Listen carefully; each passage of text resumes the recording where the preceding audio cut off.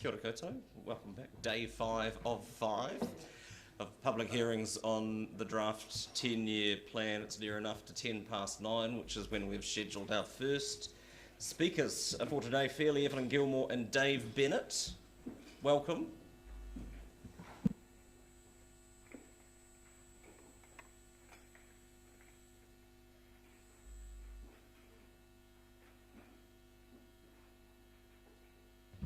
I'm not sure what the finance briefing is, but you've got 5 minutes. There'll be an alert at 4 minutes to warn you, and then we'll take questions after that if you're comfortable.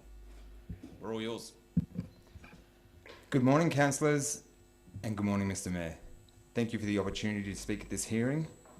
We are the authors of the Do Not Kill Live Music in Dunedin petition, a petition that as of this morning has over 1,600 signatories. The signatures and comments of which have been emailed to each of you this morning. We also have the distinct displeasure of being two of the people involved in a gig of the Dog with Two Tails on the 9th of April that was abruptly ended with an attempted execution of a seize order and a heavy-handed police presence at the behest of one vexatious complainant. Being perplexed as to how this situation had occurred, we did some research and discovered that in fact there is no protection for live music.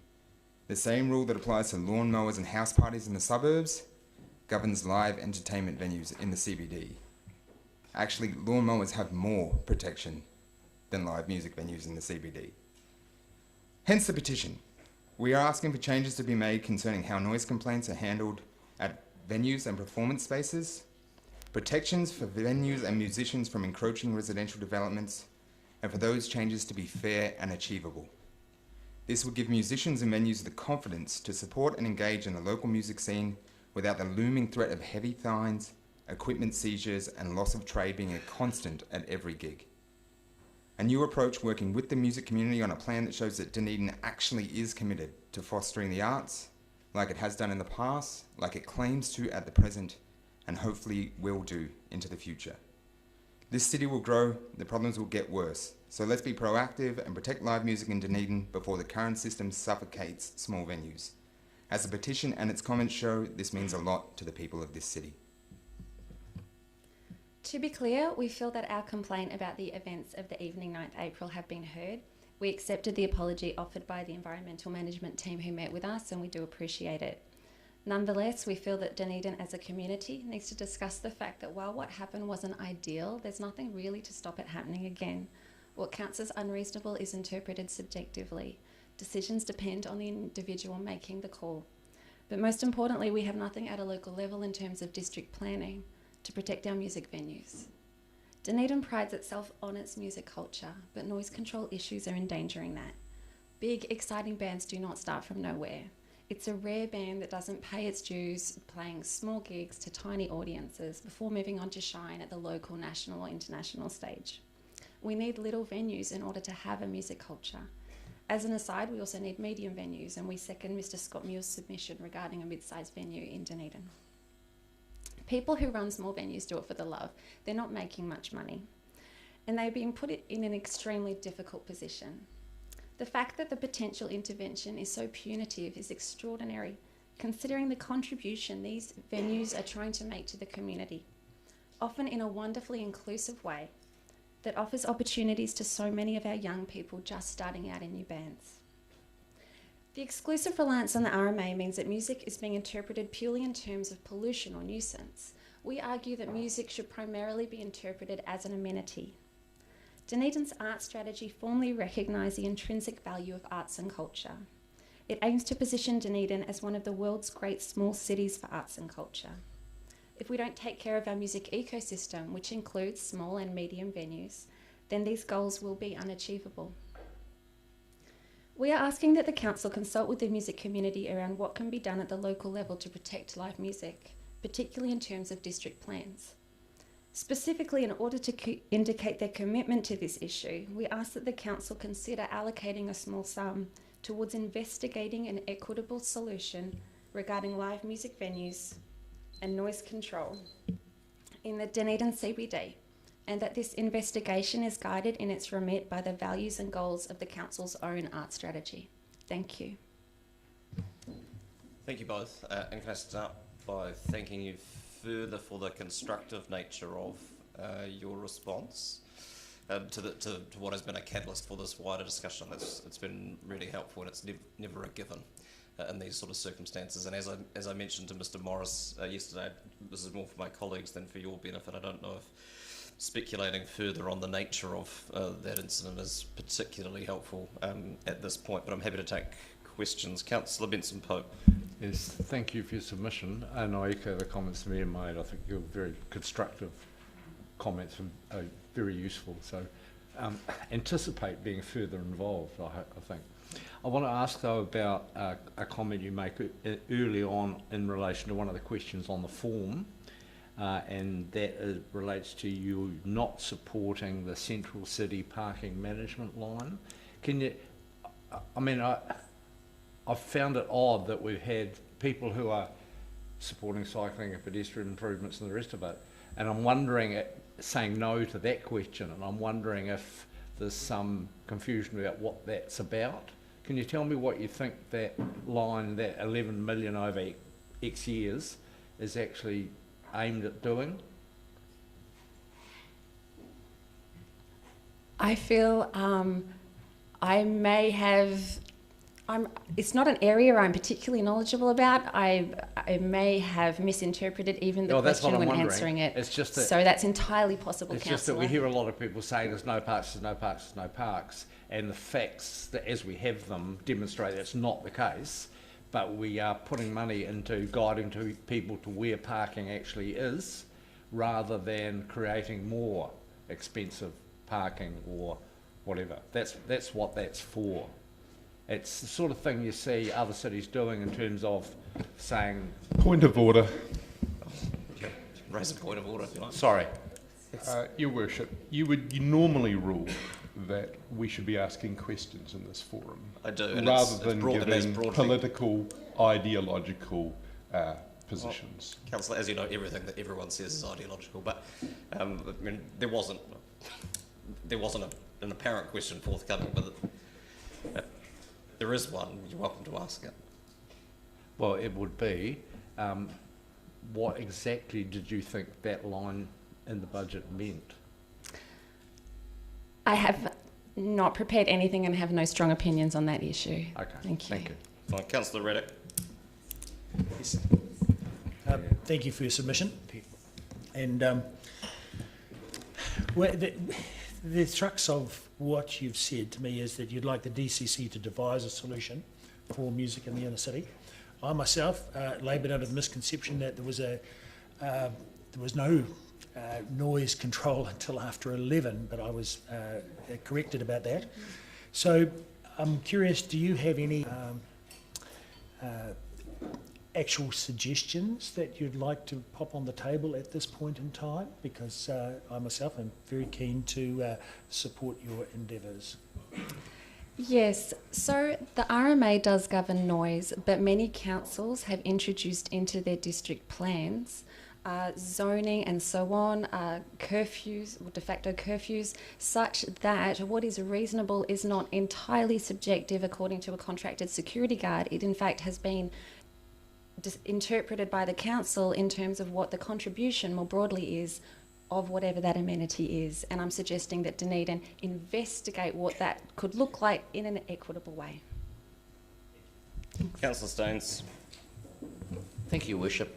I noticed in your submission that you do mention sort of boundary noise levels. So in addition to putting in place zoning that does define what boundary noise levels can be, do you think it would be reasonable for venues to have a device that measures that associated with the venue? I definitely wouldn't discourage venues from doing something like that. If they wish to monitor their own compliance, I wouldn't make them responsible for it, though. This is, once again, in most jurisdictions where boundary levels are enforced, they're only ever measured if a complaint is made still. It's not a regular operational factor, but definitely wouldn't discourage that. And ideas like that and discussions like that are something that we're hoping to have in a forum more focused on what we can do. But yes, that is a possible good suggestion. So your fairness would be that a sound level reading was or a noise level was set for the site Yes, at the boundary, and that was used if there was a complaint. Yes, that is a line that would be interested in exploring, but obviously would have to be implemented in a fair and equitable way, a realistic way as well. Thank you. Certainly on the night in question, we offered to do a decibel testing, and we were told that there was no limit, that it was entirely subjective, so there wasn't anything we could aim towards. Thank you both for your submission and for your presentation. Appreciate it.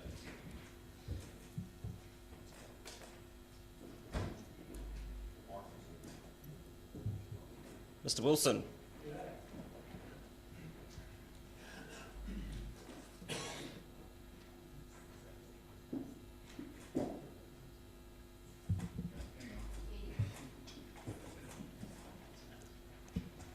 The decisions only get tougher from here.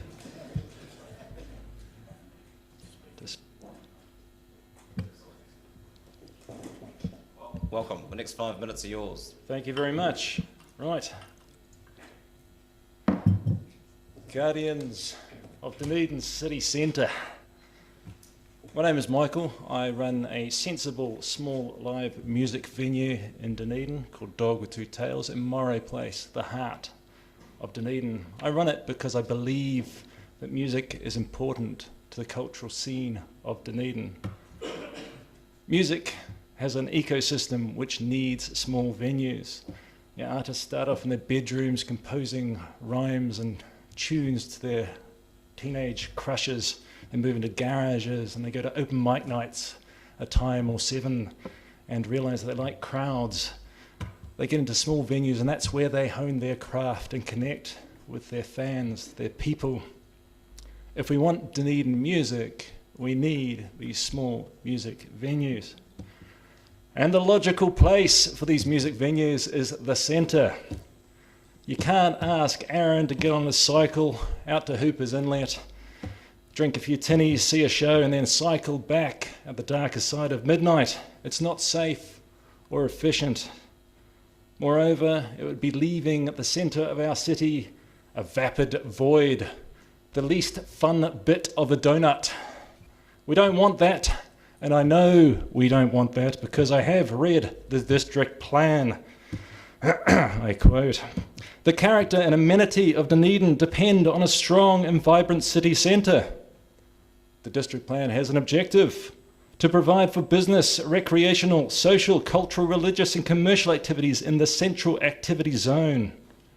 It recognises that people living in the activity zones cannot expect the same level of amenity encountered in the residential zones. And it also gives the example of a greater volume of traffic, nighttime activities and business operations can potentially create a greater degree of noise." End of quotes from your district plan. Well written. We agreed. This is good stuff. The centre is the place for rivalry. People choose to live there for its benefits. They expect to put up to a greater degree of noise as opposed to those people, sensible people maybe, who live in the residential zones. So what are we doing, shutting down live music in the CBD? The good people of your environmental office make use of a document written by Quality Planning called Excessive Noise. I have it here.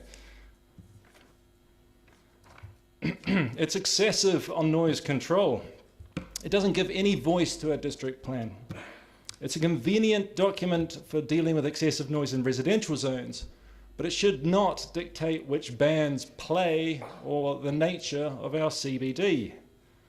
It's been suggested that we should have nay drums on stage at the Dog with Two Tails. This smacks of conservative paternalism, these young kids with their noise. It's also a rare thing to be saying to a venue in a building that opened in 1874 with a fife and drum band and provincial brass band giving it large. It's had live music ever since. We should be looking for chills down people's spine, not nascent chills down the drain. To have a strong and vibrant city centre, as per the district plan, we need robust protection for venues. Noise levels should be reasonable for the CBD. If heard in residential zones, they should be controlled. People who choose to live in the CBD choose to live there for a reason. We've got neighbours who love the place, people cross the road, no complaints whatsoever. One curmudgeon should not stand in the way of scores of people who are ready for action. We need to ensure a vibrant city centre. We could have curfew hours, say 2300 hours on workdays or 0100 on Friday and Saturday. Some sort of compromise that you, the guardians, should decide how etiolated the centre should be. At the Dog, we're working on sound dampening measures. We have put them in, but our complainant is rather uncooperative, and we have no guarantee that all the measures we put in place and money we spend will prevent us from being shut down. The impact on being shut down the other day has made it more difficult to book acts and made the venue or the business more shaky. At stake, 10 people's jobs, income for our suppliers, the merriment of thousands of paying customers, and hundreds of ambitious musicians. Multiply this by all the small music venues in Dunedin, and you're going to leave the heart of Dunedin a sad place to be. It's over to you now. May you guard our vibrancy. Have we got any more time left? No, well timed with your speaking cards, Michael. For the record, I'm neither a cyclist nor a tea drinker, but your point's well made. Councillor Houlihan. Thank you. Yes, I absolutely sympathise with you. I think the situation is unfair. The last submitters mentioned that in the plan there could be a time put. Do you think that's a good idea? And if so, what sort of time do you think would be fair and reasonable? Like to say, you know, after X amount, say 1 a.m. or 11 or something, that there was, you know, if there's noise after that, then it can be investigated. But up until then, it's fair and reasonable to have some, you know, vibrancy in our city centre. Have you got any thoughts on that? I have. I've given 2 times that actually taken from Toronto, but it's like 11 p.m. on weekdays and 0100 hours on Friday and Saturday in Toronto. But you know, we are Dunedin. We should decide. I personally am mostly in bed by 10 p.m. I get up early. I'm not a late night person. Funny for a bloke who runs a music venue, but yeah. But I think it should be something for you people to decide what kind of a vibrant city centre we want. But it is important, not to me because I'm not out. I'm early morning running, but there are people in the city who need music, who enjoy being out late, and if we don't give them a place to go and do it where it can be sensible, they'll go and do it elsewhere. Councillor Elder. Do you think we need to consider this more if we have more people living in the inner city as we encourage that? I think it should be obvious to people who choose to live in the centre of city that they should be aware of what they're moving into. I think we should have clearly defined zones, and within the CBD it should be known that that is going to have a strong and vibrant nature. So that's my personal opinion. I live up on the hills, far away. I can still hear the stadium on Friday, Saturday nights, but I choose to live there because of the amenities that it affords me. Other people choose to live in the centre of the city because they like the life, mostly. Councillor Barker. Kia ora, great speech, thank you. Do you have a public meeting tomorrow evening? Yes, we do, between 5 and 7 p.m. Would you like councillors to attend? Everybody's welcome. Thank you. It's at the Dog with Two Towers. It is, yeah. Councillor Walker. Thank you, Michael. That presentation was beginning to give David Eggleton a run for his money, so well done. I'm speaking as somebody who comes from London, my wife from Los Angeles, so I'm fairly sympathetic, I guess. So putting this recent incident aside, can you tell me historically how this has tracked, i.e. has it getting better? Is it what's the historical nature of the noise control? For us specifically, For you. Yeah. the first complaint came just at the end of lockdown, when the people who normally do the Nook and Cranny Music Festival at the public library were playing in Bark. So they usually play where people are reading books, and then we got the complaint from the neighbours.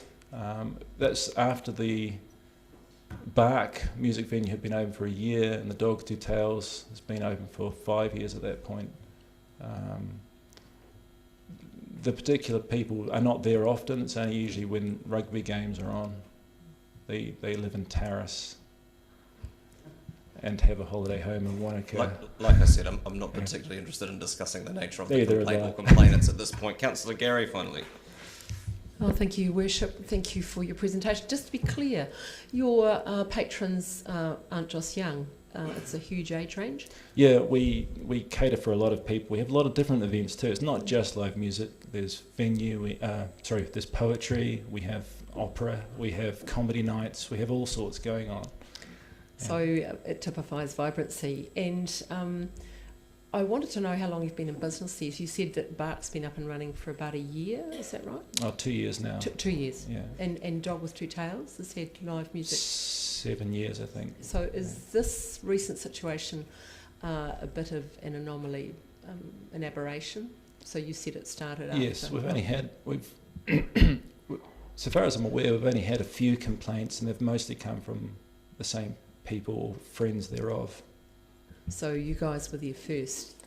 Again, I don't think this is particularly helpful to speculate on the nature of the complaints or the individuals who may or may not be complainants. And conveniently, we're out of time. So thank you for your presentation and your submissions. Mr. Willis, you made it.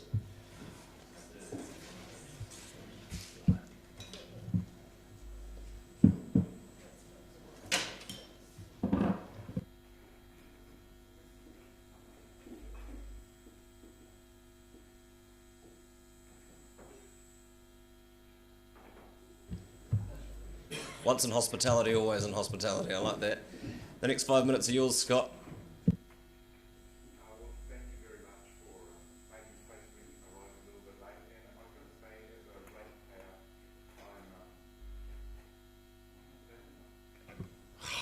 as a ratepayer, I can't do the recording. Well, look, as a ratepayer, I'm very proud that Dunedin is represented by New Zealand's first Green Mayor. And I'm very proud that we have a very largely progressive council who is aimed for zero net carbon by 2030. So I'm very much in support of Ōtepoti achieving national renown for achieving that goal and acting ambitiously on reducing emissions, but also adapting to climate. So the thing that I'm thinking about in the long-term plan is that the next 9 years are going to be full of dynamic action in Ōtepoti, and there's got to be a lot of things happening.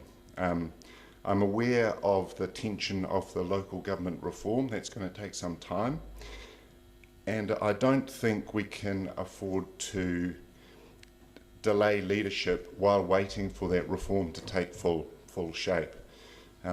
And I think of South Dunedin and MP Ingrid Leary's request that government, well, suggestion that government will come to the party if there's a collective vision for how we manage the adaptation required in South Dunedin. So I think it is really, really sensible for local government to seek support from central government for climate change adaptation as plans and as the reform of the Resource Management Act takes place. And it's not only residents who need to be engaged, it's also the environment that we need to think about. So rather than simply investigating what happens or what the risk is from Kettle Park, we need to start thinking of a plan of how to manage historic landfill and where central government support might come from to reduce that risk. And in Forbury Park, we've got an excellent opportunity to reinstate wetlands and build flood protection. So as you know, I'm very much in favour of community-led adaptation planning, and I'd like to see greater investment in community groups, community organisations that are working on adaptation and are working on emissions reduction, and the afford or assistance from experts as needed to manage that transition. So in terms of transport, this is the big one where we can make a huge gains quickly, and I'm very much in favour, as are many ratepayers, in favour of pedestrianisation of George Street. We would like to see, I would particularly like to see not a bit of courage, not just half measures, but greater vibrancy in our city through pedestrianisation. We certainly need much greater public transport, so I'd like to see some, I mean, why is this so difficult? Why is it so difficult to work with the ORC on getting our public transport sorted? We really need to nail this one. Of course, I want to see it fully electrified, but we need to get around the table. I can't, for the life of me, can't figure out why this one is so complicated. And I'd also think we need to have, the city needs to be working with Aurora on the electrification plan for our transport system, because if you think about it, net zero by 2030 means an electrified transport system, and it doesn't mean we can replace like with like. And of course, government's announced a plan for rail. We've got some rail assets. Wouldn't it be absolutely fantastic as a first off the rank to have commuter rail from Mosgiel to Dunedin? Housing, there's much here, and I've written about property assessed climate transformation finance, so that's in the submission. Happy to fill you in on that. Great to have support for cosy homes.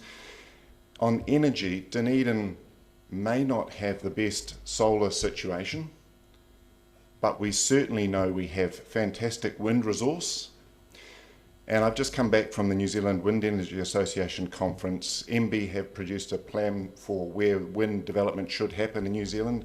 Dunedin is in one of those key places. And to reach our net zero carbon goals, we need to build at least 200 megawatts of wind capacity each and every year. And if you think about the drama of building one wind turbine in Blueskin Bay, 3 megawatts, and then compare that to building 200 megawatts every single year, you can see the challenge we've got, and that's where local government needs to come in and start saying we are going to decarbonise and have some courage. Just because I can see you winding up, not in the to be finished way, but in the, that is your 5 minutes, Scott, but you're happy to take questions?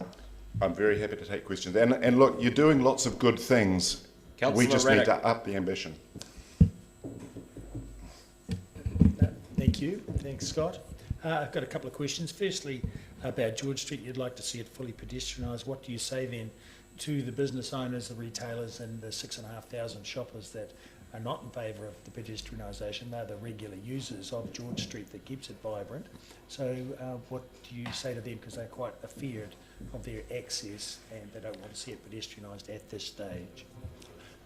I think it's a very common small town problem that, you know, once it's done, we adapt to the new situation and we discover that actually it's much better than it was.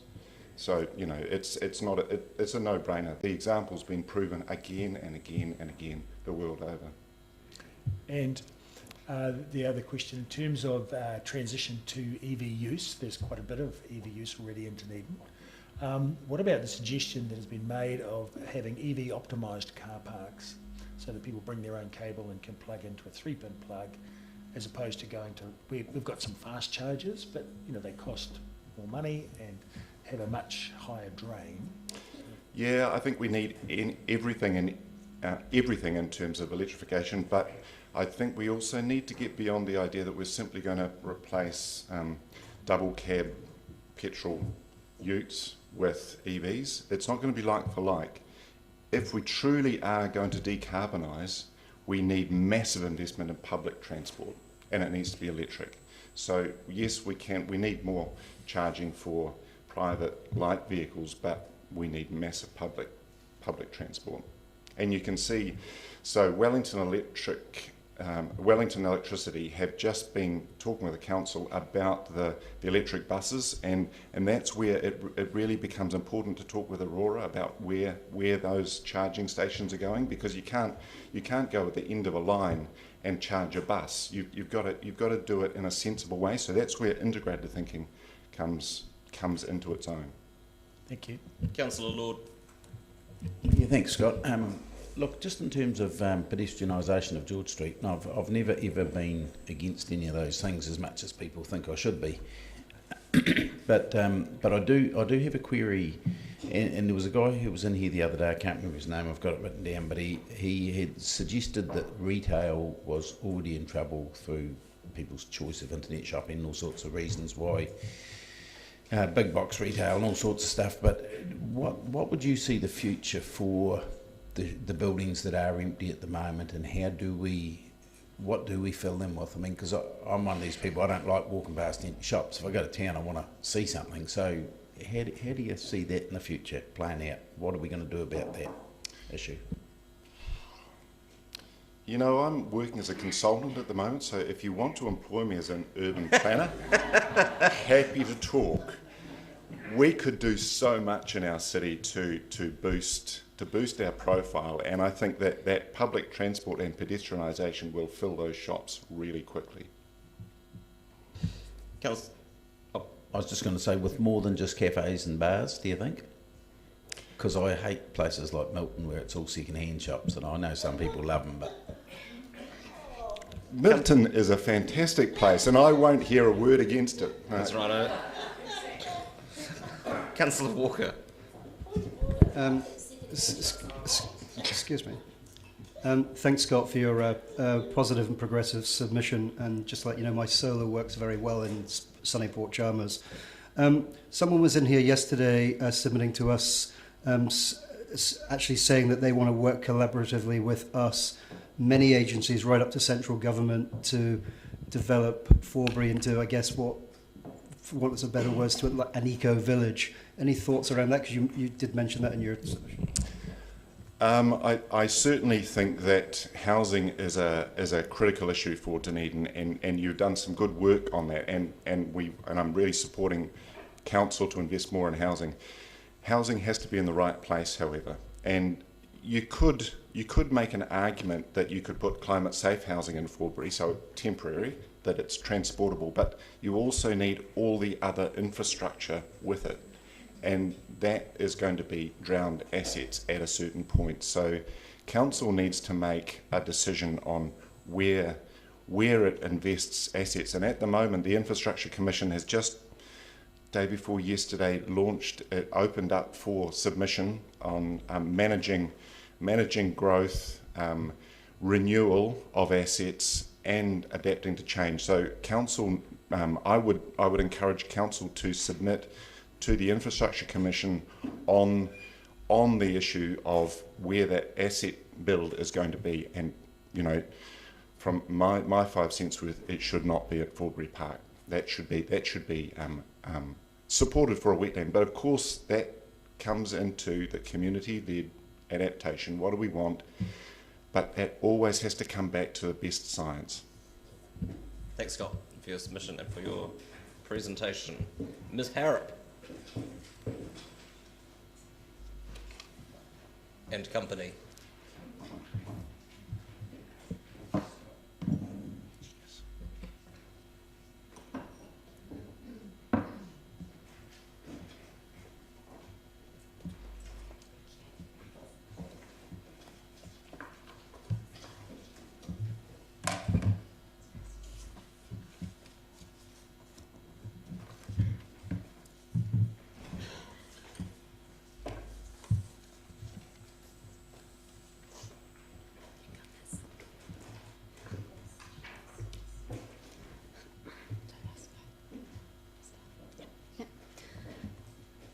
Good morning, Mayor and councillors.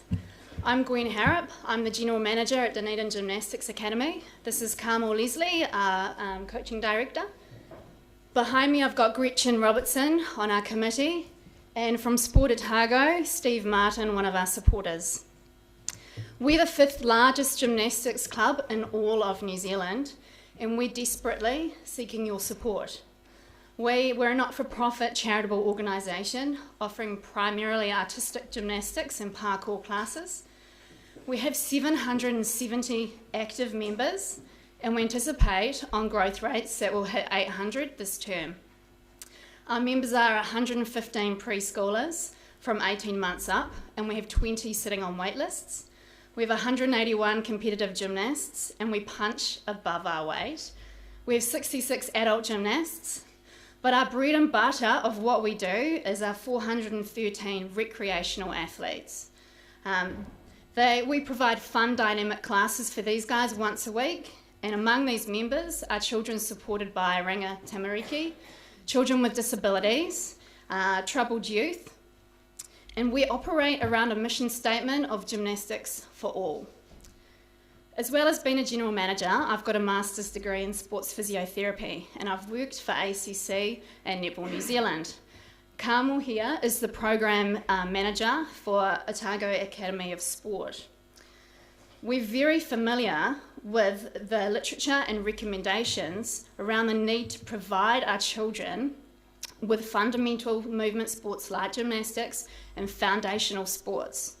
The benefits of gymnastics are fabulous. There's flexibility, strength, confidence, agility, fitness, and like all sports, we know that we reduce the risk of conditions like diabetes, obesity, mental health issues, and musculoskeletal injuries in our population of children and youth. Gymnastics is also a great springboard for other sports, and other sports use our facilities. So, hence we're strengthening the ranks in sport across Otago. We're a provider for youth employment. We have 35 coaches, most are students. We are doing a great thing here in Dunedin, and we're in danger of losing all of this unless we can get some support. So I ask you today for your assistance with the following challenges. We are hamstrung into paying commercial rent of a combined total of $120,000 per annum for 2 facilities that are not watertight and are up for sale. Our rent is going up 5% as of May, and the following year we'll be paying market rent. We simply can't put our fees up any higher. Otherwise, we're going to do our community out of gymnastics, and we want it to remain accessible. Our Otaki Street facility, it significantly floods, and it regularly floods with groundwater rising up. It leaks in the rain and it snows in the snow, and the landlord believes he's done everything he can to rectify this. It's gutting to see damage to equipment that we've fought really hard to get funding grants for. We need to make a decision on whether we're going to sign on to another 2-year lease within the next 2 weeks. Posing long-term problems are our Vogel Street gym. It's up a flight of stairs, so there's accessibility issues, parking issues, it leaks in the rain as well. Council-supported gymnastics facilities are common in other regions of the country, and there's been a long history of proposals back and forth from DGA to the council over the years. There's been the Logan Park proposal, there's been the Edgar Centre proposal and the Caledonian proposal, and these have been revisited. Recently, the DCC offered us the Caledonian, and then this offer was retracted.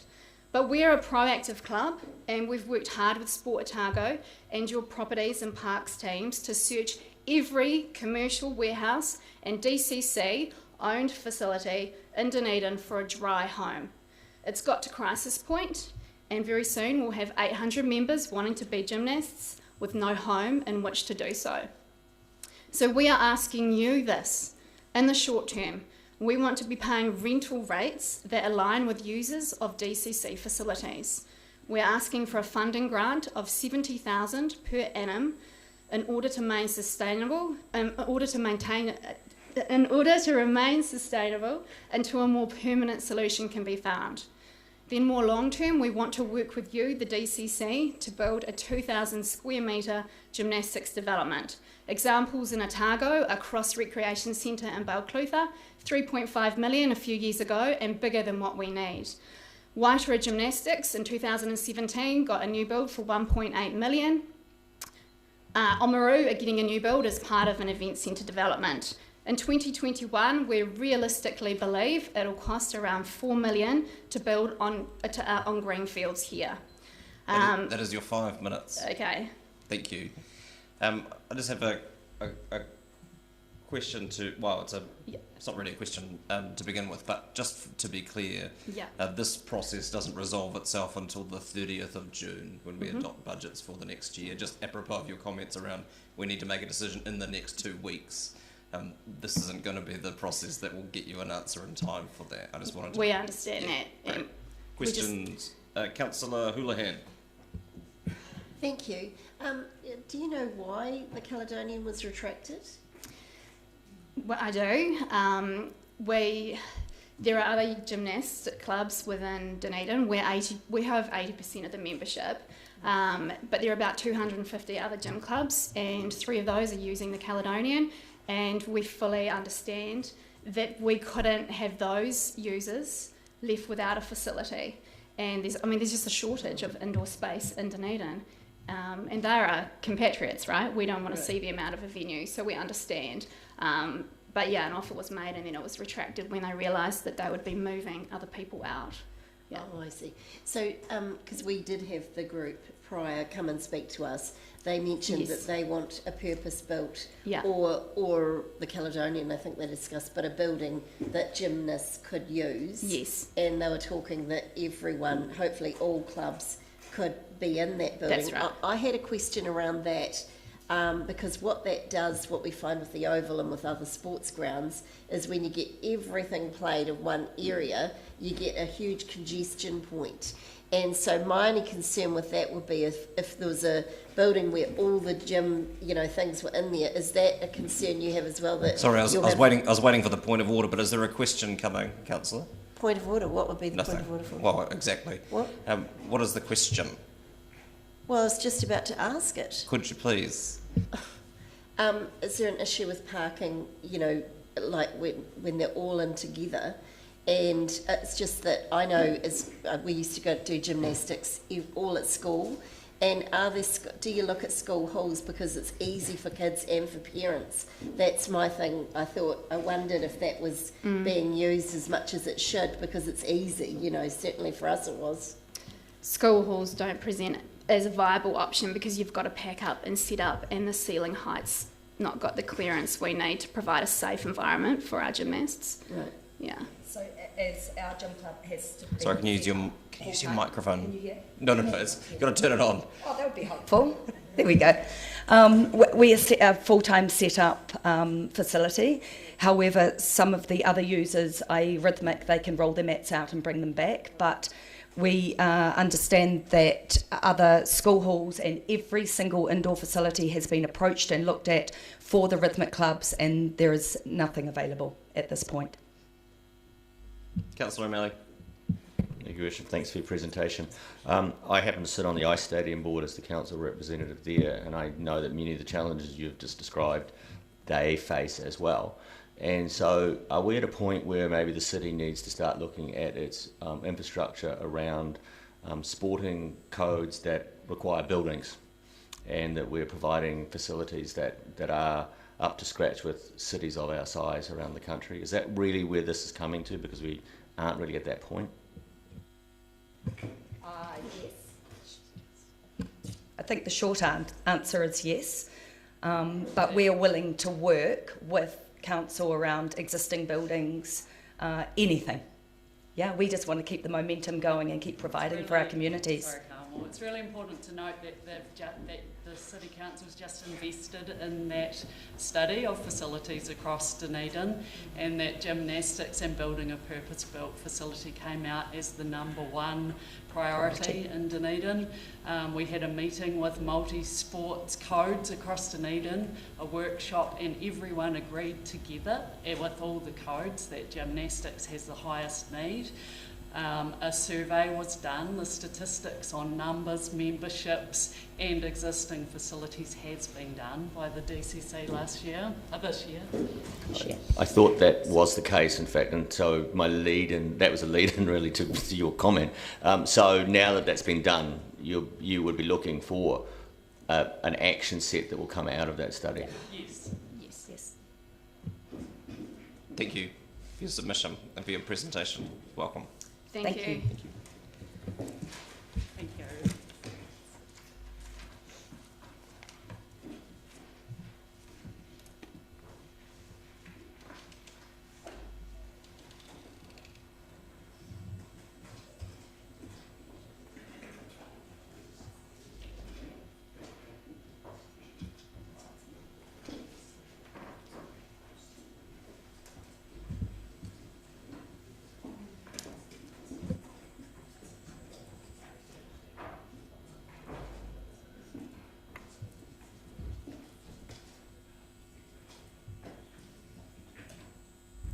Kia ora toi vai. The next 5 minutes are all yours. Thank you, Your Worship, and members of the council, or councillors. Greetings and talofa from the land of Samoa. As a student here, bringing my family and my children here. Well, actually, they are already citizens of New Zealand. Well, thank you for the opportunity given to me just to submit some few thoughts around the importance of our Pacific community here in Dunedin.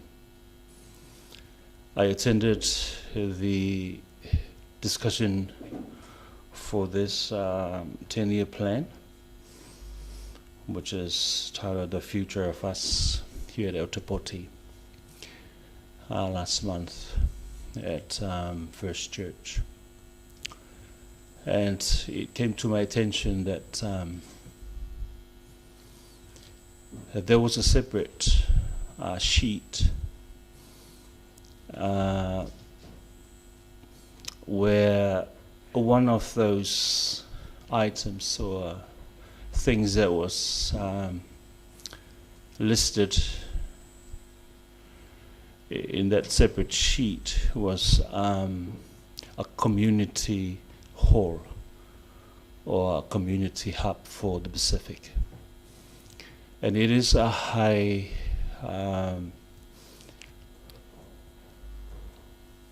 concern for us, Pacific, given that our culture is very much communal. We are not individuals. We are a communal community. And I was just wondering why that concern was never in this 10-year plan. And that's is why, probably one of the reasons why I requested for me to hear before Your Worship and this council's meeting.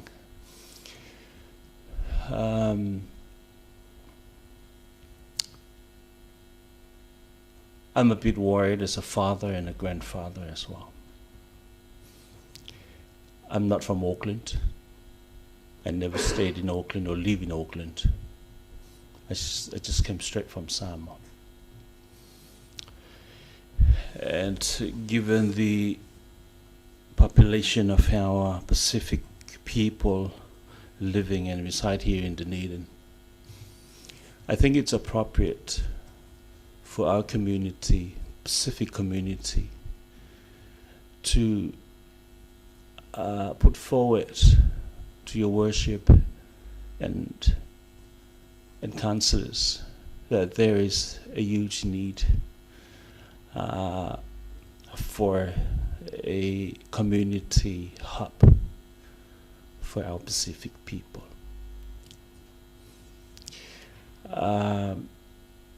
My concern is, given the high rate of crimes involving a lot of our people and our young people,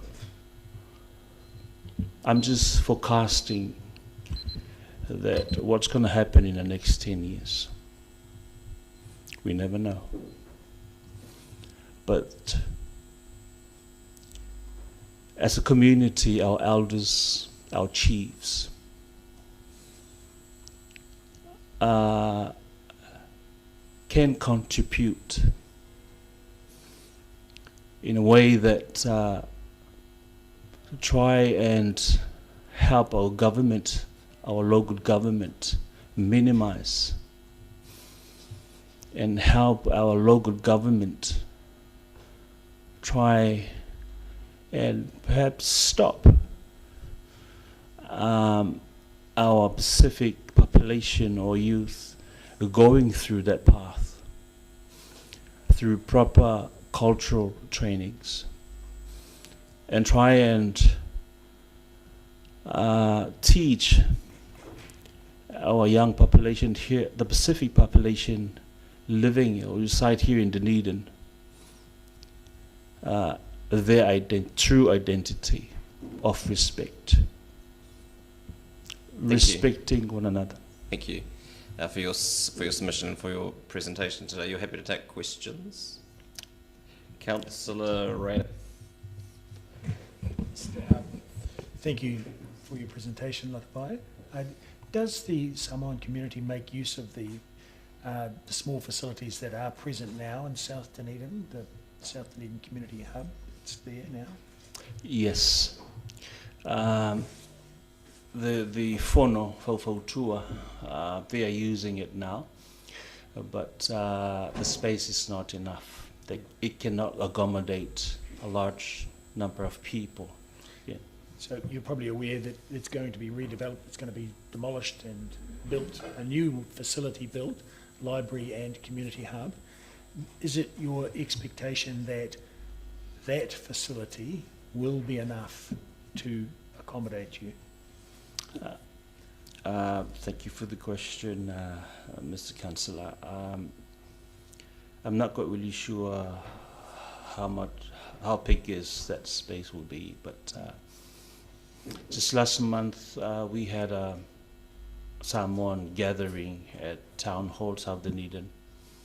It was a huge gathering, first time that all Samoans, different churches, individuals, local and all students from university, we were all there. But I'm just wondering if that proposed hall is big enough to accommodate our people. I would love to see that, to support that idea. But as I say, Samoan, we are very communal, and we are very much we discuss everything that we do, from top down, Councillor Benson-Pope. Thank you, Worship. Thanks for your submission. I can recall your community using the school hall in McBride Street for large functions. Is that still available to you or not? Whereabouts? Are you talking about the Samoan community or the Pacific community? I'm not sure what it's called, and it's a former school hall on one side of McBride Street. Sorry, I'm not aware of that. Perhaps it's been repurposed. Okay. Thank you. Thank you. Councillor Gary. Thank you, Your Worship. Thank you for your submission. And I was at the hui, so I did hear this proposal. I just want to be very clear about what you're asking for. Is it a hub for the Samoan community or a hub for the Pacifica community? I didn't see the latter in your submission. Could you just clarify that for us? I think it's for me. It's a for Pacific community hub that can house all different ethnic groups not just Samoans. Thank you. Thank you for your submission and for your presentation today. Appreciate it. Thank you, sir. Thank you. Mr. McLeod.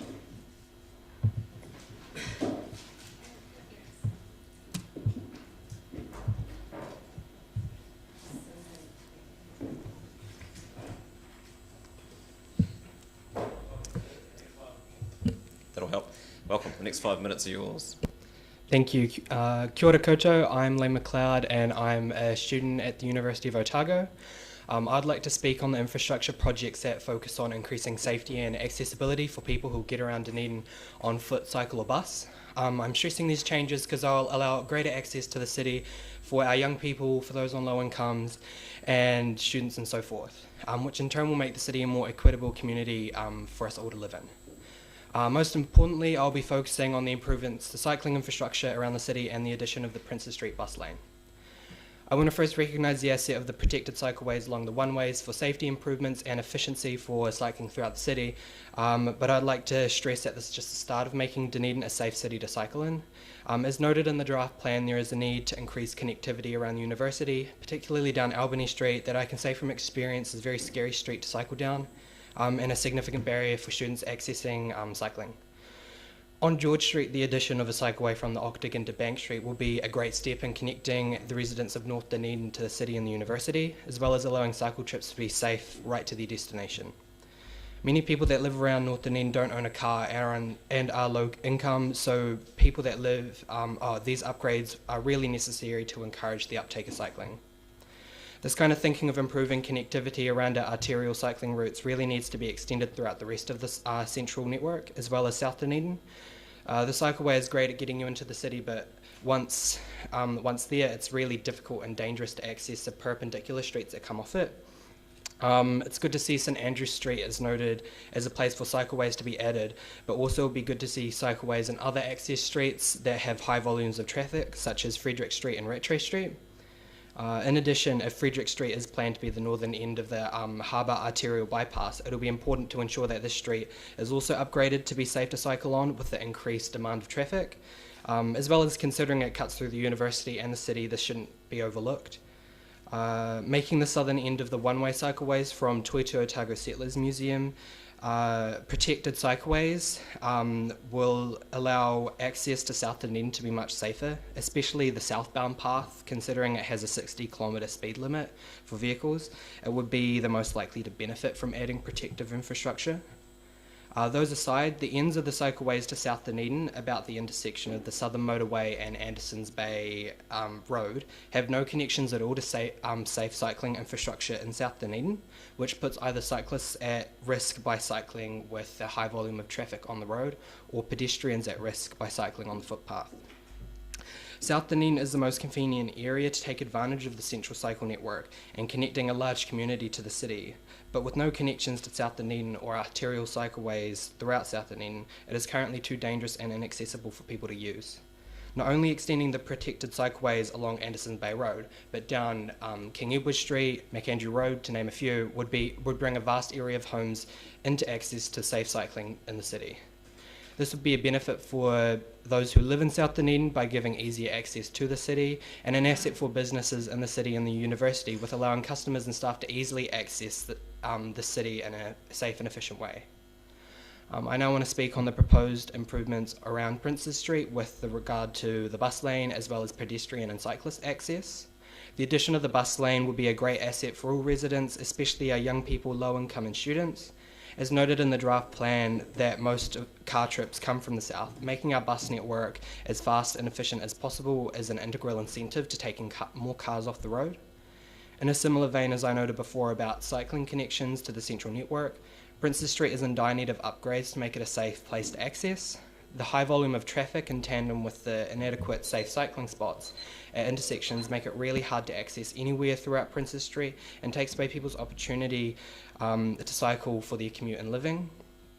This also separates the housing west of Princes Street from safely accessing the central cycle network and gives no incentives to residents that live so close to the city to cycle for work or study.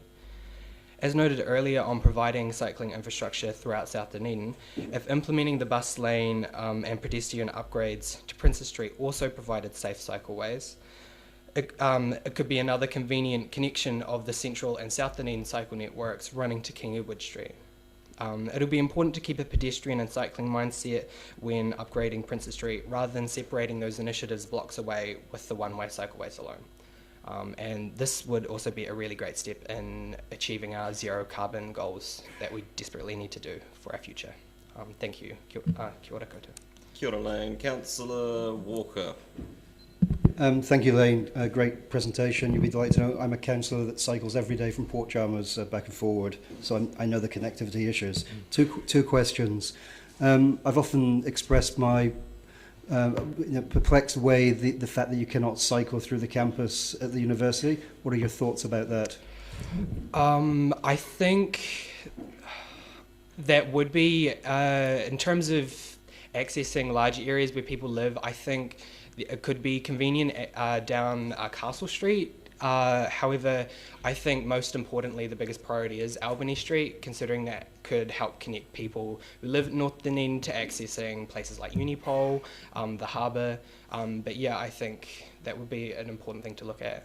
Cool, thank you. And my second question is from awful experience of many punctures related to the amount of glass and general detritus in the cycle lanes, particularly in the North Dunedin area.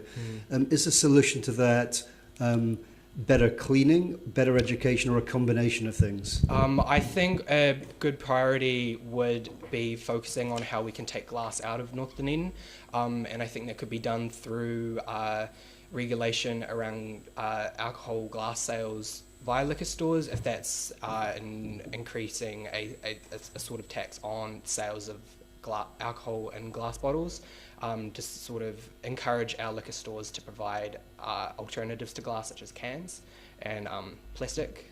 That would be a good place to start, and as well as providing the appropriate infrastructure to remove glass, because sometimes it is quite difficult to get rid of large volumes of glass. Councillor Benson-Pope. Thank you, Worship. Thanks for your submission. I noticed that to the question earlier on about Central City parking management, you said no. Can you expand on that? One of the reasons I said no was because of what our goals are of achieving what we want to achieve with transit around Dunedin, and that in my view is that we should be making the easiest, safest, cheapest zero carbon opportunities the most efficient and safe, as opposed to driving. And by providing easier access to go by car, isn't providing, it doesn't create a good enough gradient to create incentives for people to use our buses, to use our cycleways, and also just because it had, I think it was the second biggest price tag on the list of those 6 infrastructure projects, I didn't think it was the most bang for your buck. But yeah. Councillor Barker. Kia ora. In your submission you twice mentioned commuter rail, and I wonder, do you think that commuter rail should be a DCC priority, and why? I think in terms of the next 10 years, something that I did consider noting, but it wasn't a priority, and what I needed to say was with implementing the park and ride, that using that, if it was to be done in a space where that in the future, maybe not in the immediate future with investing in passenger rail to Mosgiel, that would be great to use in tandem by having a station that is both close to this centre of Mosgiel as well as being able to use the park and ride. I think if we're really wanting to be ambitious about being zero carbon and having effective and efficient transit south on our south side of Dunedin, that would be a great place to start. Thank you. Thanks for your submission. I'm so impressed with the number of young people and students particularly that are submitting, and it's great, and I'm delighted you're doing it. Given a lot of students drive a car and of course add to the cars on the road, is there any messaging around the university and that around that? Is there any, what's being done around the tertiary precinct to, sort of to communicate some of those things around cars? I don't think, to my knowledge, I don't think there are any particular campaigns from the university around promoting cycling or using the bus, but in terms of just providing more cycling infrastructure and making it very visible that this is an easier and efficient way to get through, as I was saying, with how there's very little connection throughout South Dunedin with students that live around there, it's not feasible and safe to access by cycling, which if you're looking at peak traffic hours, it can be just as fast to cycle that distance as it would be to be stuck in a car or take the bus. So I think it's a mix of, yes, there are people who drive, but that's because that's the most feasible option for people to do, and we need to bring cycling and using a bus at the same level, if not higher access than going by car. Thank you. Thanks, Lane. Appreciate it for your submission and Thank for you. your presentation. Mr. Day, Ms. Davy Neatis, welcome.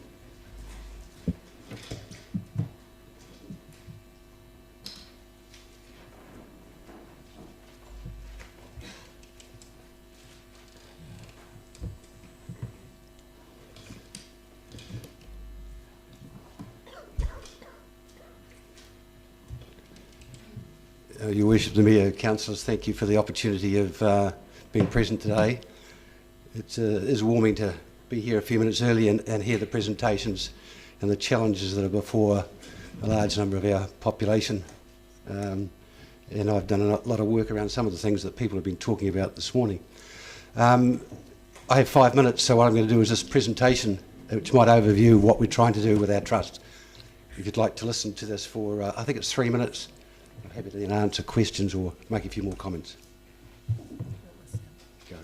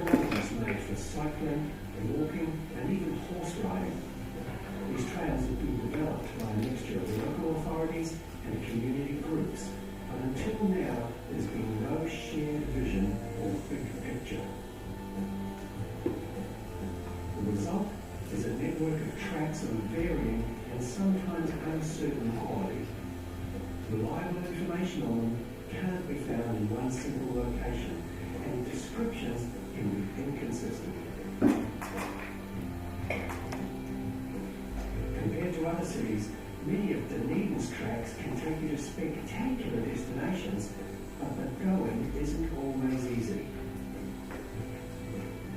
The city also lacks connections to regional tracks and trails. Those connections are being planned, but for now, it's groups outside our city making those plans. We believe a master plan is needed for Dunedin's tracks and trails, with funding for the job of forming that plan and helping to put it into action.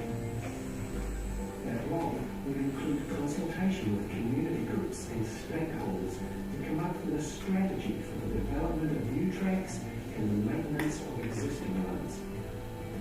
It would help coordinate and offer advice and support to those groups, helping them find the funding and expertise they need to develop a world-class, sustainable network of tracks and trails for the city. With a network of diverse and reliable tracks and connections to regional trails, Dunedin will become a hub and not an island. More tracks and better tracks will improve access to our outdoor assets and ensure the kind of high-quality visitor experience vital to domestic tourism in a post-COVID Dunedin. Dunedin's great outdoors can provide for our future. We invite you to join us in building the pathways to it.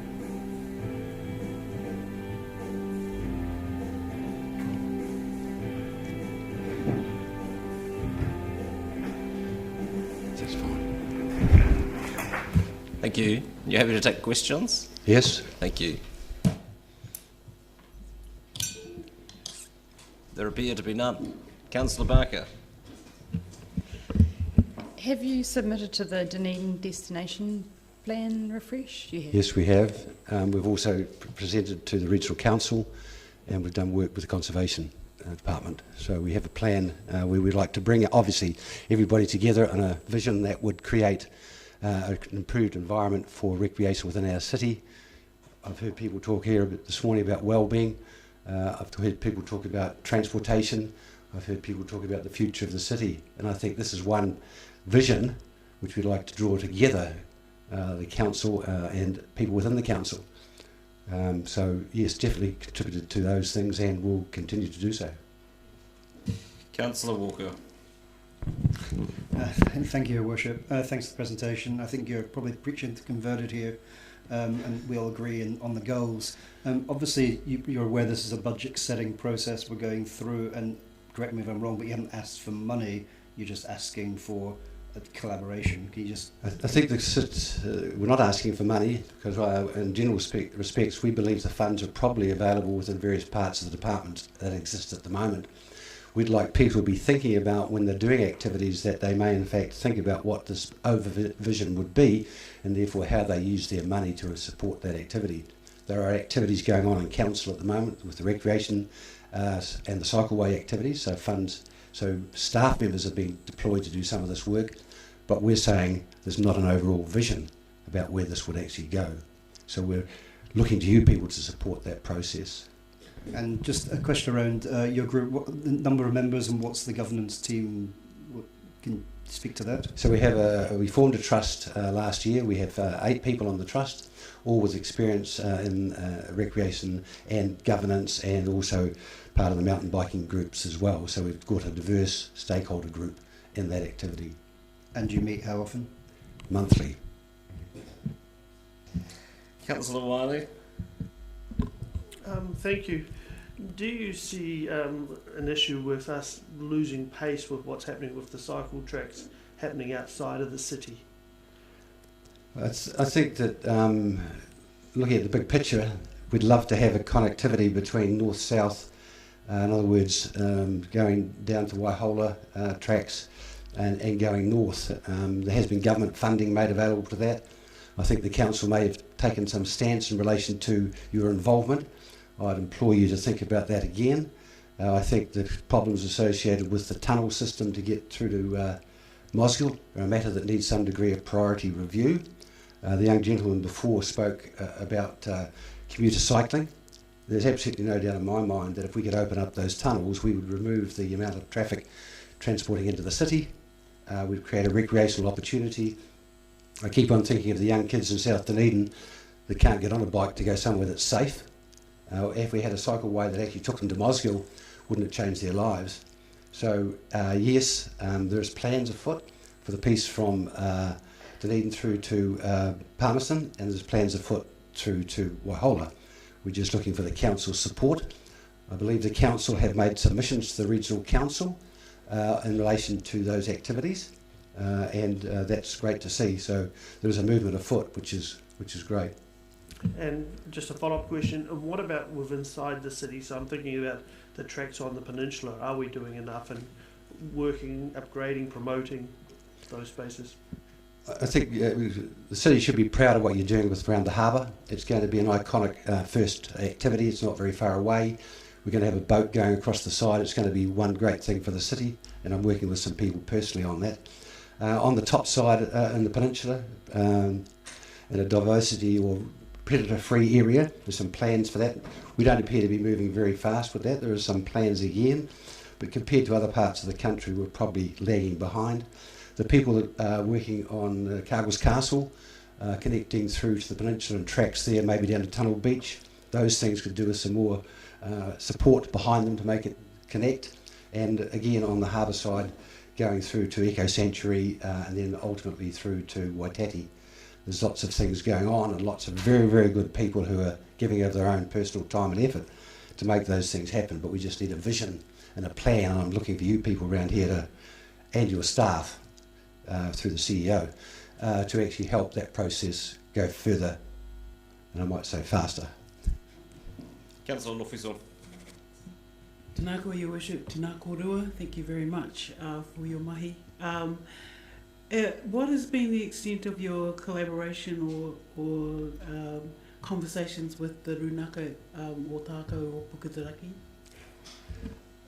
To date, some in relation to the activities on the peninsula, but we're very much in the forefront of our activities, only being around for six months, so we're only actually doing our own strategic planning at the present time before we start moving forward and start the interface process and putting a helping hand out there. Thank you both for your submission and for your presentation. Appreciate it. Thank you.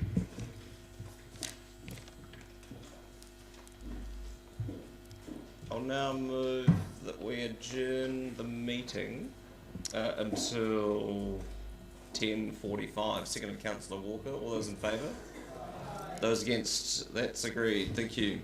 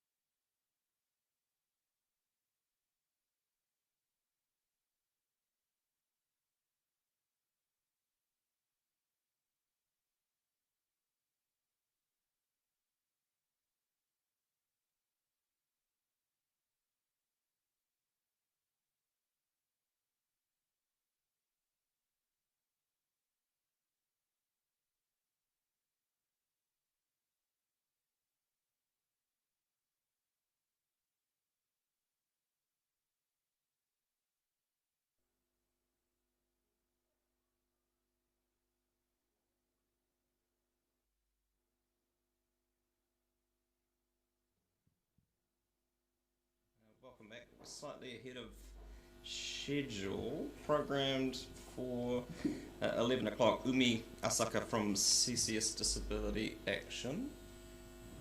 And, or... Okay, all good.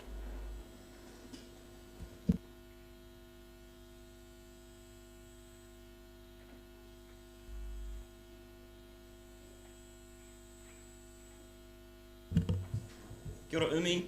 Kia ora, tēnā koutou katoa. Thank you for the opportunity for me to speak today. I have a very simple PowerPoint to remind myself of what I was talking about. So I'll get that open.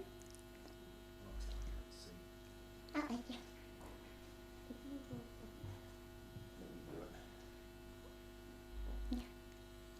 So my name is Umi Asaka, and I'm the Lower South Island National Representative on CCS Disability Action, but I'm here as a representative for the local committee branch in Otago today. And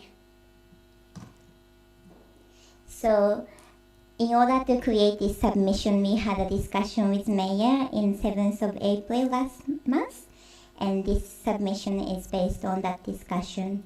And we are our committee is comprised of people who are disabled and non-disabled, and we have members from learning disability community and other disability community. And first I'd like to acknowledge the changing room and public bathroom, which was part of the 10-year plan. They are really great suggestion for the disabled community, especially people need places to change or go to bathroom, but sometimes they don't have that facility in the city. That means they cannot stay in town as long as they want to, and they have to make a trip home. But having these options in town would allow them to stay in town longer and do things that they want to do. Another thing I would like to acknowledge is the housing plan, and through discussion I learned that all of the housing will be accessible. Is that correct? Yes.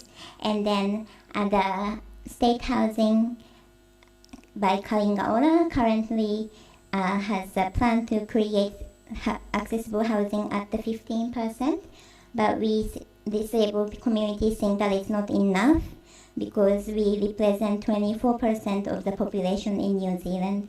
And not only we need accessible housing to live, but we want to visit other people.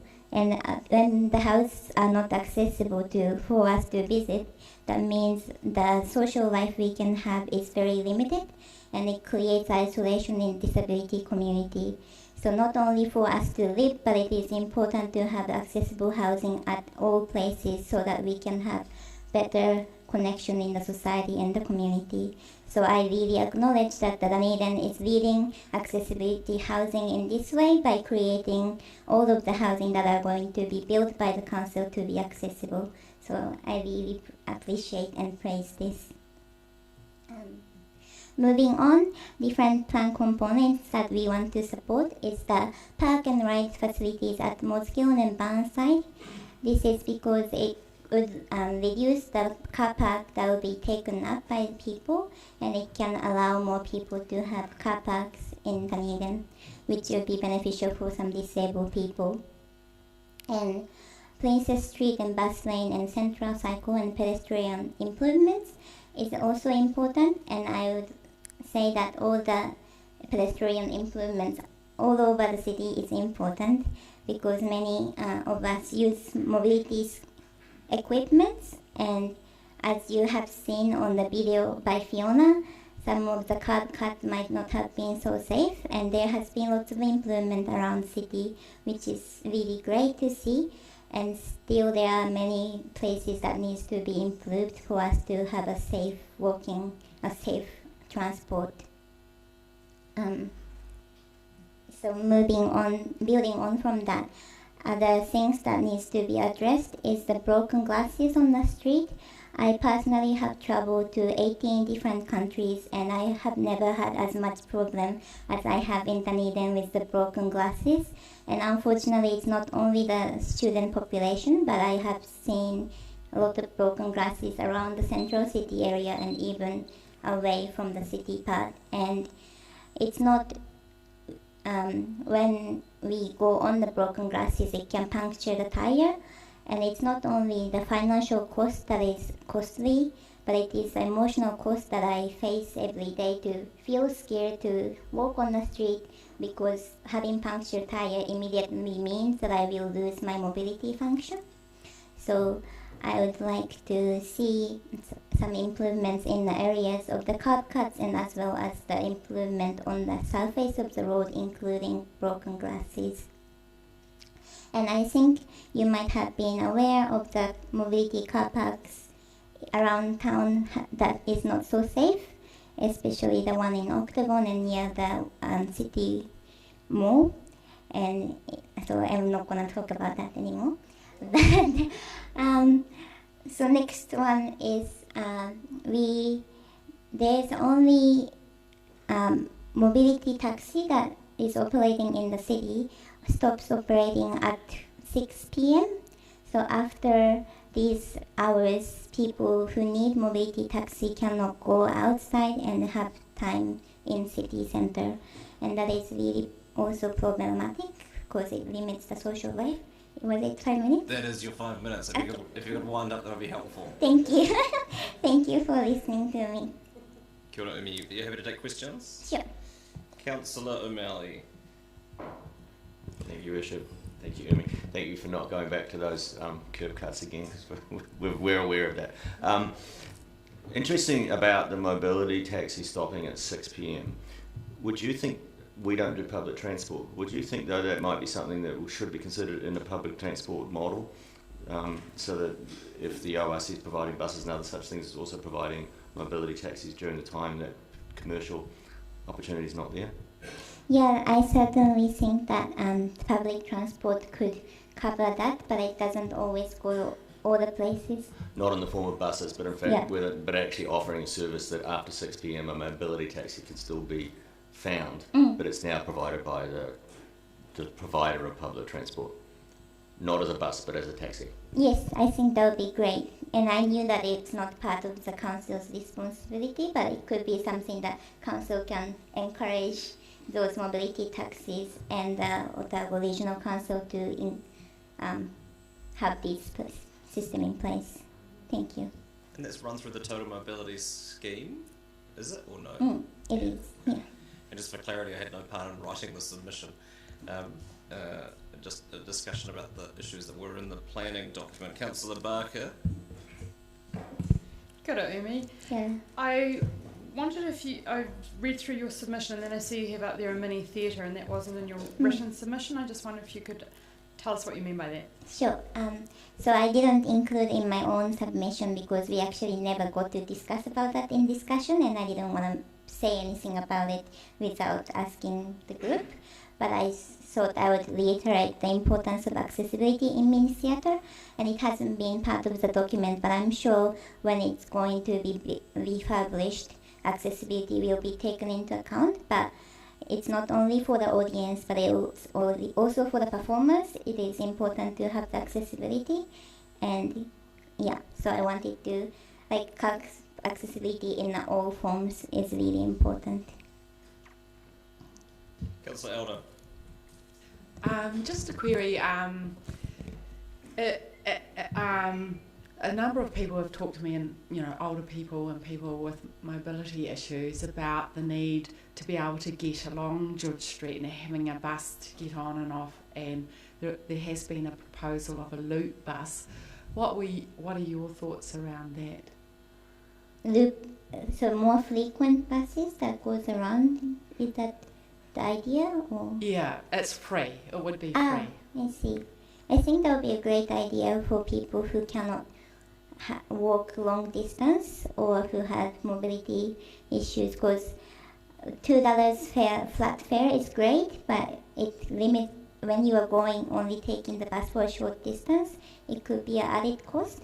So I think that would be a great idea that could increase people's mobility. Thank you. Thank you. Thanks, Umi.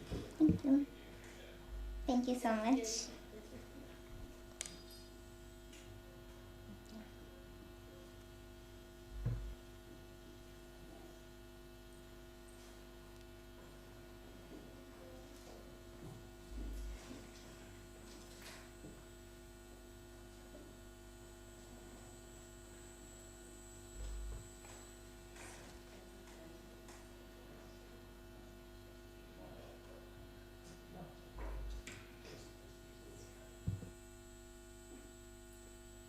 Perfect timing. Mr. Mackenzie. A sense of decorum would be helpful, sir.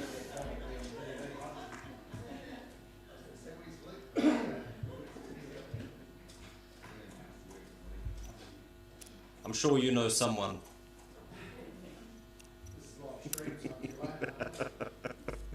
Yeah, that delay system. Welcome, both of you.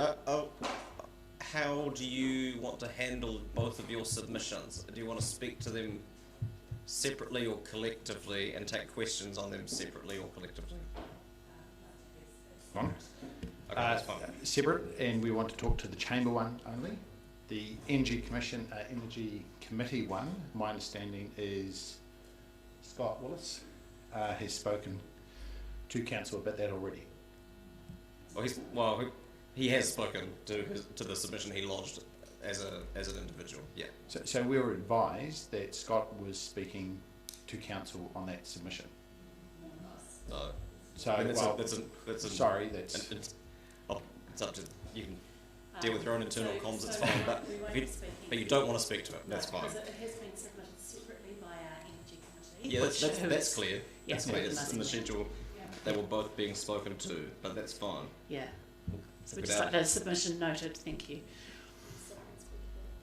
So the next 5 minutes are yours. all right. So I'd like to thank councillors for allowing us to speak to our submission today. We'll take the submission as read, but would like to make the following comments in summary really about the submission, and then make some general comments about the pressures that business are facing at the moment. So, a bit of a summary from where our members are at. Majority of the members are not supportive of a large rates increase over the 10-year period, and have concerns about around the level of debt potentially taken on by the council. There's suggestions that we need to look at other ways we might be able to fund some of these increases, and I guess there could be an opportunity to spread some of the work out over a period of time. Capital expenditure, as we know, at times is notorious to budget and then deliver, and currently capital expenditure is underspent by about 40% in the current year, but you're still looking at a 20% increase for next year. Really, you're going to be able to deliver on what has been budgeted for. There's also an opportunity from our members believe that to look at some efficiencies within council. To date, in your financial performance, there's quite significant savings, particularly in the salaries area, but you're still forecasting to have a 2.1% increase in salary costs in the coming year. There's significant support from the membership for the Harbour Arterial route, and ideally, like most things, we'd like this done ASAP, and particularly before the hospital rebuild or build gets underway. I'm not sure if that's going to be possible, but Central City parking improvements are supported, but there's still a concern around the lack of parking, particularly in the Central City, as well as in the University and Hospital area. And also there's been significant feedback around the need for the new hospital to have parking associated with it. And I'm sure you've got that from many quarters. Membership is also very supportive of an initiative to try and make it easier for developers to build new or repurpose any existing housing. We know that there's a housing issue across the city, and anything that the council can do to try and assist there would be much appreciated. So, the business sector currently is facing some significant cost increases, and a lot of them are actually beyond our control. Some examples of additional costs that are facing is electricity costs going up significantly at the moment, line charge increases, minimum wage increases, additional costs associated with another statutory holiday, increase in sick leave provisions, raw material cost increases, shipping cost increases, and delays in shipping, which is becoming a real issue for a number of suppliers. I know of one retailer who normally has over 100 motorbikes in their showroom. They've currently got 3. Lease cost increases. I should probably talk to the regional council about that one in particular. And then obviously both territorial and local authority rate increases. So all of these costs are having an impact on the viability of business, and that's obviously an issue for the business community. So I'm more than welcome to take questions. Yeah, thank you. Thanks, Grant. Just on the, and your not so subtle allusion to Chalmers properties in terms of lease costs. Is it specific to ground leases that the issue is coming from, or is it not lease costs also from the building owner? In the instance I'm aware of, it's the lease cost of ground lease. Yeah. Questions, councillors? None. Thank you for your time. Oh, Councillor Hall. Are you aware that Chalmers properties are just about doubled their ground rents on a lot of properties in the last couple of years? I'm aware of a party that has got a 300% increase in ground rent. That's not relevant to today's discussion, but it's an example of some of the cost increases that businesses are facing. Did the Chamber submit to the Regional Council's 10-year plan specifically on the Chalmers properties freeholding issue? We're in the process of submitting today. Great, thank you. Yeah. Councillor Walker and Councillor. I thought I didn't put my hand up. I thought there'd be a barrage of questions. Thank you for the submission. I'm going to talk to the comments you feedback in the Central City Bike Hub information. There was sort of a lack of support for this because there was questions about the ascertaining the need. Are you aware that anecdotally around the city a lot of people don't cycle because of the lack of storage facilities, particularly for electric bikes? Am I aware of that? No. Yep. And the second point is you suggest that from a business perspective these kinds of services should be provided by the private sector. I think are you aware now, if you look around town, that the private sector has been particularly woeful in providing these facilities for bikers? I'd say there's a mixed bag. Some are very good at it and some can do better. Can you give me an example of somebody who's good at it? Well, I know at our work that we have a number of spaces available for both motorbikes and bicycles. So, how many spaces do you have for bikes? I couldn't tell you off the top of my head, but we've got a workshop that the team use. So, and it's nowhere near capacity. Sorry, Councillor Lord and then Councillor Venables. Yeah, Grant, I just I asked a previous submitter and I just wonder what your thoughts are. There's talk, we've been asked for pedestrianisation of George Street, and we've also indicated through our own process that there's work happening in George Street and One Way and that sort of thing. I'm just wondering, do your members, I suppose they are land building owners as well as business owners, and I'm trying to work out in my mind what's going to happen with a lot of these perhaps smaller shops that the likes of the Noel Leemings or the Bunnings don't want to be historically a jeweller's shop or a radio shop or something. What do you think's the future for the likes of the main street retail? What do you think will happen in those spaces? That's not part of our submission. I think the issue you're going to have with retail generally is you are going to have to become very, very big or very, very small. And George Street and a lot of central cities around the country are really going to struggle. The other issue you have is that a lot of the retail is not owned by locally. It's all owned out of Australia, generally, and that's a big issue for all of us. If you don't have that local ownership, you don't have that local control or even that local concern, because they're more worried about just the bottom line as opposed to what the impact could be on the people involved. So what you're meaning there is that if they just don't earn a profit, they'll just leave town, potentially? Correct. Yeah. They're not there to provide a social service, they're there to make money. Yeah. No. Thank you. Councillor Venables. Are you aware regarding shipping issues that there's a new breed of much larger container ships coming, and that as a result there will only be one port for them to visit in the South Island, and that despite us having the best natural harbour, we are losing that potential to Timaru and Littleton currently? Am I personally aware of that? Yes. I'm aware that there are new ships coming that are large.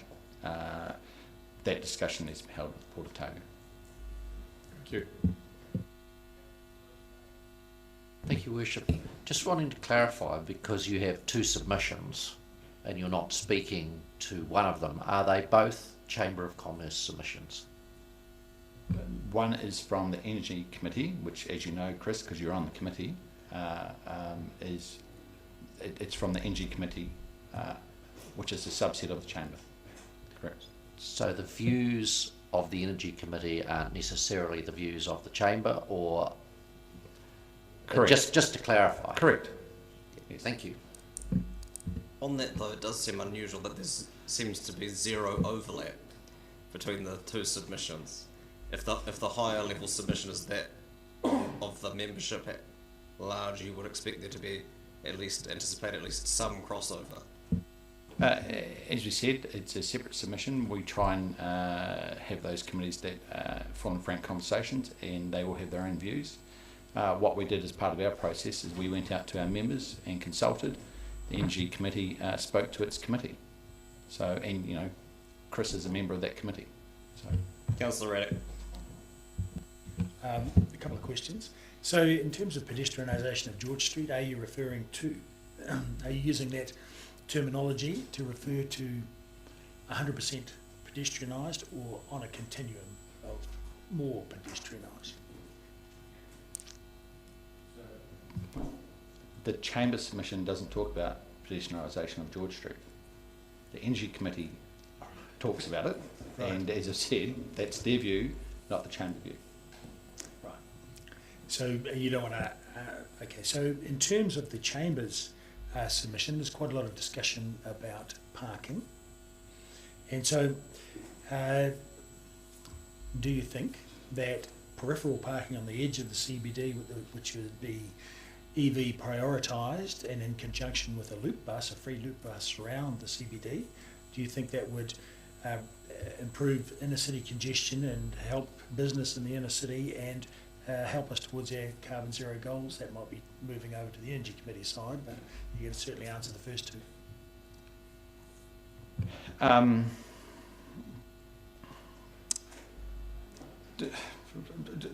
Sorry, can you? What's the actual question? Yeah, I do encourage them to ask questions of the submissions, Mr. McKenzie, but it's not always possible.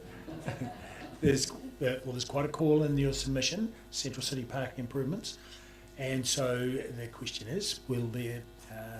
Most people are saying more parks, more parks.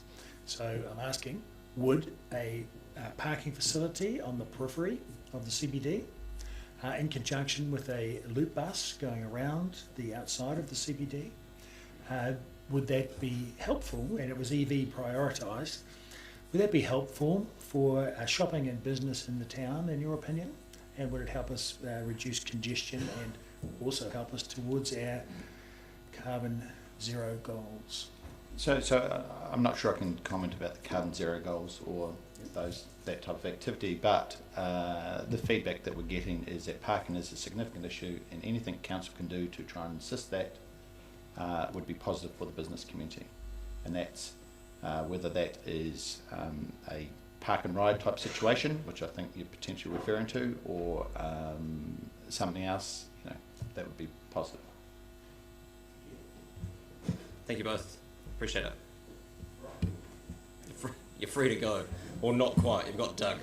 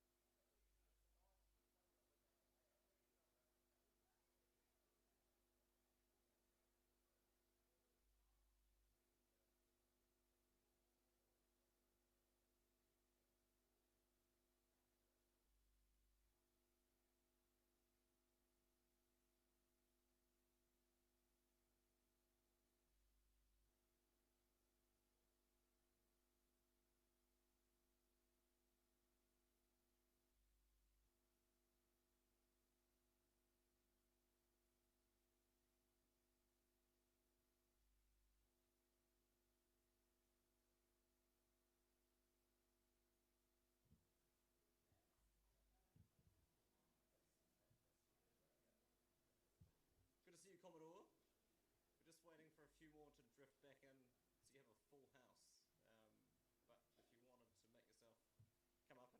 settle in. The gang's all here.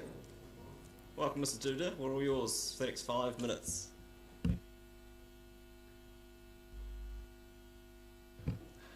Thank you very much, and good morning, everybody. It sounds as though I'm maybe a little bit ahead of time and possibly the only thing between you and a Friday lunch, so okay. I'll keep it brief anyway. Yeah, my name is Steve Duda. I'm the Commodore for the Port Chalmers Yacht Club.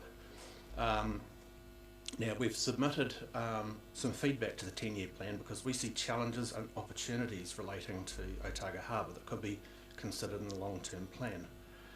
My purpose here today is to suggest how some of these things might be addressed. So briefly, touching on the local issues for Port Chalmers Yacht Club, we're a small club based at Back Beach in Port Chalmers. In our submission, we've pointed out a number of issues that affect our local area, such as increased pressure at points of harbour access, the need for maintenance of the waters around those access points, and the need to develop amenities along the West Harbour waterfront to meet increases in things like pedestrian and cycle access and increases in tourism.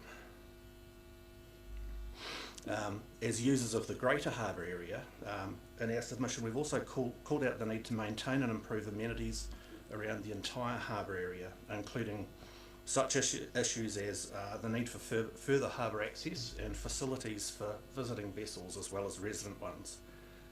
Some issues identified have been included in reports as far back as the 90s, but have not been included in long-term planning for action. The challenge is, as we see it, with many of the harbour amenities spanning the jurisdiction of both Dunedin City Council and the Otago Regional Council, a layer of complexity exists in the planning and delivery of complete solutions. This was recognised at a public meeting called the Otago Harbour Forum, which was held in October 2017.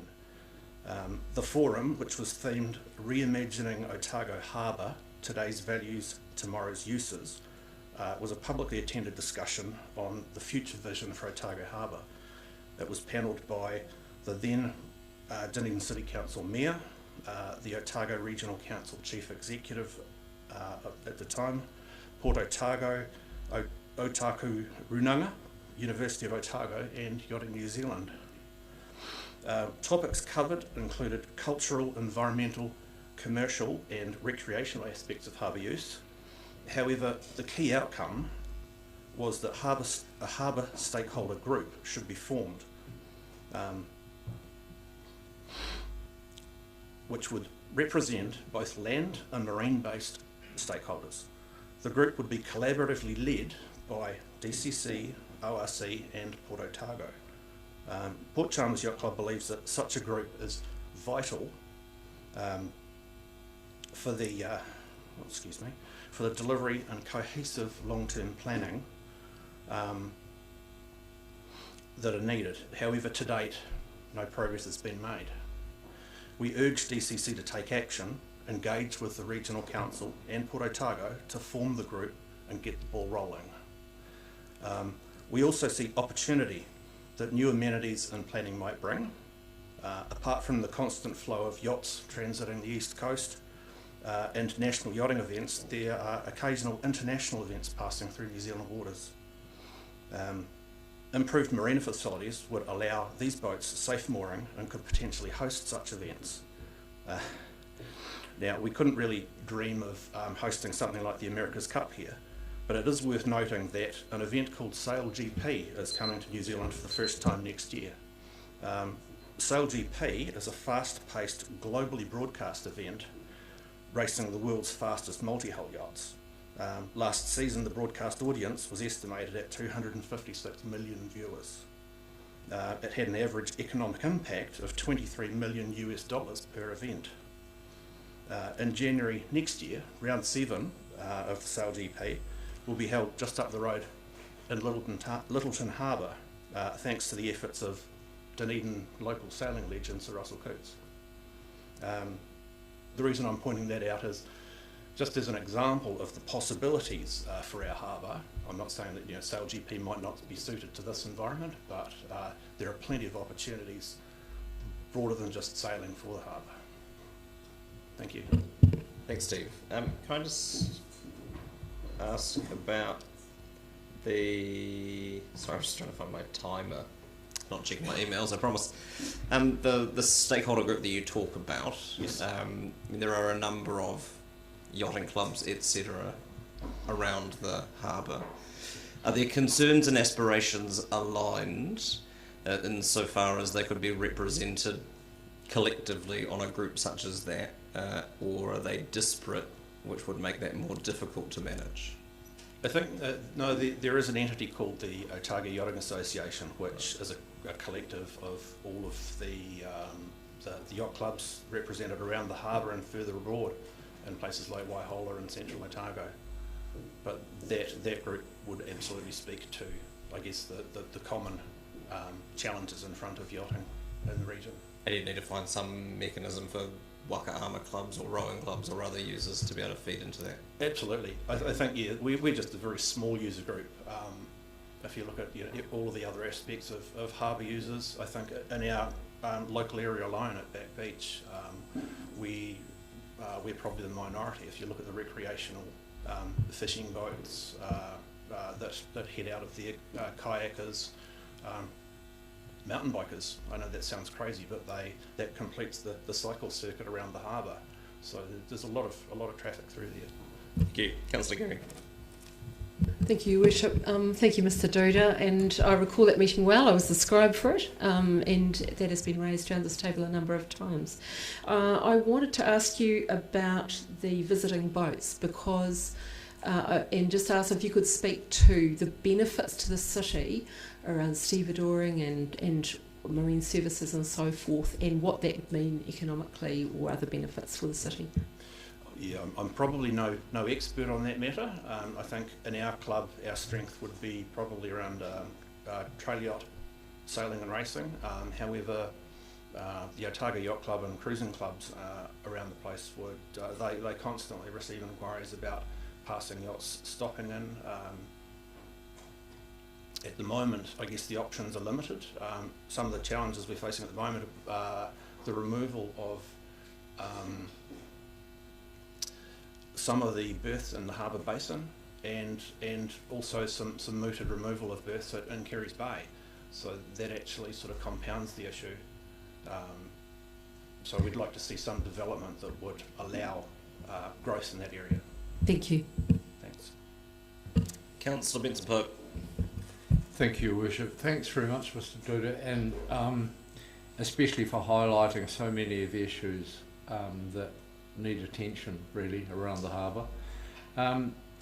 The dredging in particular, I'm interested in the references you make, because there was and the desirability of a joint working group of some kind, which did exist.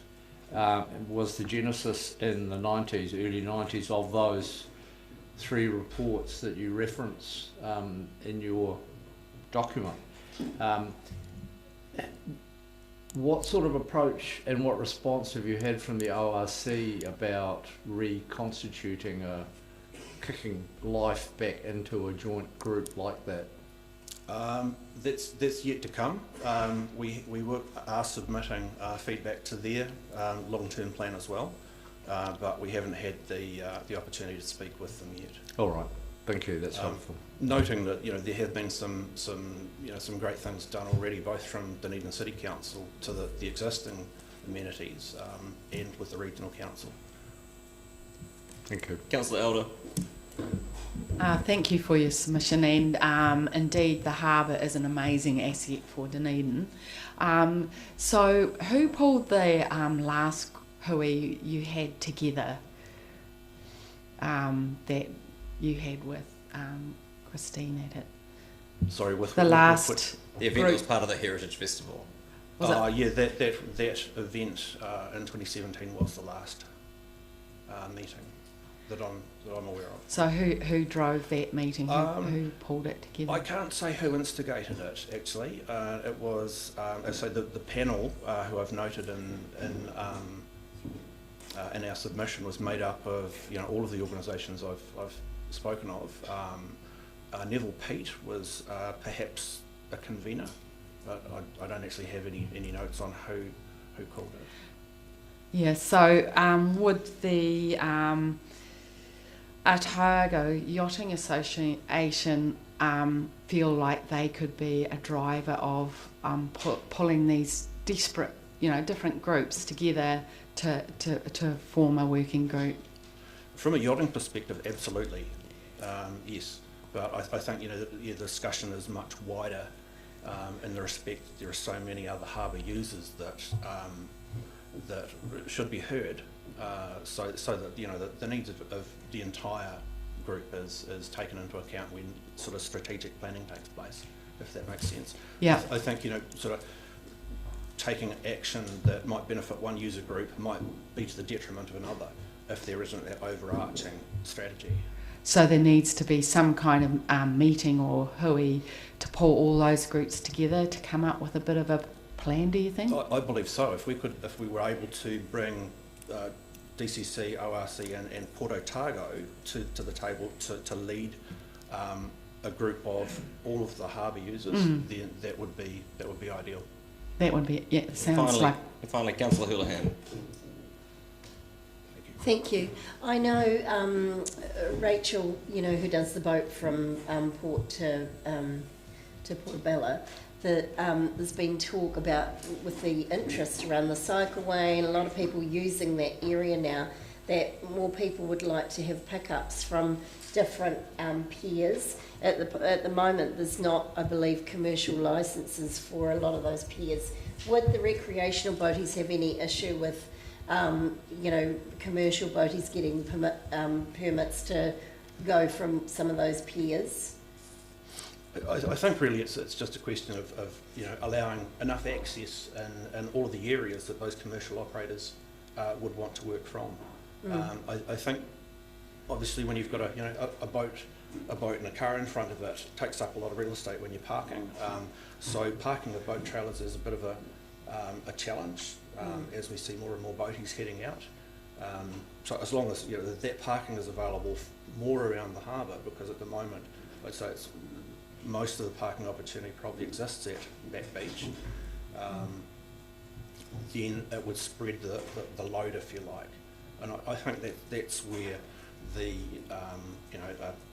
a harbour stakeholders group would be able to look at the big picture, not just a particular area, and make sure that forward thinking is there for the whole harbour, not just one particular area. Would some sort of licence like that make it easier access for recreational boaties as well?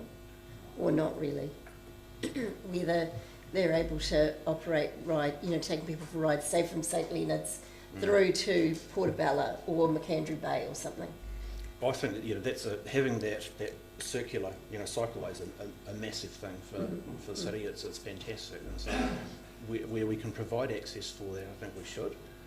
But as I say, it's all a balancing act across the various users of all the access points. So how do you suggest the best way would be to do that, something like that? Because there seems to be a bit of frustration from some of those commercial operators who are saying they'd like things to happen quicker. So any suggestions on how we could get some of those things pushed through more quickly? Like if sounds like maybe I don't know what's holding it up, but I think basically if we can bring all of those stakeholders to the table and have a good open discussion about what works for everybody, I'm sure we could reach a consensus on the best approach. Thank you. Thanks very much. Good luck. And thank you for your submission and your presentation. It's helpful. Thanks, Steve. Thank you very much.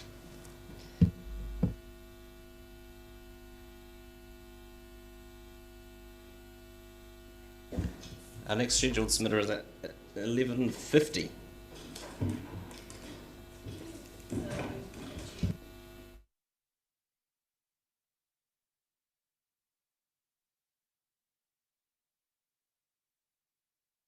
I'll leave the room at any given time.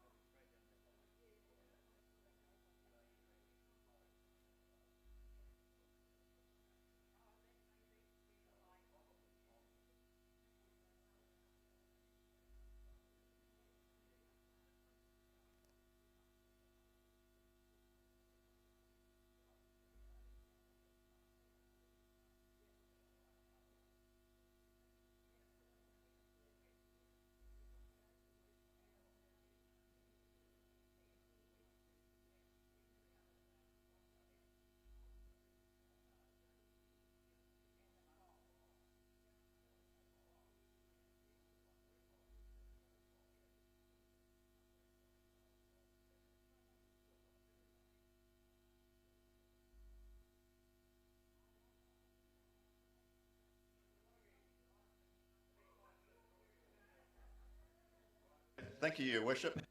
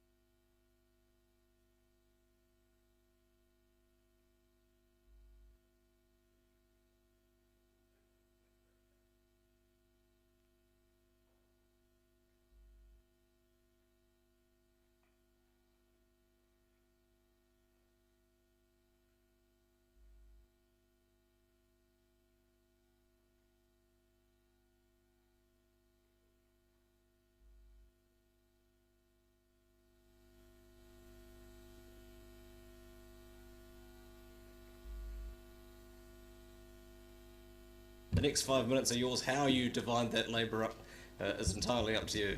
You can turn your microphone on, that'll be helpful. Okay, cool. Yeah, okay, thank you for receiving us a little bit earlier than we thought, I'm sorry. So we actually had another member, Craig Bates, coming along and he's just on his way, but we'll kick off anyway. So we're from Mountain Bike Otago. My name's Hamish Seaton, this is Greg Bauer, our secretary. We put in an annual plan submission every year, just more or less to inform the council of what we've been doing, and we usually ask for a few things, but generally we're quite self-contained. So I've got a few photos that we'll just flick through, and then you guys can basically ask us questions. So big project for us is developing our facilities up on Signal Hill Reserve. That's a council reserve. I think a lot of you guys have probably been there. We've been involved up there for about 25 years. The big project for us has been a car park and a road and other facilities. This is just a quick picture of what we started with before we got going on the car park. Some land that was owned by the Ministry of Education that the council then took on. And this is basically what we've got now. We've built a car park and jumps and basically made a facility that the public uses, and they use it a lot. So these are just a couple of pictures from events that we run. Basically the car park allows us to run events all through the year. Some of those events have over 300 people coming and staying for 3 or 4 days. So, you know, they're not massive, but they definitely help the economy along a little bit. And we also have lots of local events as well. So the car park's basically free for anyone to use anytime. So we're a little club, we don't have many members, but we basically, everything we build is there for the use of the public, so you don't have to be a member to use any of our facilities. So the DCC are about to help us do some planting around the car park. We've done a great job of sort of making it solid, and we're just keen to green the area up a bit now with some planting. Other things we've done is we've installed some bollards, just fencing around the car park area to keep people out of the reserve. We've installed picnic tables, we've fenced off culverts and creeks. This is all on council land that we're doing just to make it safe so we can comply with our building consent conditions.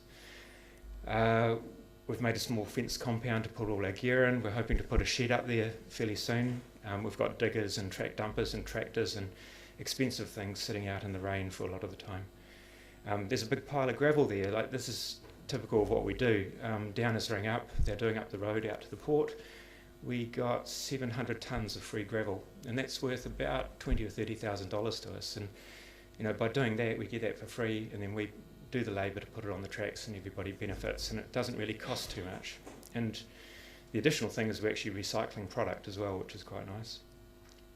The council's helped out with some signage through the school. There's a public easement through Logan Park High School, and we appreciate all that.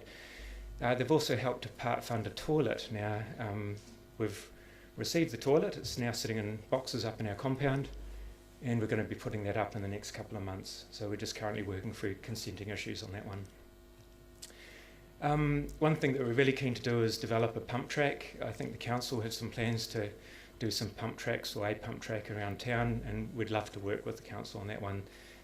There's another sports field that Logan Park High School don't use, just below the car park, and they've expressed an interest in working with us to utilise that space. So that's sort of a typical pump track. They're great things for kids and anyone really. You can ride bikes in them or scooters or whatever. We've also been building some kids tracks around the car park. Dunedin has lots of hard tracks. It doesn't have a lot of easy tracks. So this is an example of a little kids track we've got around the back of the car park. We've got another track planned as well, just for really beginner kids. And we've also been busy building things like a bridge. This we completed just before last year's submission, I think, just for races. It enables us to have people going over the top and underneath, and makes our trail crossing safer. And we're currently looking at putting another couple of bridges up on the hill to make things safe. And this is just an example of sort of a bit of stonework and things. We try and make things look nice, move the plants, make it look professional. So we still do a lot of the maintenance ourselves. Now the DCC are very generous. They give us $30,000 a year to go towards trail maintenance. This isn't enough to employ a full-time person, and it's really hard getting a good person part-time. So one request we do have for the long-term plan is to increase our maintenance budget. So we've currently got someone signed up for about 25 hours a week, and that means we actually end up doing a lot of the maintenance. So a lot of the unglorious stuff is like battling with gorse and things like that, but it needs to be done, otherwise your investment in the trails is just lost. So these sort of things we're hoping to knock back the gorse and do planting, and just then that'll cut down on our maintenance. Currently we have a network that is your 5 minutes. Oh, okay. Sorry. You happy to take questions? No need to apologise, I'm just letting you know. Okay, would you like me to stop and then you can question? Yeah, that'd be helpful. I'm sure we can shoehorn anything that you were going to say into an answer to a question. Yeah, right, yeah. Councillor Walker. Yeah, I can probably help you. Thanks for the submission, Greg and Hamish, and thanks for your ongoing work. I think everyone appreciates it. So I think I have 3 questions. So this is obviously a budgetary setting process we're going through at the moment. So I'm just clarifying that you're asking from an increase from 30 to 80k in the maintenance grant, but also 40k for potentially developing new tracks. Is that right? Most councils around the country, or many councils like Nelson and Christchurch and now Rotorua, put a reasonable amount of money into developing trails. Dunedin doesn't currently put any in. Even the Parks and Reserves only has a minimal budget just to maintain the trails. So maintenance is one big thing for us. It would be great if we could employ a full-time person, when we can't do that on $30,000 a year. $30,000 works out between about 50 cents a metre for maintenance. Normally budgets are set at about $1 or $2 a metre. So, 2 or 4 times that. So yes is the answer to my question. Yes, that's what you're asking for. Yes, that's all, okay. Yeah, so the second part of that is, in terms of the 40k you've asked for the new tracks, what do you get for 40k? Okay, 40k, I did have some slides on that one, but an example, we just built an easy down track. We've got a track called the Big Easy. It's our most popular track up there. So much use, we're getting two-way. It's a two-way track. We're getting conflicts. We've built an easy down track to get the descending riders off it. It's 4 kilometres long. Now we've spent $50,000 on it, but if you did it commercially, it would be at least $150,000. So I've forgotten the figure, but we've spent about, it's on one of my slides, it's about 1,500 volunteer hours on that, and that's what we do to make up the financial deficit. I think that's very clear in your submission. And the final question is, if we were not of a mind to increase the 30 to any amount, up to 80k, what are the consequences of that? The trails would just get, they could potentially get less well maintained. Like, we basically make up the deficit in volunteer hours, but it's easy to get people to build trail, it's hard to get them to maintain it. If we get a professional in, they maintain it to a better standard, which means the trails degrade less. And the council's Parks and Reserves team, they know that very well. So, and we're in the same situation, except we're maintaining a lot more trails than they are. So. Councillor Wiley. Thank you, Hamish. When I look at this presentation, I look at it seems like it's really been built on volunteers. And when I see a quote here, 2,285 person hours to do the Nichols Creek has been hand dug. Are you burning out your volunteers, and how strong is the club? Because for the assets for you're creating for the city. Look, I wouldn't say burning out. Like, we all do it voluntarily, and we love riding bikes, but we also love building tracks. That's the thing. It's not like anyone's dragging us there. So for us, it's as much recreation building a track and achieving something as it is riding our bikes. Now, Nichols, I think we've put 14 or 17,000 hours into that now, and that trail would be worth over $500,000 if you paid for it.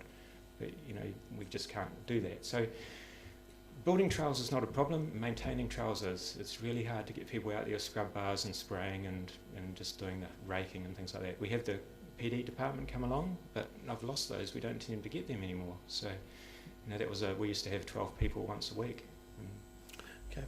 And when I look at the asset that you've developed and look at the national championships and even international championships pre-COVID, how has that really been viewed on the national stage and the world stage?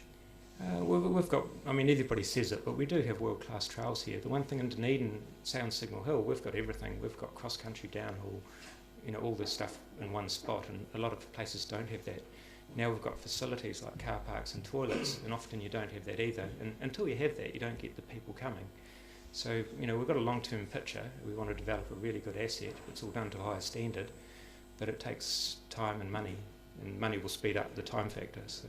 Okay. And you have done quite a lot of development around bringing new riders into the sport and activity. Are you seeing a lot more senior riders or riders that would have struggled with the emergence of the electric bikes in that area? Yeah, we could get Craig to answer this, but no, we certainly are. Like all over New Zealand, e-bikes have changed it.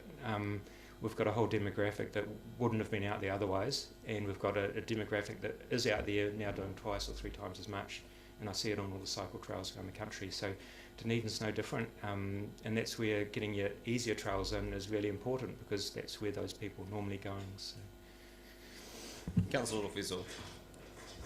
Tēnā koe, Your Worship. Tēnā koutou. Shalom.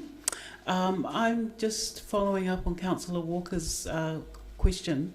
When you quoted other councils putting a reasonable amount into mountain biking, what's a reasonable amount, please? I think Nelson, they put in about 40, and Rotorua are doing the same, but it took many years for them to do that. But in terms of the trail use, one of my slides actually showed, some of our trails you see more walking use than riding use. Say the Big Easy, it's about 50-50 out there on Signal Hill. So they're certainly not just biking trails, they're very much multi-use trails. Yeah.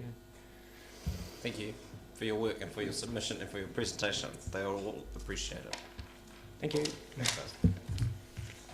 Mr. Westbrook.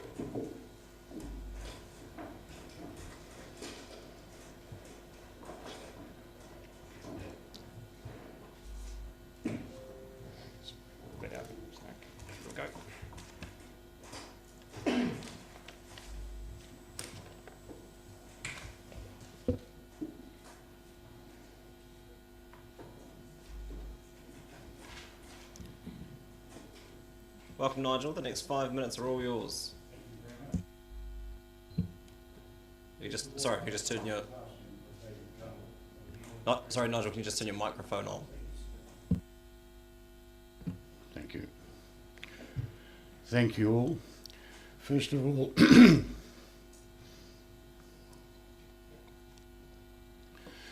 all, I acknowledge the passing of David Cull, our leader, friend and colleague. To everyone here, I offer my sincere condolences. Good afternoon to our City Mayor, Deputy Mayor, all Dunedin City Councillors, Chief Executive and residents and visitors. That was easy, but something's not quite right. I will start again.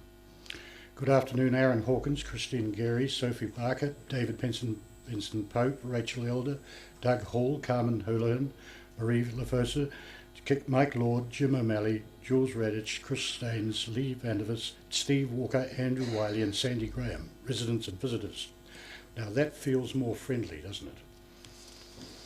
May I introduce myself? My name is Nigel Westbrook, and I easily share my time with the Dunedin Time Bank family, where everyone is seen as equal, and we want to help people become better people. Like any Dunedin family in our time bank, we have 3 groups of people, and I call them Sunrise, Sunshine and Sunset. The Sunrise team are up to 20-something years old, and obviously I belong to the Sunset team. People participate by sharing in unrestrained voluntary action. When they have free time, they simply give their priceless hours away, helping or serving others who may be strangers in the Dunedin community. On a serious note, sometimes the roles we adopt in our jobs become so powerful that we can be silently and surreptitiously influenced by the role we perform in our job, and our actions or reactions. For some people, a role can unwittingly suffocate and drown our real personality, and we become known by our role within a silo. For example, old OLD, or a fireman, politician, salesman, policeman, worker, an academic, volunteer, city councillor, or Green Task Force worker, team member. In many ways, our role becomes an art form that we adopt. Now, I know that councillors in this room conscientiously and faithfully serve a smorgasbord of people in our Dunedin community, and councillors will have stories of encounters that I cannot even imagine. And on behalf of Dunedin Time Bank, I'd like to sincerely thank all councillors for often going beyond our expectations with extremely prompt, welcoming responses when contacted, and for unstinting, valuable support in so many different ways, especially over the last 4 years. Equally, I express my gratitude to the Taskforce Green team. The Taskforce Green team does a mighty job helping to keep this city pristine, free of graffiti, and keeping hidden wheels turning when they fall off the rails. The council has demonstrated great leadership, wisdom and foresight by being one of the only councils to defy central government by maintaining the Taskforce Green team in partnership with the Ministry of Social Development. When floods or unexpected calamities occur, this cost-effective team provides instant response with volunteer recovery teams. Some volunteers have challenges, and their ability to contribute with others in community enables them to survive from loneliness, which is an art form in itself.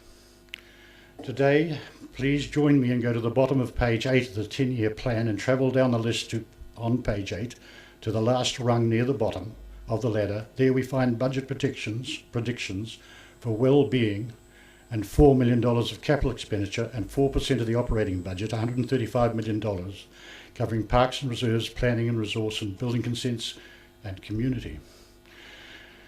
Community includes Taskforce Green, and to me this is investing money for the present and future, and it's seemingly the lowest budgeted amount on the financial leaderboard.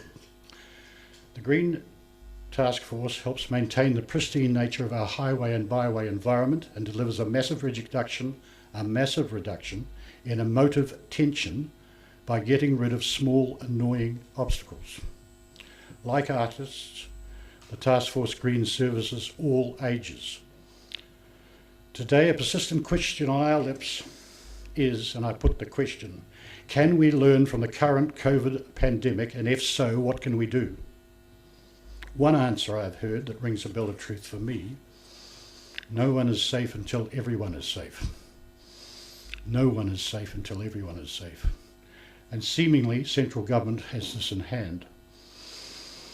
That is until it gets too hot to carry politically and they pass the buck without resource to local government for ratepayers to carry the can. Now, I wish to give voice of gratitude for the public voice of gratitude for the voluntary actions of Taskforce Green on behalf of every household and ratepayer in the Dunedin community. In the past, the DCC has stood fast against central government desires to cut community funding and against the current demonstrated wisdom in retaining a Green Force task team, one of the only councils in the country to do so. Nigel, that is your 5 minutes. You're joking. I know. Time flies when you're having fun. Okay, I'm sorry. No need to apologise. Are you happy to take questions?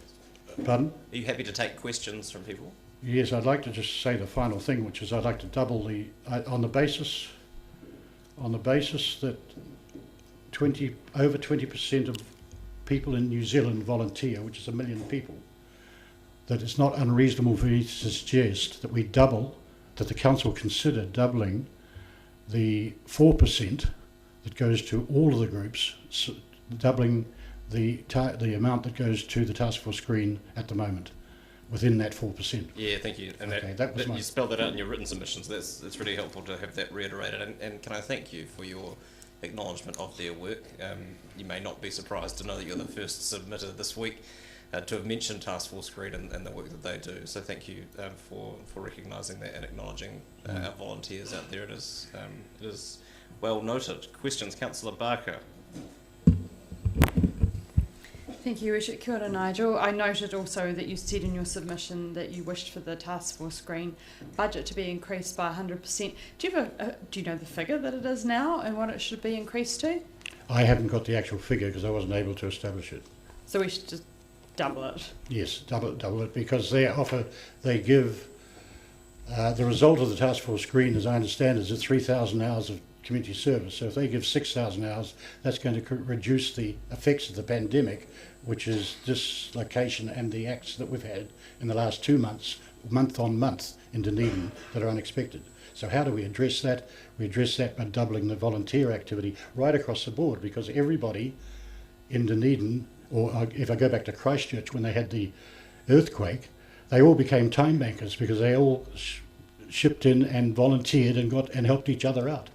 And unwittingly they became time bankers. Littleton led the way and recovered first because it had a time bank, and the services that came in 4 days after the earthquake left and handed the keys. So the time bank worked with the fire brigade and the police in Littleton. Thank you. Councillor Elder. Thank you, Chair. Thank you for bringing Taskforce Green to mind. They do a great job. And I was just wondering, you talked about or alluded to the larger role that volunteering and Taskforce Green has in the lives of those who actually are in that group. Can you just talk a wee bit about that? Sorry, I just missed a word there. That you know, some of them are unemployed, some of them have issues. Some of them have challenges with disabilities, and so that the only life they have is when they're out doing what they can do for the community, as we do as councillors or as volunteers or whatever. So they are dependent totally on that volunteering, and it's that sector of community that we must concentrate on after this strange pandemic. Thank you. Councillor Houlihan. Thank you. What sort of, if your organisation does volunteering, what sort of needs are you hearing from your communities, you know, that are asking for the services for your volunteering time? I guess it comes down to the simple things of life, of window cleaning for the elderly, particularly outside window cleaning, grass cutting, garden cutting, household issues that are minor but can be fixed by somebody that has the talent. And we have a talent directory, and that's what we exist for. If I can just outline what Time Bank is, Dunedin Time Bank simply records an exchange of time with the all-important skill in a talent directory that may be useful for other people to borrow. A time bank operates just like a library with books, and it is a library of talents that offer to overcome a blockage which when released gives joy to both the giver and the inheritor of a day-to-day task. Do you have any builders on your books? Nice try. IRD might be listening, so I won't answer that. Thanks, Nigel. Really appreciate it. Thank you. For your submission, for your presentation. Ms. Dennison.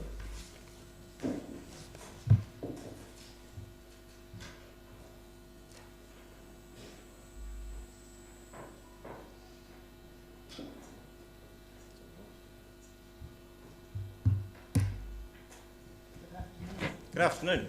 The next 5 minutes are yours. And I won't address each of you individually. I want to talk rubbish for 5 minutes, but that's not nonsense. First, I'd like to congratulate you for moving away from the plastic bags that have been cluttering up our landfill for far too long, wrapped around the plastic bags that are inside them. Sorry, can you just move a little, either move you or move the microphone closer to Oh, you? I'm sorry. Yeah, Can you hear me? Could you hear me before? Right. Well, I'd like to congratulate you first for having got away from the plastic bags, the big plastic bags that people buy. I've only bought one ever. That was because we no longer do soft plastics. I had to put one out this year for the first time in a decade. I don't do rubbish. I've spoken to you before on that when it was a bag that size, but it went down to a Glad Wrap snack bag a year. And now with the soft plastic and other plastics not being accepted, of course, I have rubbish again. But I want to talk about, we still have a weekly rubbish collection, and yet we've got all these different uses to put our stuff to, whether it's the op shop, whether it's recycling, whether it's kindergarten making stuff. There's all manner of places where our stuff is of use to someone else. And of course the compost bin is the biggest recipient in the city. And so I want to say, why do we still have a weekly rubbish bin collection? Surely we could make it a fortnight, which would discourage people from filling it up too easily and quickly and make them think perhaps a little more about using their recycling. And I'd like to see an extra collection. We've got the bins for the glass, we've got the bins for the plastics and tins and all the rest.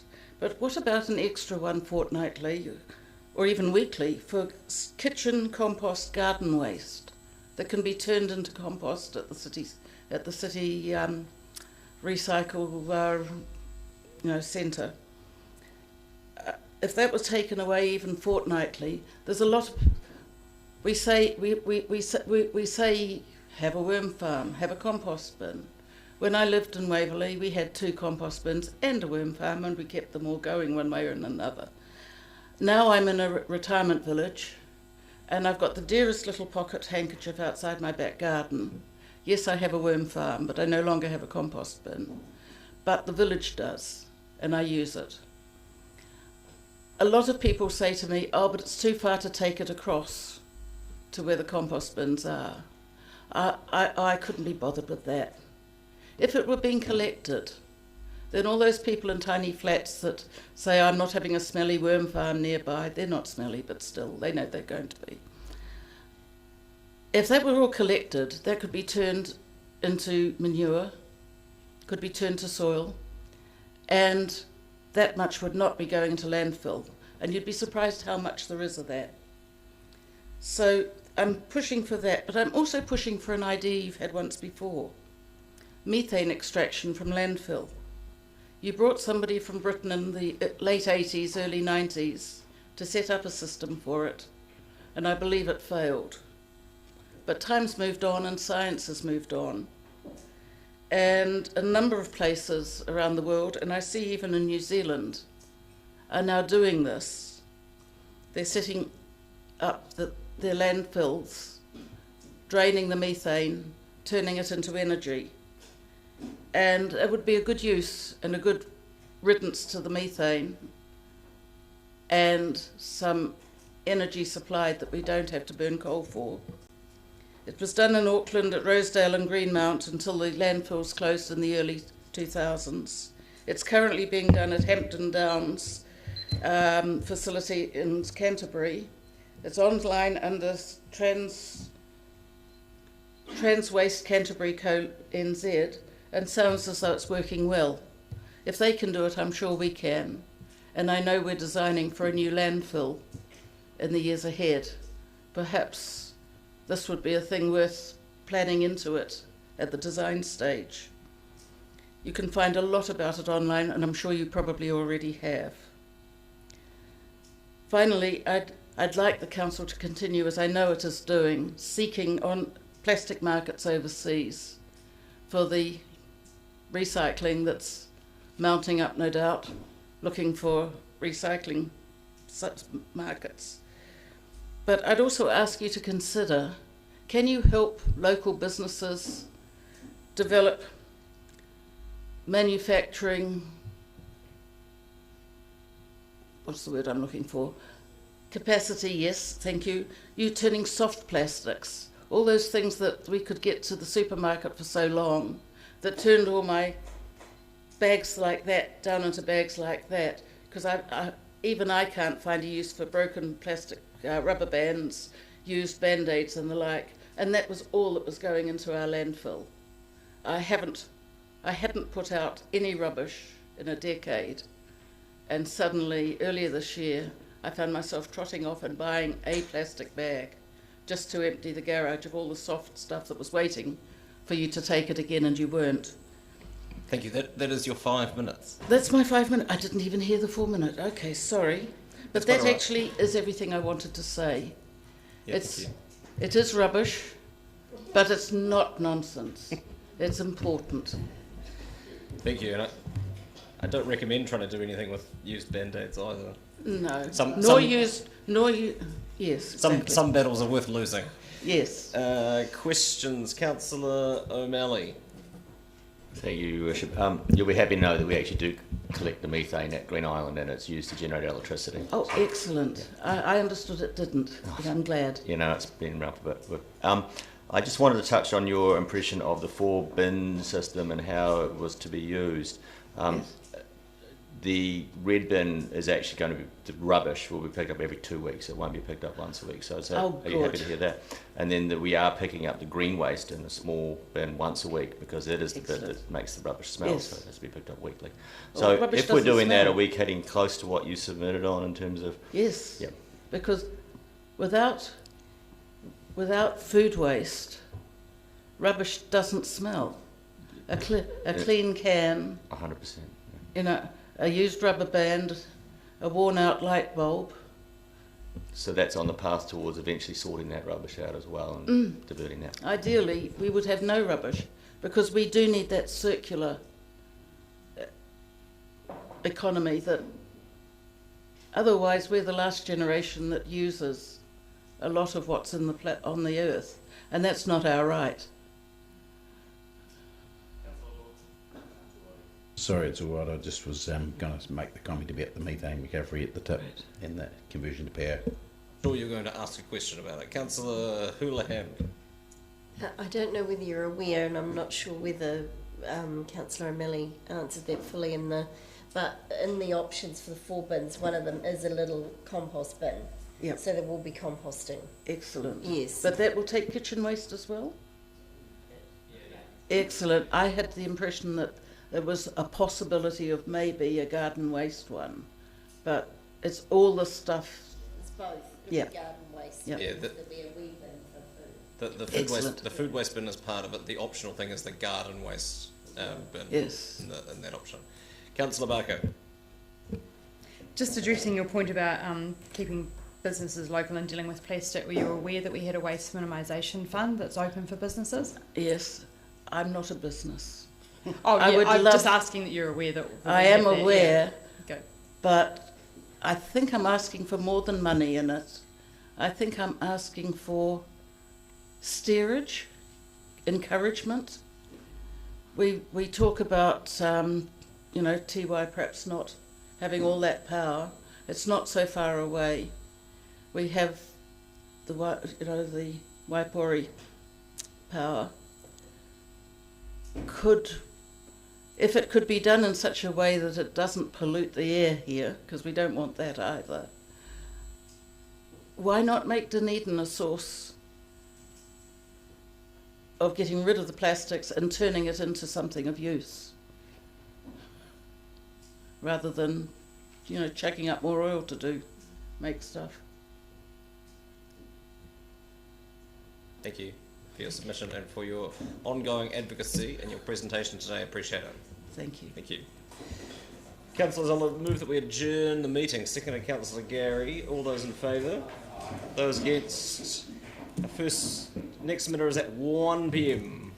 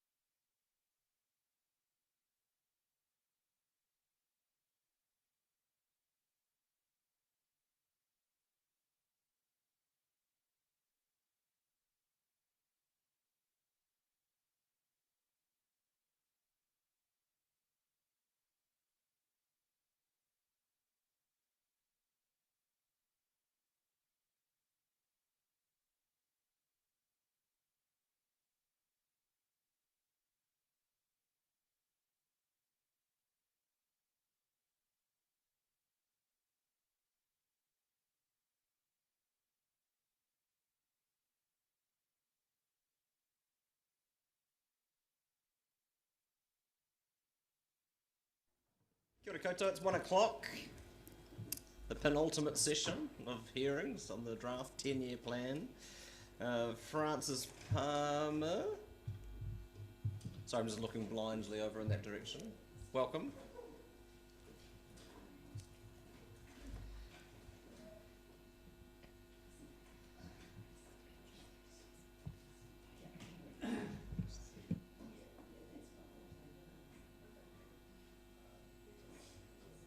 Hi.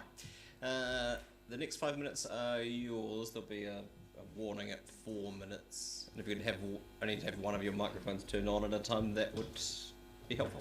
Otherwise, we're all yours. Tēnā koutou, Mayor Hawkins and councillors.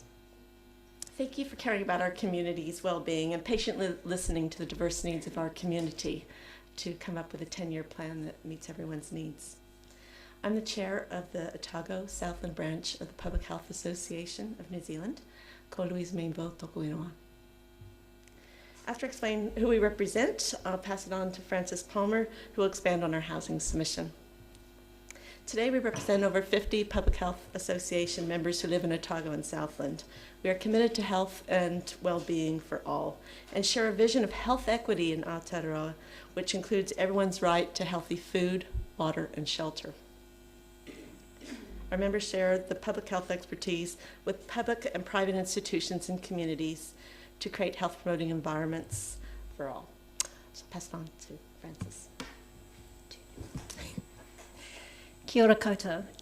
We firstly acknowledge the ongoing uncertain environment with government centralisation and law reform proposals affecting multiple areas of council responsibility going forward. Amidst uncertainty, the time is right for council to collaborate even more closely with local communities to take action. Tap further into the abundantly rich resources in Ōtepoti so we can stand tall together as a community and keep progressing step by step. Of course, enacting te tiriti, human rights declarations and responding to climate and biodiversity imbalance underpin any action. We have two major concerns about housing: the difficulties many people face in accessing affordable and suitable housing, and the poor condition of housing. Decades of research and endless reports agree on the causes and detrimental health outcomes of inadequate housing and built environments. The issues are clear. Solutions are available. Firstly, we submitted case studies of councils already acting to improve accessibility and housing standards. Thames Coromandel, Hauraki, and now Hamilton councils currently incentivise universal design standards in their private new build housing market. Universal design future-proofs and opens the pathway to improved quality of life, especially for our significant disabled and increasingly ageing populations. Act to improve the building code and New Zealand building standards, which the New Zealand Human Rights Commission has recently stated are inadequate to upholding human rights. New Zealand building standards remain out of step with climate change and accessibility solutions, and we would like Council to aim higher and to lead. Secondly, we believe the Council's community housing stock should be allocated equitably rather than by age alone, so that those most disadvantaged and discriminated against are prioritised. Thirdly, we believe Council is obliged to gather data and citizens' stories to truly understand the extent of housing inadequacies in Ōtepoti. The investment required to meet demand for community housing no doubt outstrips the 20 million in the plan. Council has a moral responsibility to raise community awareness of the significant social and health risks of inadequate and accessible housing, and then to actively promote and facilitate healthy homes but focus on the win-wins possible through action. Finally, keep front and centre that housing represents so much more than meeting material needs.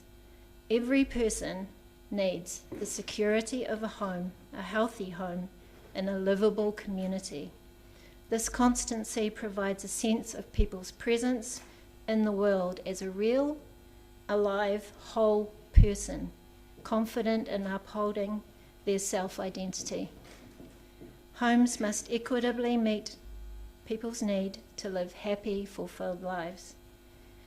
We urge Council to use every lever available to you right now to collaborate and to act. The community will respond positively. Kia ora. Kia ora, you happy to take questions? Sorry, I can slow down. Are you happy to take questions? Yeah. Councillor Wiley. Thank you. And not knowing what the Hauraki or Thames, Coromandel, Hamilton looked like, are they? Is it units? Is it single dwellings? You know, when you look at there, you talk about referencing them.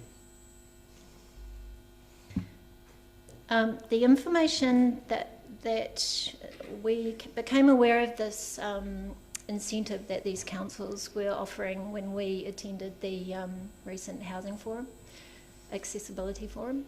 And so I've researched as much as I could and only submitted what was on their website to you.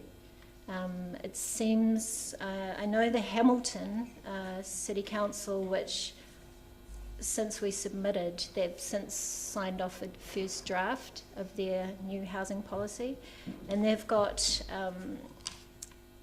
I think it's, I'm not entirely sure of the detail, but we can provide some detail if you like, but it's, the Hamilton one is designed to increase the density of housing in the central city as a solution to their housing growth. Yeah. So I guess sometimes the feedback I get is that people don't care what type of housing it is, and the fact of all we want is good, warm, healthy housing, whether it's standalone or whether it's in a multi-unit complex. That's the important thing, is just go and build it. Is that a fair assessment, or do you have a view on either way? Well, I mean, I think that in order to solve this huge crocodile everybody's wrestling in the housing crisis, you have to attack it from every angle. So there's people like me, previous homeowner multiple times, but I now rent. I'm happy to rent. So providing every type of housing solution that meets the community's needs includes, build to rent, rent to build, high density, outskirts.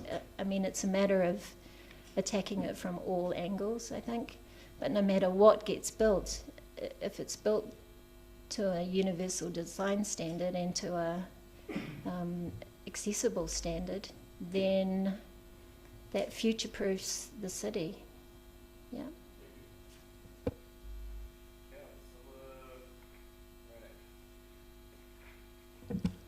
I'm very keen on the life mark standard, and I think there's potential for confusion, and certainly I previously have had some about life mark versus universal design, because I mean one's an extension of the other. But can you comment on your preference, desire, or mechanisms to help encourage for which life mark standard, 3, 4, 5, and why?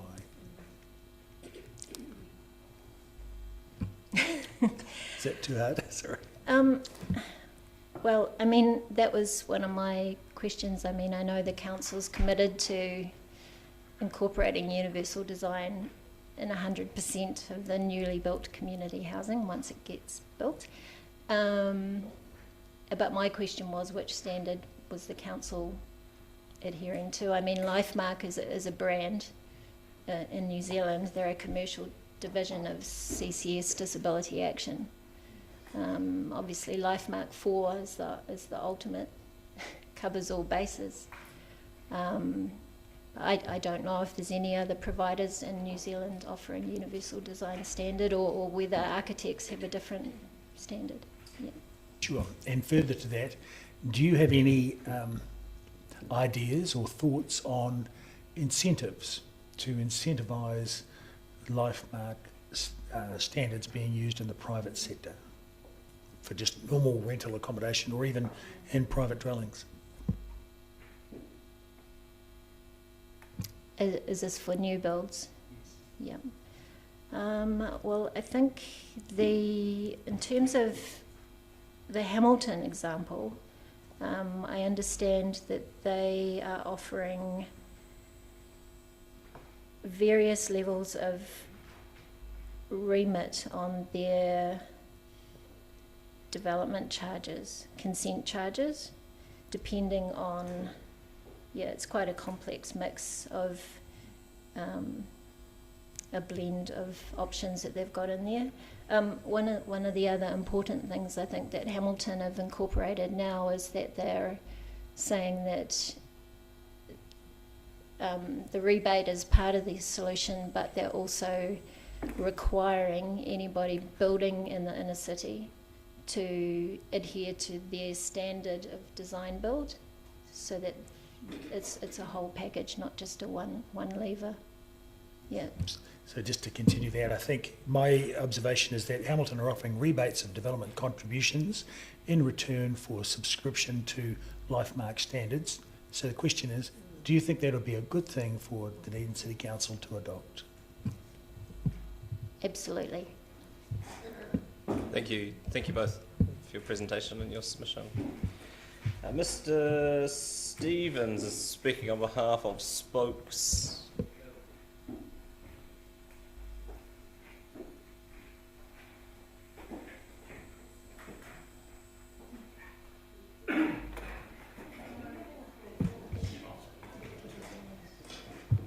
I'll try and speak. Welcome, Fraser. The next 5 minutes are all yours. Thank you. So, yes, I'm standing in for Kitty, who couldn't make it today. Hello, Mayor and Councillors, and thank you very much for being here and sitting through 400-odd submissions. I'm just another one. I'm sure you're looking forward to the weekend.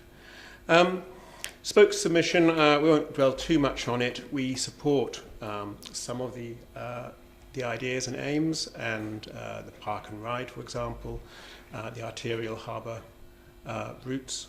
We can't support others, and we feel there are various missed opportunities. Just to bring things up to date while you've been in the room here, so yesterday Wellington City Council voted to pursue a plan to remove vehicle traffic from the inner city by 2025. The headline is slightly confusing, because it's not talking about removing all vehicles, it's talking about reducing the private vehicles and short journeys in town, but still leaving public access vehicles and deliveries and that sort of things. There was also a tweet which I saw yesterday from the Transport Minister, which in responding to the Queen Street work going on in Auckland, saying it's time to open up our city centres to people. It's increasingly mainstream internationally, and we need to catch up. So there's worldwide recognition. It's not just in New Zealand that we're noticing this. So what's that about? About reducing cars in city, providing a better environment for people. And when there are people around, retail as well, and tourism when it comes back. So there's quite a lot of misunderstanding, and some of it's willful, some of it's just ignorance, that getting rid of cars in cities is banning cars, a war on cars, and that is not really the full picture. There are plenty of pedestrianised city centres where deliveries take place perfectly smoothly before or after the main bank of people are in there. Taxis, buses, disabled, they all get their share of the road.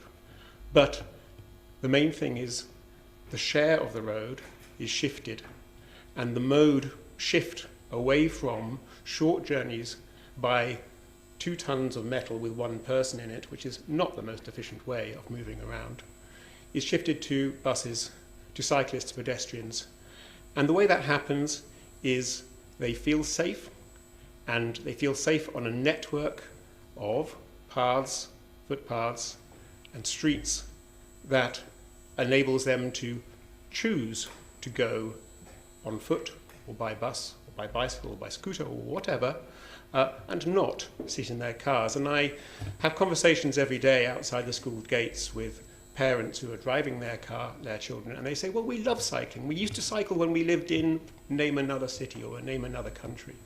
But we don't here. The streets are too dangerous. I can't let my child cycle along Highgate. In fact, we don't even feel safe walking because the crossings are dangerous. So we drive, and they become instantly part of the problem. The other area in the submission that we talked about was the climate change, and you voted in 2019 to bring forward the carbon zero city target to 2030. Now 2030 is in now the scope of this plan, and the question is, do we still believe that we are actually going to meet that target? And how is this 10-year plan going to help us meet this target if this is still the stated aim of the City Council? Spending 11 million on parking information systems and a huge cost per year going forward, is that just encouraging a continued reliance on the private motor vehicle? And are you actually going to get anywhere in your climate target? And the tools are here, and they're proven world over. Cyclists, scooters users, pedestrians, and bus passengers. That is where your great gain to meet this target lies. And you can get those people into the city, those people who would have been clogging up the streets in cars, quite easily if you just work on the infrastructure and bring equity to the streets. Everything is possible. Level 4 gave us a glimpse as to what cities can feel like without the noise and the pollution. My daughter, when we went back to level 2, she said, oh, why can't we go back to level 4? Because I loved cycling. She's aged 8. I loved cycling into town. It was great. And I miss being able to do that. And I fear that in the next 10 years of her school education, she is not going to be able to cycle to her high school, to activities, because the roads aren't safe. And me, as a keen and mad cyclist, probably won't let her ride on the streets, because I know that I have survived by luck and also a lot of skill brought up from years of cycling in London. She doesn't have those, and I am disappointed because I think that we might end up finding that she goes through her years at school in Dunedin without having that freedom. That's all I have to say. Well timed. Well done. Thank you. Councillor Houlihan. Thank you. Given the expense of e-bikes, because they're reasonably quite expensive, would it be useful if the council had like some sort of transport hub that was near the city, that people could park their bikes easily, and maybe they were picked up by the loop bus? So perhaps that transport hub might have cars in it, and maybe short-term cars as well, that people would hire for an hour or something. So even you might bike somewhere, put your bike in there, and then would it be useful to have, say, an option of like a short-term, say a car you could hire for a couple of hours if you had to go further for something quickly, things like that, a transport hub? Would that be something that you would support? Yes, we would definitely support that. Yes. It's there are a lot of ifs and buts on that one. Cycling, one of the great things about cycling, e-bikes, as you bring up there, are a huge enabler. And I so often hear people say, yes, but New Zealand's not like other parts of the world. And you say, well, what about Christchurch? Dunedin's not the same as Christchurch. We have hills. E-bikes, people whiz up the hills. It's a big game changer. But even without that, you've got bus racks on racks on fronts of buses, and there are other ways of doing it. The great thing about bicycle actually is the ability to get to your destination and not have to find a car park. So as a cyclist, I usually park as close as possible to where I'm trying to get to. But yes, it was one of the things as a mission, better cycling parking. It is something that worries some people. Personally, it's not my biggest worry. Thank you. Councillor Walker. Yep, thank you, Your Worship. Thank you, Fraser. I was just talking in the lunch break about how I honed my biking skills on the streets of London also. Terrifying experience. 1980s, there was zero traffic. It's changed a bit. Certainly has. I was going to ask this question to Kitty, but I'll ask it to you because I'll assume, like me and her, you're an avid biker around Dunedin. Can you maybe just give us, so we've had a lot of feedback on biking around the city, maybe the 2 or 3 top issues for cyclists within the city of Dunedin? Yes, Steve, I'd say, safety is the number one, because if you had to basically wave a magic wand, if I could just make one single change to the city, it would be to put a blanket 30km/h speed limit. And I know that when I say this, I get a lot of people scoffing and going, it'll never happen. But in Wales, they have just recently gone, okay, all residential areas throughout Wales, which is a country, is going to. It's the first country in the world to actually do that. And when I was in Wales campaigning for a 20-mile-an-hour limit to city centres, again, we were laughed at. It was like, it'll never happen, it'll never happen. It's happened. It's happened. In Abergavenny, where I used to live, it's now standard. So that's number one, that making things safe. How you make them safe, speed is the big one, and driver attitudes, but infrastructure is the key. And you have a fantastic network of streets here. Medieval cities will look at you and go, why can't you pedestrianise your centre city? Because you've got all these parallel roads. You can put modal filters in. People can still get to their destinations, but you want to stop drivers using every single road as part of their journey to A to B. And you can do that quite easily because of the shape of your city. Thank you. My second question, and just see, Sweden's had 30k for 3 decades in its cities. I just want to tease out a question related to your objection, I guess, the 11 million for the parking management system. So the question is, are you aware that this is actually put in there as a sort of bulwark against those people who are advocating for far more parking buildings, etc.? Yes, and to actually utilise what we have rather than build more? Yes. I suppose it's a communication issue, and I think that the number of people you meet and they moan about, oh, there's not enough parking, and you say, well, actually, even on the busiest shopping day last year, there were plenty of spaces. Do you realise how much space there was in the Meridian Mall at the time? Ah, yes, but if I had to park in the Meridian Mall, then it wouldn't be worth me driving into town. Whoa, absolutely. I think that a lot of the traffic on George Street is people driving up and down looking for that elusive space outside the shop they want to get to, and they usually fail.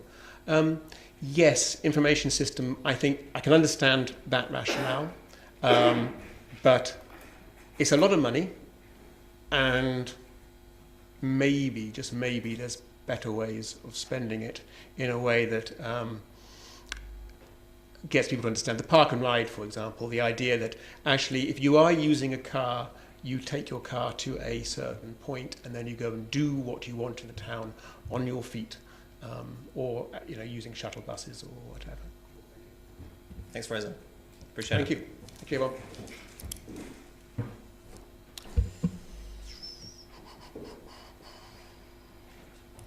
Michaela Waite-Harvey.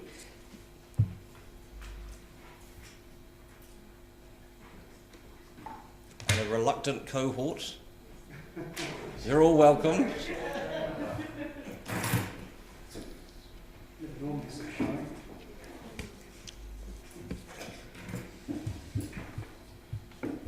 Welcome. Next 5 minutes are yours. Thank you. Thank you for the opportunity to speak to our submission. I hope you all had a chance to read it. It's long, but it's the student perspective. OUSA represents the interests of 20,000 students at the University of Otago, and it's our duty to represent these students and advocate for the welfare of current and future students at Otago. We wrote our submission with the diverse range of backgrounds of our students, and our submission was written in consultation with Māori and Pacific students, at the heart of it through collaboration with Te Rōpū Māori and the University of Otago Pacific Island Students Association. Our submission is long and it touches on many points, but I wanted to focus this oral submission on the tertiary precinct upgrade, as that's what takes up most of our written submission and is the most pressing nature in the minds of students, staff and the university who share in our disappointment at the decision, a decision without consultation with tertiary partners to delay the plan to 2030. Notable issues are road safety, pedestrian and disability capacity and accessibility, old pipes, lighting and lack of promotion and infrastructure of alternative means of transport around the tertiary precinct. Those issues cannot be allowed to continue through to 2030, especially with the commitments to net carbon emissions for 2030, which you as a council set. The university wants to push forward with that, but that is only achievable through the significant works proposed through the tertiary precinct upgrade, and it needs to begin this end of the decade, not at 2030 when your target is. We need improved safety on our roads, we need better pedestrianisation, we need infrastructure for integrated modes of transport. And it's honestly bemusing to me how the city can commit itself to a goal like 2030 and then halt works that actively embed the means to have better pedestrian models and mode shifts. And it's even more bewildering to me that the plan is the plan to be pushed out is this one. This is a plan that has been discussed and consulted time and time again since all the way back in 2008. That's when I was 10 years old, just to give you some perspective on how ridiculously long this has taken.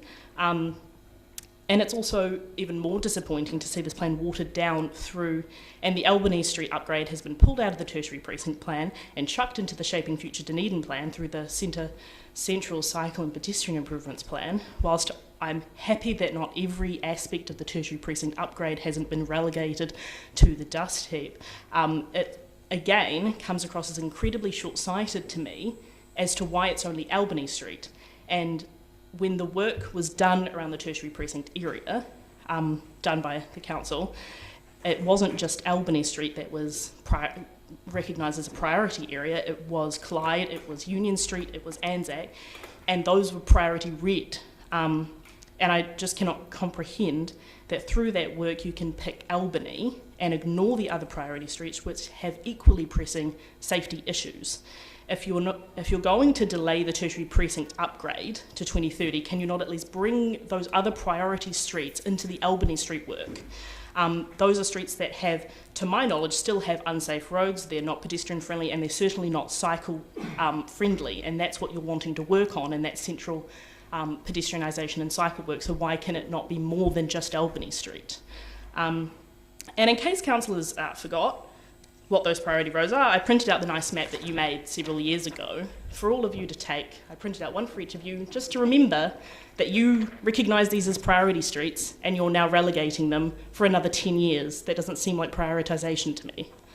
So with that, I'm happy to take questions and I'm happy to pass these maps around just to jog your memory. Very kind. It seems unlikely that all of the people sitting around this table were involved in that conversation, so bringing people up to a shared degree of understanding is helpful. Questions? Councillor Raddick.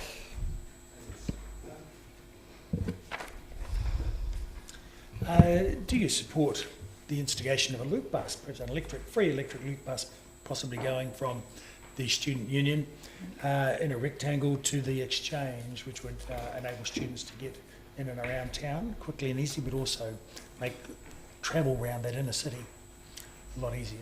Yeah, in our submission we talk about the loop bus. That's something we support. Again, can't talk to our whole submission in 5 minutes because it's very long, and we talk about everything in the 10-year plan. So you can read our submission and find out we support that. Yes, and what about some provision for parking on the outskirts of the CBD so that people could then access that loop bus without going into the city to park, which would negate the need for signage to take people into the inner city? While we support working around the parking space, the areas that we recognise that the council needs to take into consideration is the difficulties that students' lives have.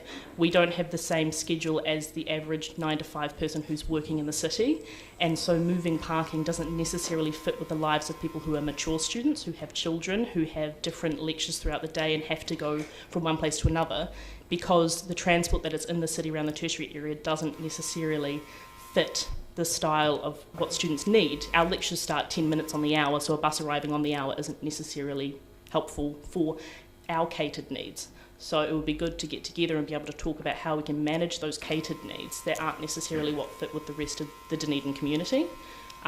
We want to move towards mode shifts, but those mode shifts need to make sure that it brings a majority of people. It's not going to fit everyone, but I think there's some areas of improvement to make mode shifts fit the needs for what most students are dealing with. Sorry to interrupt, and I know it's getting late in the day, but I would ask if people would focus their questions on suggestions that have been made by submitters and their submissions rather than asking questions of their own. It's late in the day. Councillor Houlihan. Thank you. I just want to say thanks for your submission. We've had a lot of young people and students submitting, so which is great. And I wondered, has OUSA been urging students and people to put submissions in? Is that part of it, do you think? Yeah, we ran a barbecue drive for you guys. Oh, well done. Some of you were there. We got several hundred students to come and talk to you. It was a good way to engage with students. And we've ran social media campaigns, we ran workshops and through our submissions committee and that sort of thing. That's awesome. What is OUSA doing to help reduce the number of cars that students own? Because we seem to find that students do own quite a few cars. That obviously adds to some of these issues. Is OUSA doing some messaging around that? And we work with we've worked with the ORC to increase the availability and the knowledge around the B card and that sort of thing. But we aren't infrastructure builders. We wish we were. But we work around the messaging with the ORC of making the B card available, that students know how to use the B card, putting out some information about bus stops, advertising the new live app that shows tracking buses, that sort of thing, something that we've done recently. We'll advertise your information. That's what we want to do. We want to inform students. Any suggestions for how students could, how we could get students or you, is there anything we can do to work with you to cut down the number of cars students have?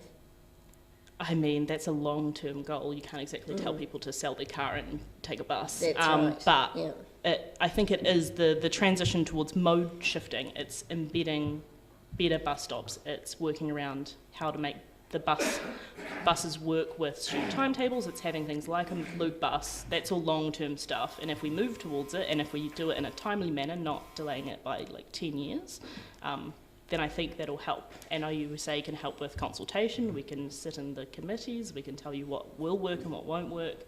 But you need to invite us to those things, and that's all we ask. Thanks very much. And just on that, there's been a lot of discussion this week from people around the waste system and diversion and others, and what a network of solutions might look like in different neighbourhoods and in different parts of the city, whether it's food waste or general diversion, assuming that you would. In our submission, we're really in favour of having a green top bin. We also talk about that around glass as a particular area that the council should be looking at. OUSA in our submission lobby for a actual wheelie bin for glass to be able to help with the capacity needs in the tertiary area. We're not dealing with a family of 4, we're dealing with flats full of 6 people. So the bins that we're provided may provide for the general Dunedin family, but it doesn't provide for the increased capacity that are in your average flat. So we just need more bins to deal with high capacity because we have more people living in your average flat. Thank you. But you are keen to work on developing any system that we might be building around diversion keen in to general. chat. Yeah, great. Thanks for your submission and for your presentation. Thank you, everyone. Mr. Grimwood, welcome back.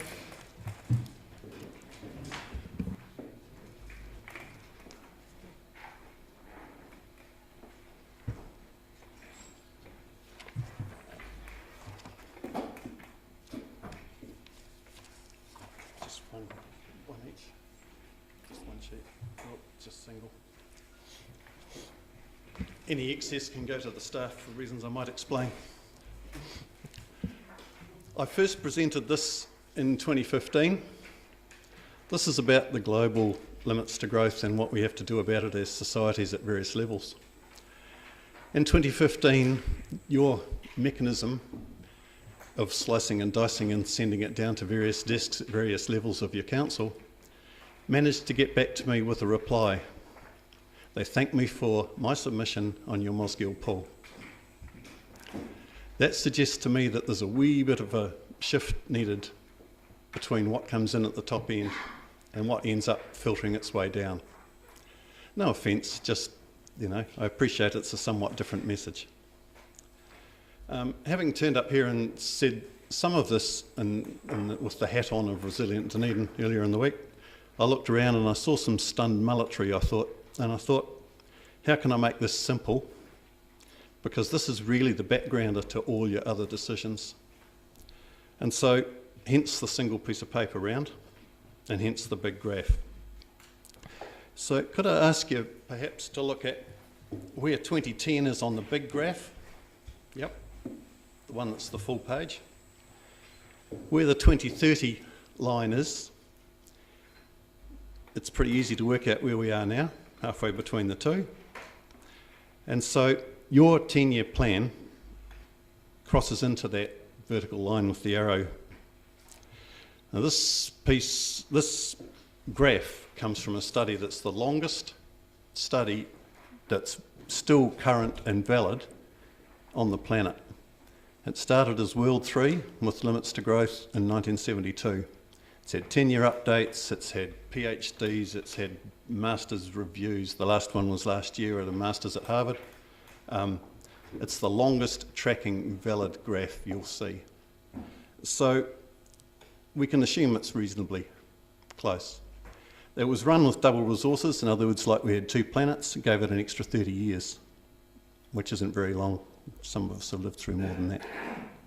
So what I really want you to do is to look at this with every decision you make, because this 10 years is the last shot you will get at setting Dunedin up for what endures on the right-hand side of that graph. Okay? You might be looking at feeding 100,000 people off the Tairi 10 years hence on that graph. Okay? Now, I'm a bit tired of saying it, and I stood up 40 almost years ago in the Silver Peaks County Council and said there shouldn't be one more house on the Tairi. And ever since, I've just watched sprawl. You have to think about this, I think, in terms of this graph. And I'm going to come back every year for the next 10, or at least as long as I'm alive of them, and see how you've done. On the other side of the thing, just by way of a quick explanation. So, yeah, that way up. The top one, the red line, is a Gaussian curve, or what you get with, if you can imagine the red line filled in underneath, yep, that would be a resource. And if you chew into it from the left, coming into it with time, you will see that your attempt to grow is the black line, the resource is the red. You can see as they start diverging, yep, there's a widening gap. What we do is take resource to try and keep the black line going. We take it from underneath the red line. Obviously it comes from the right-hand end, yep, and it gets put into that triangle on the left between the two diverging lines. What you end up with is the bottom graph. Having taken it, the drop-off gets steeper and steeper the longer you delay. You guys are going to have to live through that with all your infrastructure maintenance, your feeding of people, you're getting things in and out of the city. You're just going one further away with your next landfill proposal, right? One distance further. Everything gets like that. So all I'm asking, very simply, is that you look at this and look at everything you do with this in mind. Okay? Some things are going to be great, the cycleway ideas, more transportability, more walkability, more green spaces, composting, all that stuff ticks the box. And some things you won't be able to do because legislation will stop you from government level, and they in turn are curtailed by Standards and Poor's and IMS and all the rest of it. But what you can do by way of making us resilient and ready, you've got to do. And that's really my simple message. It's not hard and it's not heavy, and it's just, there you go. I'll take questions, really. I'm sure. Thanks, Murray. Councillor Reddick. Thanks for the graph. It's always wonderful to have some figures. Who did the study? The first one was the MIT under Jay Forrester Prof. Limits to Growth, published as a book in 72. It's had 10-year updates. There are peer reviews. Dr. Graham Turner from Australia did one which ended up being a report to their Royal Society. And so, yeah. So is there a 2020 update then? There's a master's from Harvard, if you Google it, which was last year. Yeah. So one of the things that I find very interesting in the graph that there's really significant departures from the projections in all cases, but in particular resources remaining, services per capita and food per capita are quite dramatic, the difference from the projection.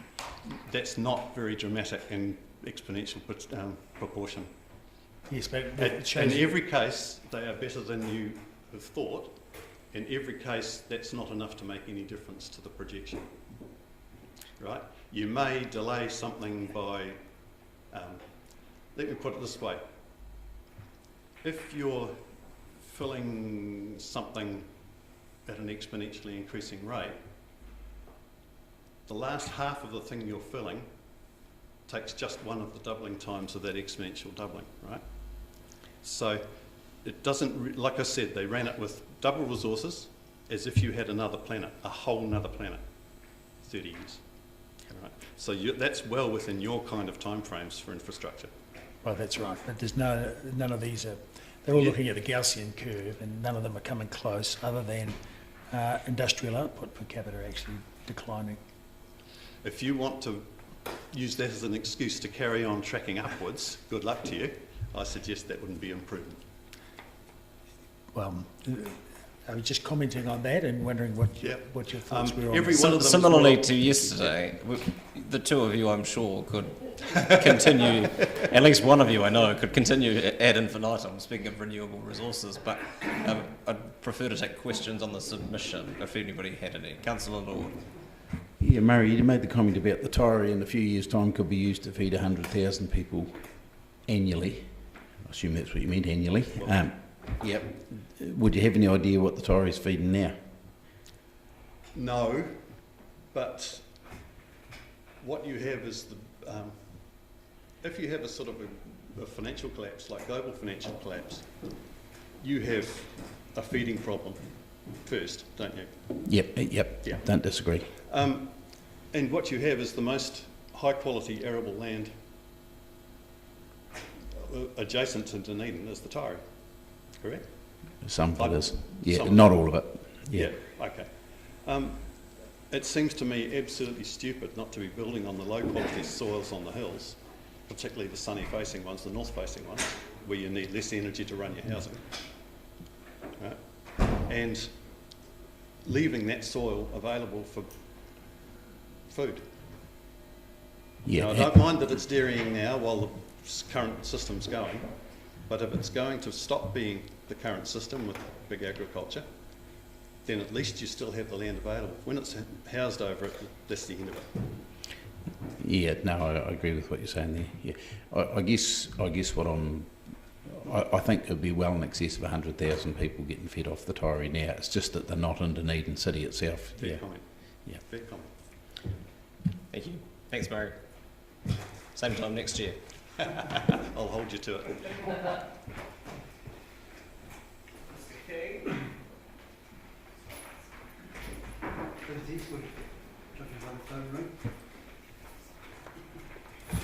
I guess that makes us the good, the bad and the ugly, yes. Okay. I'm here, I'm more of a recreational nature as far as how the harbour is used. Did you want me to read my submission? Or? We've read your submission, so yep. You can just speak okay, what I've found over the last number of years that I've been here is that as a sailor and a boat user, that I've found that the harbour is slowly being having all its facilities taken away for recreational boaties.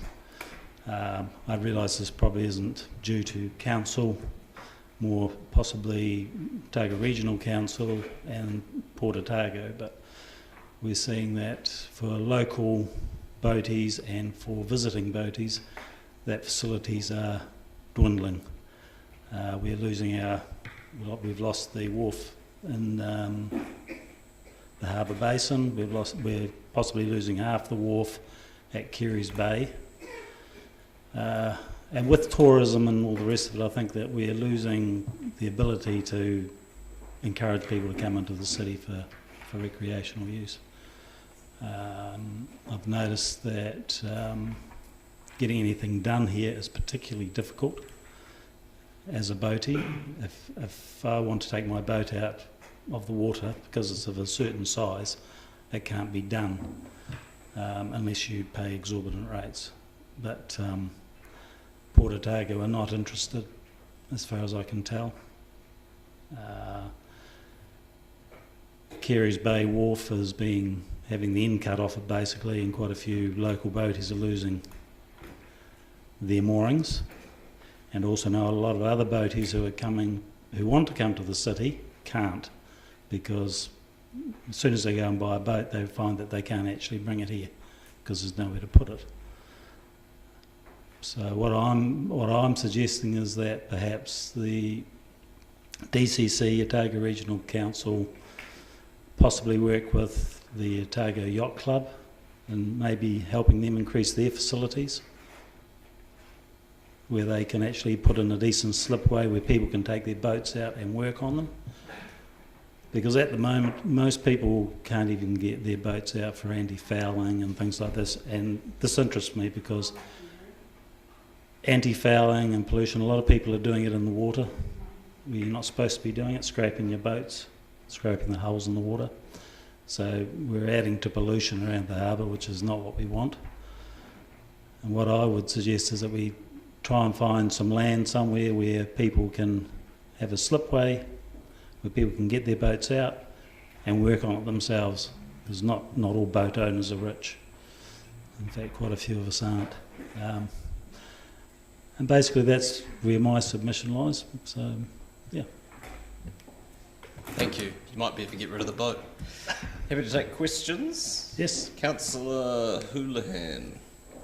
Have you spoken to ORC about this? Because a lot of the water issues are ORC. Yes, well, I've put in a submission with the ORC as well, which I think I'm being heard next week or the week after. Oh, good. Yeah, Yes, so I realise it's a bit of a tricky area. There's quite a few bodies involved in it. So, but I think if no one says anything, well, it's just doesn't get talked about. So. Given Port Chalmers is going to be the end point, or Portobello, either both sides of our soon-to-be world-class cycleway, all around that harbour basin. Yes. The aim is what a lot of cyclists will be able to do is go from a boat across to each bay. Do you have any concerns that could be hindered by this development? Yes, I do, because at the moment we have a lady running a ferry service from one side to the other, and what I've found in the weekends is that when she comes into Keary's Bay, quite often there's all the recreational boats people over at the pub having a drink and having a coffee, and she just can't get in half the time, or else she gets very aggressive. But yeah, so things like that make it very difficult for people. I mean, people just can't use the facility because it's a single pontoon wharf with no room around it. You can get probably 2 boats comfortably tied there. But for likes of dinghy sailing and things, dinghy sailors, it's a wee bit harder for them to go from there. Thank you. Councillor Gary. Thank you, Your Worship. Thank you, Mr. King. We heard from Mr. Duda, Commodore of the Port Chalmers Yacht Club today, and he talked about DCC becoming a facilitator, and perhaps it was time to reconvene a hui. It was one in 2017. To get commitment from the various parties. Would that be something you think would be helpful to start and get some momentum on this? Yes, I think they all need to talk together and actually get something happening, because I can remember my uncle back in the 60s talking about things like this, and it's just gone backwards. So nothing seems to happen. So the second question I have for you is one I asked Mr. Duda, which was around the sort of flow-on effects of having boats visiting and marine services.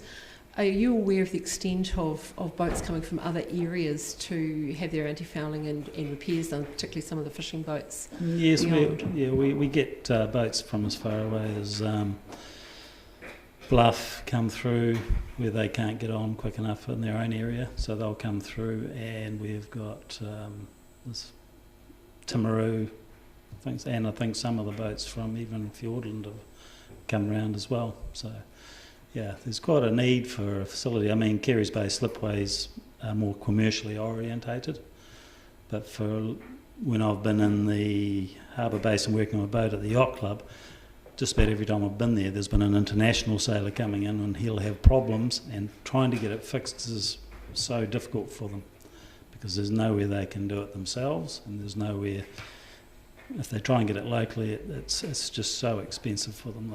There's just, you can't do it sometimes. And they've just gone off disabled to Littleton. Thank you. Thank you, Mr. King, for your submission and for your presentation. Appreciate it. Thank you. Mr. Lind.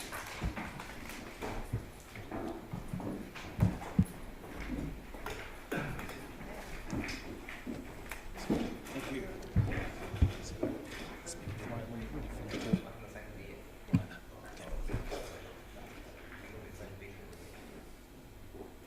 Welcome. Yeah, good morning. I started working for the Dunedin City Council as a traffic officer in 1960. And for the next 60 odd years, I have been working and volunteering on the streets of Dunedin. So my main focus is on traffic and what we're going to do about it. And the first thing I ask is, where has all the parking meter money gone? Why haven't we got a whole line of off-street parking buildings?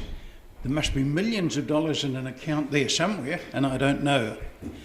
The next thing, we're not making any headway on building or providing traffic past the new hospital and the centre city. Why have we got sheep trucks and cattle trucks coming right through the centre of town when they could have a bypass either Kaikoura Valley Road across you take a golf club onto the northern motorway? It's been suggested before, and there was land set aside for that. And the other part of the bypass from the urban motorway, the bypass at Caversham, across, and don't just stop it at Logan Park, take it right across Logan Park, across below the cemetery, onto the northern motorway at the gardens. That's two things that we could have done. Going a wee bit further, we've got buses running around the city all day with no one in them. Now, why don't they stop the big buses at 9 o'clock or something in the morning and put on a taxi by demand? We've got the technology now that anyone could simply ask for a taxi to take them into town and back until 3 o'clock when the school children and they want the buses again. What else have we got there? Parking is a problem. We're not going to do away with cars, not in the next 10 years or 20 years. And Dunedin hasn't got the climate or the topography with all our hills for push bikes and scooters and things. Again, it's a bit short-sighted when they allowed building permits for new housing not to provide parking anymore. There was a thing once that if you built a house with so many bedrooms, you had to have parking for so many cars. Now, why stop that? We're not going to get rid of cars, so that was a very short-sighted long-term plan. I could probably go on, but somebody might have some questions now for me. Very kind of you. In response to that last point, Colin, it's now illegal for us to require on-street, off-street parking as part of any development.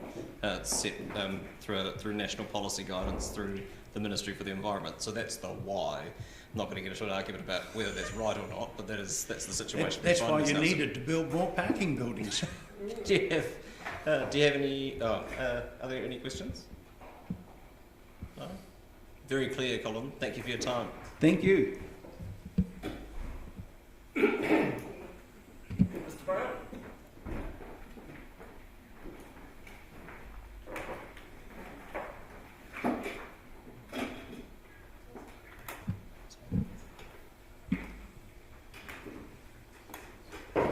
Welcome, Colin. Good afternoon. The next 5 minutes are yours. Thank you. And I wouldn't like to have you guys' job because everybody wants money out of a bottomless bucket that doesn't exist, and we've got an ageing infrastructure that has to have an awful lot of resource put into it and everything else, and then along come people like me wanting all these extra things on top. All I want to say is that e-bikes are changing the landscape for people like me. Last week, 12 of us cycled rail trail Central Otago, 11 of us were on e-bikes. Half the bikes we saw by others were e-bikes. And all of a sudden, biking has got a shitload more fun, and just to use a technical term there, and same for commuting. Like there's teachers at Totari High School that commute on e-bikes now from Waverley because they can. And so I'm horrified to hear that the tunnel still hasn't gone ahead with now supposedly a cost of something like $25 million being quoted. How can we build a cycle trail with a whacking great bridge in it through the Cromwell Gorge for about $7 million, build a cycle trail from Lawrence to Waihola through tunnels and about 300 odd properties for something like $11 million? How the hell can it cost $26 million to just go through 15 k's of hill? So something's not right, and I think somewhere along the line that whole idea has grown like topsy. So all I want to say is, for Christ's sake, just hand the job over to a volunteer group like it's happened elsewhere around the country, and let's get Dunedin getting some decent cycle trails instead of them all being in Central Otago. Thanks, Colin. And had this discussion previously. I'm assuming you're happy to take questions. Yep. Do you see the tunnels as primarily a commuter asset or a recreational asset? Well, my view is that it'll be mostly recreational. But there will be people commute. Like more and more people in Mosgiel get fine days they're not going to take their car if they on an e-bike, whereas they wouldn't have done on an ordinary bike. And look, e-bikes mean you can go over the hill. You know, right, you can ride up Quarry Road over that overpass and everything else. And I've done it. But it's not a hell of fun when there's a truck going one way and a car whoosing the other over that bridge, over the overbridge and over the motorway. And so that's the problem, is that most of us prefer to ride where there's no traffic. And so, you know, in my submission I said, hey, if the tunnel costs too much, let's put an off-road track in between Mosgiel and Dunedin so that we can join the rest of Otago and have some decent off-road cycle trails, quite apart from the one around the harbour, which is great.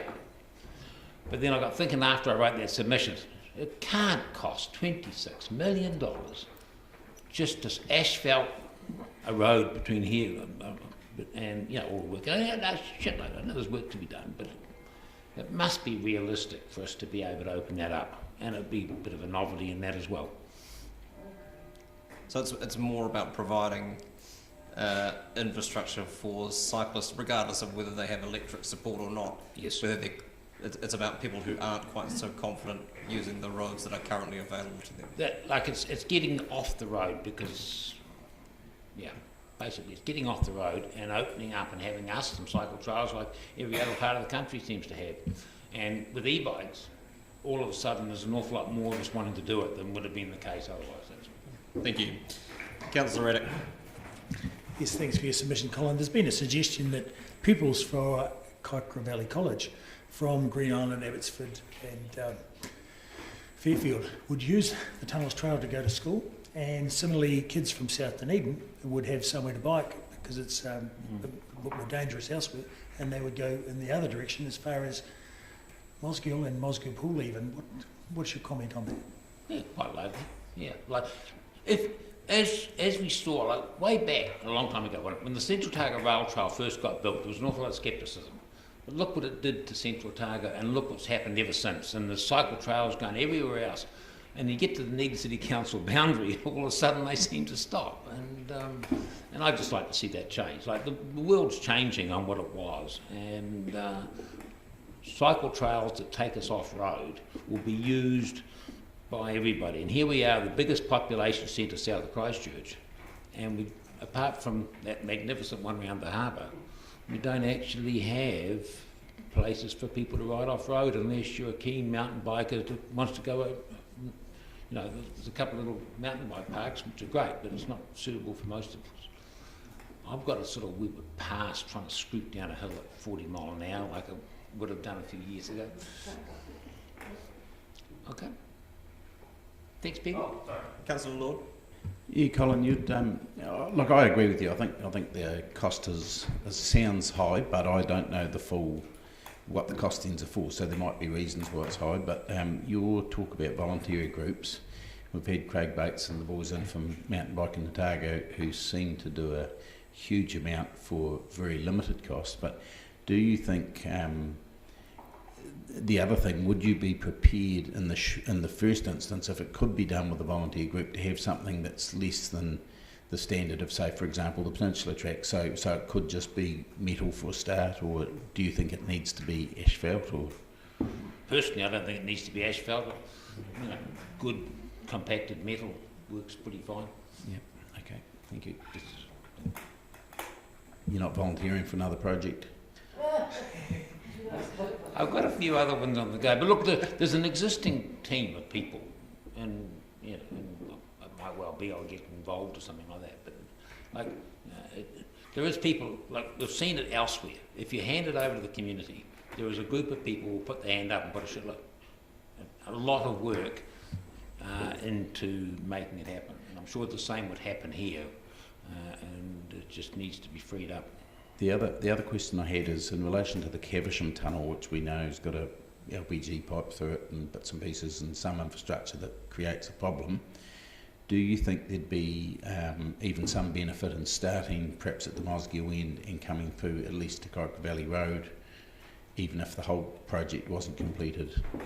Yeah, just like the Cromwell Gorge started off with from Peter Moorings to Bannockburn, and you do it in stages. Just get started, and once you start to get going, it starts to get momentum and excitement. In the nick of time, Councillor Hall. Do you realise that the biggest cost will be fencing down the railway line from Mosgiel to Burnside? No, I wasn't. There'll have to be a safety fence, and I think that's where the biggest cost will be. I'm sure that once you start looking, yeah, okay, and I can recognise it, but it still seems incredibly lot of money to be spent. When you can actually, they're going to be coming down beside the railway line from Milton to Waihola. Now, sure, they might have a bit more room to work, but yeah, because you take the one from the boat harbour through to Port Chalmers, the whole thing is fenced, and a massive amount of that money is fencing. Right. Okay. Thanks, Colin. Key thing is, let's just get it done, eh? Yeah. The composition of costs are more our concern probably than yours. Our next guest of all people is the Right Honourable Sir Don McKinnon, who you'll note isn't in the room, sitting patiently next door. So we'll give Wendy a moment to try and make the technology work in order for us to hear from him.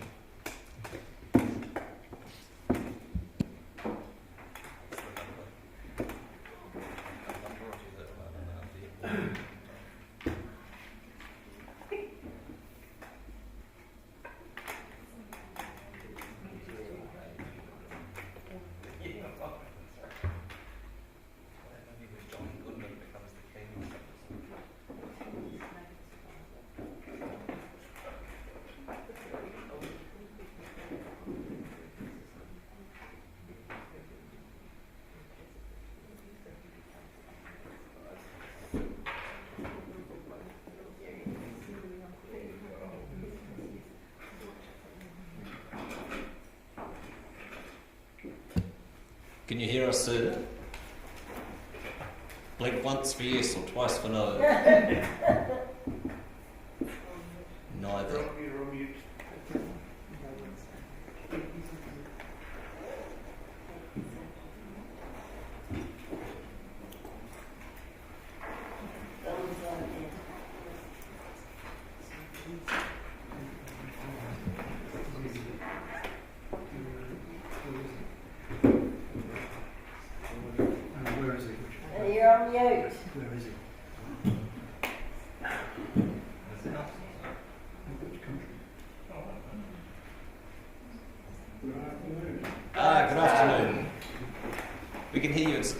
a little quiet, so we will stop rustling papers in order to pay close attention to your submissions, sir, over the next 5 minutes.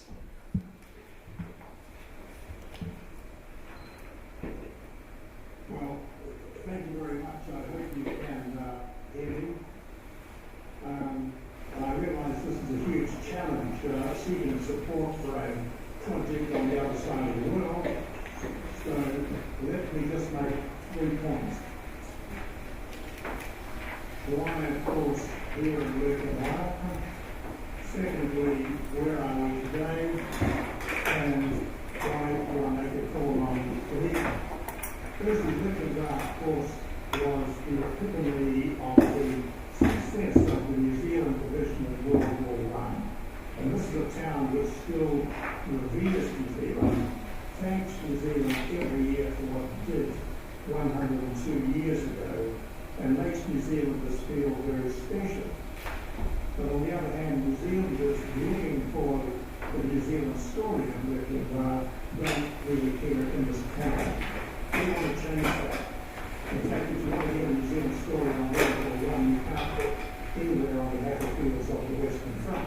The Australians tell their story of their museum, the Brits in their museum, the Canadians, the Americans, their museum, but we've got to have one. We've got to have that single place on the Western Front to tell the New Zealand story. Where are we today? Well, we purchased a piece of land in Equitable, a lovely mansion house, and 9 maisonettes. We bought these, we own them, they're unencumbered. We have them now some $8.5 million of donations. Our target is $15 million. We are moving in the right direction at the right pace, despite some of the problems we've had along the way. So, by coming to Dunedin, as I'm doing now, of course, it's one way of being able to say to the general public over the whole country, this is one way a contribution can be made. Secondly, of course, the Otago Regiment at that time played a significant role in that movement across the Western Front and the success in working line, and of course, the armistice occurred nearly a week later. So that's the encapsulation of the story. I know you've got some material in front of you there. If I can add to this or answer any questions, Your Worship, and the councillors, I would certainly be happy to do so. Thank you, and you're quite right. It's not every day that people come to our budget meetings and ask us to chip in for a mansion house. But here we are. We'll see how we go with questions if people have them with sound. You can hear me okay? Sorry, can you hear me okay?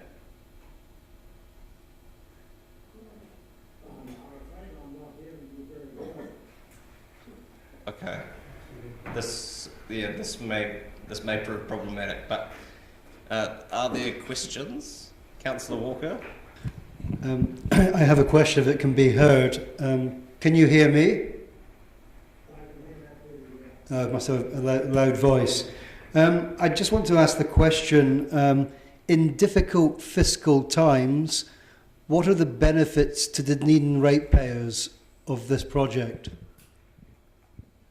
All I can say is the success of New Zealand has done this starting about 1920, when all the other allies of World War I did it. They didn't, and despite to have something set up here going back even into the 1980s, there's always been a reluctance for governments and taxpayers and ratepayers to put their neck out. Well, I do make the point that, every year, ministers, prime ministers, government generals, even mayors often go to this often commemorate New Zealanders that are laying behind and graves there. But when it comes to the aftermath function, there's no New Zealand place that we can attend. So there's no easy answer to, we cannot compete against your rights and roads and demands of your ratepayers. Maybe I'm just saying you're looking for a small change that falls down the account, maybe over 3 years.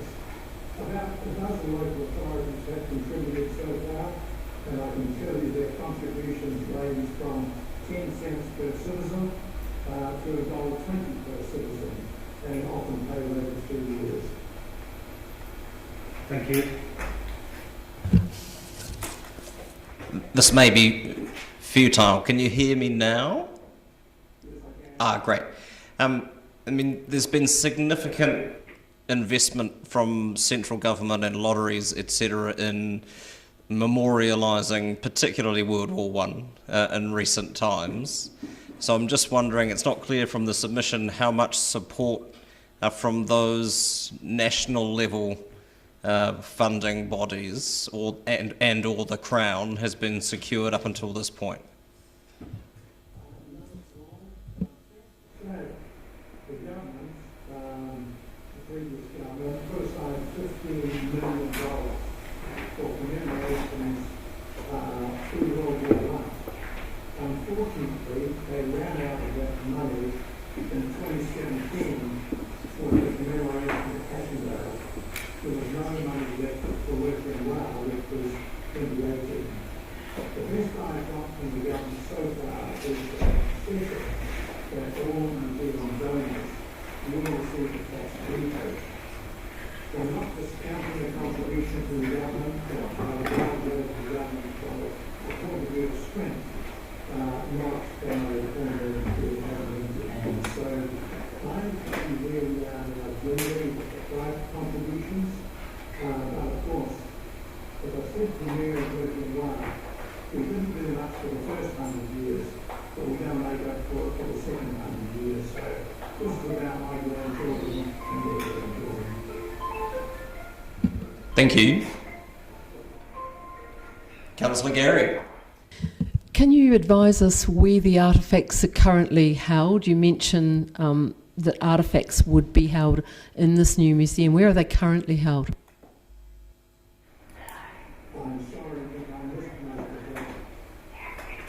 I'll try once more. The artefacts, where are they currently held?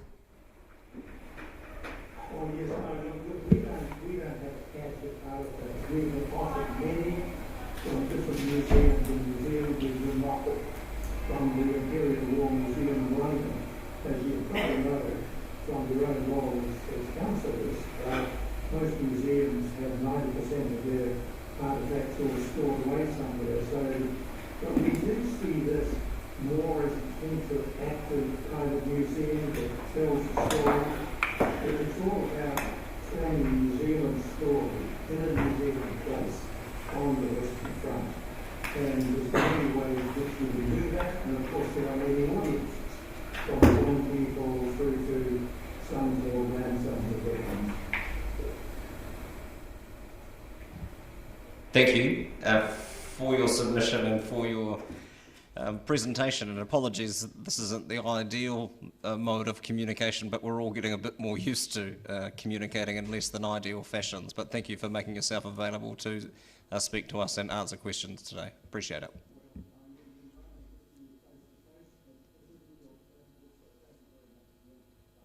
Kia ora.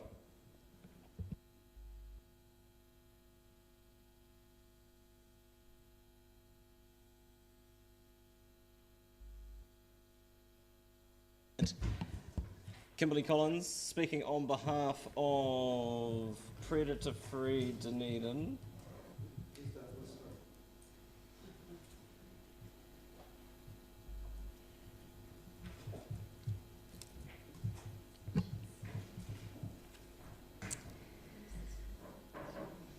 Her face may be familiar. She has been in the room before in support of other submissions that have been made this week. And she can probably hear you whispering about her. Welcome, Kimberly. The next 5 minutes are all yours. Thank you. Tēnā koutou katoa. Thank you for the opportunity to present today. Please accept apologies from Rhys Miller. He's attending a national hui for predator-free projects to remind them all of our title as the wildlife capital of New Zealand. I want to start by acknowledging the immense contribution of Dunedin City Council as a funder of Predator-Free Dunedin and the delivery partner for our City Sanctuary project. Despite the challenges of COVID-19, communities are leading trapping programs in their backyards and across inner city reserves. As communities do take on trapping, operational budget becomes available for council to expand its predator control into additional areas. The Halo project is also seeing great progress, with mustard traps now in place across the full project area of 12,000 hectares, from Aramoana to Waitati back to Flagstaff. Last year, over 400 stoats were caught, with help from hundreds of volunteers. The eradication of possums on the Otago Peninsula progresses well. 20,000 have been removed, and knockdown operations are now complete over 3 of 5 sectors. The gains for biodiversity are already very clear. Riflemen have been seen in Glenleith, karearea are seen flying over North East Valley, and taonga species from Orokonui Eco Sanctuary, such as the South Island robin, are expanding to find safe haven beyond the fence. And the benefits of predator control go beyond biodiversity. Community conservation creates resilient, healthy and more cohesive communities. One example seen recently in Maria Hill, where 3 neighbouring families previously unknown to one another are now working together to get rid of the possums targeting their gardens with great success. Another win has been the development of the succession plan for Osprey's possum control operations in West Harbour and Mount Cargill. This involved a participative project feasibility study, resulting in a project plan being developed with senior staff from key parties including DOC, Osprey, ORC and DCC. Operational costs for the implementation of the succession plan include contributions from PFD and Osprey, with the cost of predator control across council's land being budgeted for within this long-term plan. ORC have also included budget in theirs. However, we are unclear as to whether Three Waters have allocated operational costs towards the execution of the succession plan on its estate. We understand Parks have, but we would really appreciate clarification on this point. This co-funding from Council is essential for the implementation of these operations. It takes advantage of our current opportunity to expand and accelerate predator control in Dunedin. As part of the government's COVID-19 recovery fund, $3.5 million has been ring-fenced to expand our work if we are able to provide one-to-one co-funding. This would also see more than 20 jobs created for Dunedin. It would allow stoat control across the Otago Peninsula, integrating with rabbit control planned by ORC. Possum populations would be reduced from 2% to 0 across more than 10,000 hectares of West Harbour, Mount Cargill. And we would also extend the Osprey succession plan to include 30,000 hectares of recreational and conservation land cherished by many Dunedin residents. This includes iconic landscapes such as Flagstaff, Swampy Summit, Silver Peaks and Silver Stream. Osprey are due to conclude operations in this area within 3 years. Unless there is a TB outbreak, they will not return. Over 20,000 possums already removed from West Harbour, Mount Cargill to date, and we expect greater numbers in this expanded area. We have a succession plan where before there was none. We have ring-fenced government funding to deliver this, but we need the political and financial support from our partners to make this happen. We are also working with corporate landowners who contribute financially towards predator-free Dunedin on their own estate and on public land within this expanded area. And as a major landowner in both the existing project area and this proposed expansion, Council has a responsibility to contribute funding to maintain lower possum densities across its own estate. Overall, you will see that Predator-Free Dunedin is a well-supported, community-driven, supported by 22 organisations. We have immense support for our submission from these members, and remind you that Dunedin City Council is core to our success as a key funder, a delivery partner and a landowner. Thank you. Thank you, Kimberly. I just want to talk about money because it's the purpose of this meeting. And $3.5 million is a lot of money. I'm trying to get a sense of, and it's not clear to me in the submission, over what period that funding would be required and whether it would need to come from a territorial authority exclusively to make that happen. The co-funding could come from a range of different funders, and including a territorial authority, and that would be for a 5-year period, I believe, spanning to 2025. So you need roughly 700k a year for 5 years from somewhere. Correct, but we already have been speaking to some additional funders, such as corporate landowners. So we aren't sure exactly of what would be required, but we're very keen to discuss it further with council.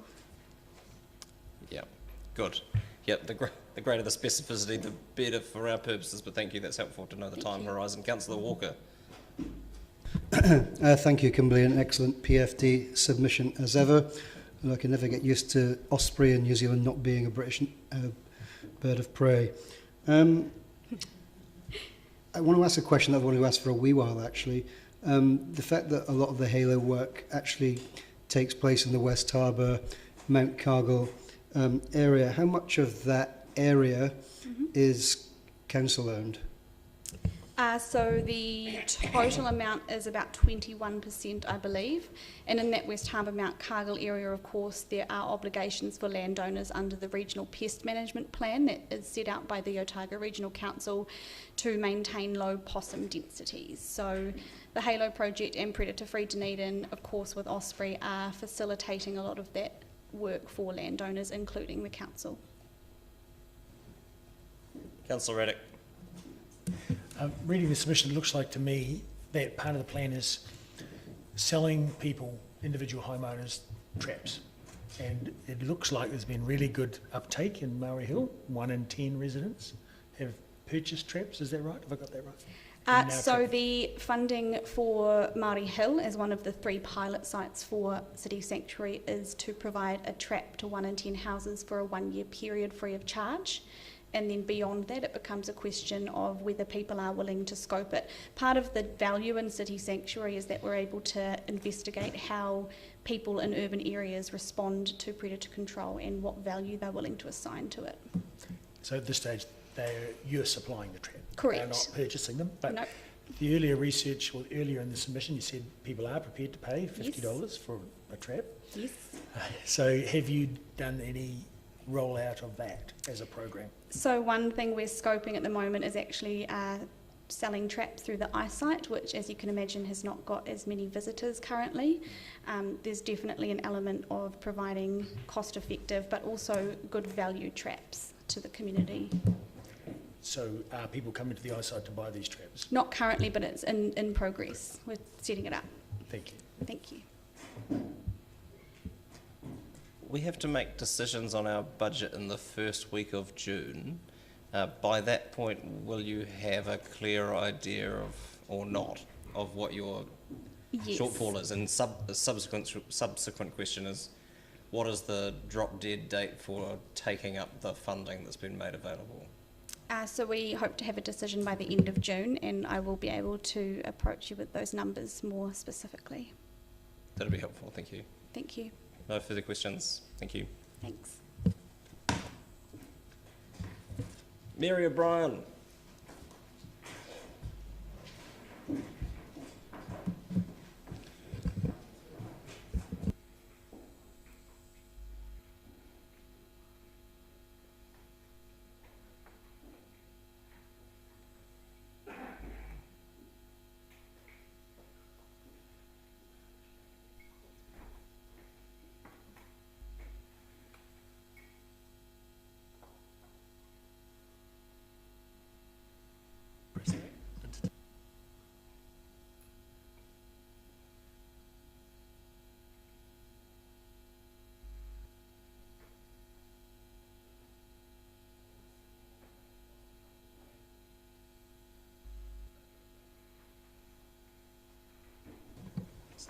That's okay. Your Worship and Councillors, thank you for the opportunity to be here today. Today, my submission on behalf of CCS Disability Action, I just want to remind you and look at some of the good work that the Council has done. Just signal briefly to you, looking at 1 or 2 national policy changes, and then asking you to think about extending the work that you're doing and integrating it across the Council. Okay, so over the years that I've been involved with CCS, I think that the community and the council have strengthened their relationships, and that people feel free to be able to contact councillors or various staff. The re-establishment of the Disability Issues Advisory Group, I think, is really positive. Our CCS representative provides us with really good feedback and feels that, you know, you've got a list of projects that they're working on, speakers from the council staff, and I think that's going to be really positive. The disability consultation hui on the 10-year plan was really excellent. It was well set up. Everybody got a chance to air their views. I really enjoyed it. It was good. We had continual liaison with people in the transport and loading team, which we find helpful. In the next two slides, I just want to look at some really good pieces of work about the Changing Places bathroom in the Liberty Swing in Mosgiel. And these are just really good examples how when you take the right step at the right time, you get the right thing done. So the council had planned to consult with families who used the Liberty Swing in Mosgiel, but then we all went into lockdown. And so the council staff quickly thought on their feet, developed a really good electronic survey. They got 60 responses from that, and the feedback was that they would like the swing to remain in Mosgiel, but to be moved into a more central position where it will be less likely to be vandalised. I just had to add that that's not the Mosgiel swing, it's just something off the internet. Oh. However, it looks brighter and more cheerful than that. It really does look great. It's, if you're going that way, stop it and have a look. The Changing Places bathroom is a real win for Dunedin. Last time I looked, there were about 2 in New Zealand, and the Westpac shopping mall is going to install them in all their new malls. Just to point out to you, this is the interior of the one in the Westfield Mall in Auckland. I'm sorry, it's not a great photo. I stole that off the internet too. So you can see up here there's a change table, an accessible toilet, see the hand basin down below here? You can't really see that. People can wheel in underneath it.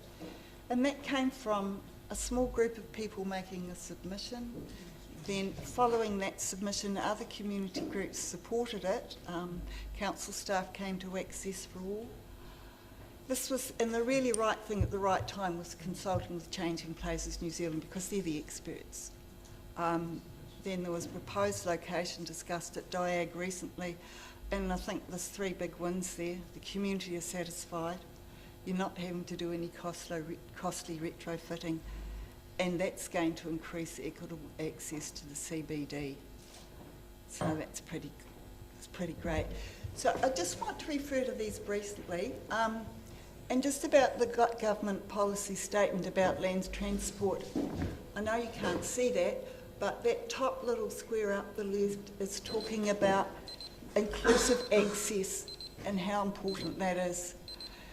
Now, those sort of statements weren't in these policies a few years ago, so I think that's indicating some change.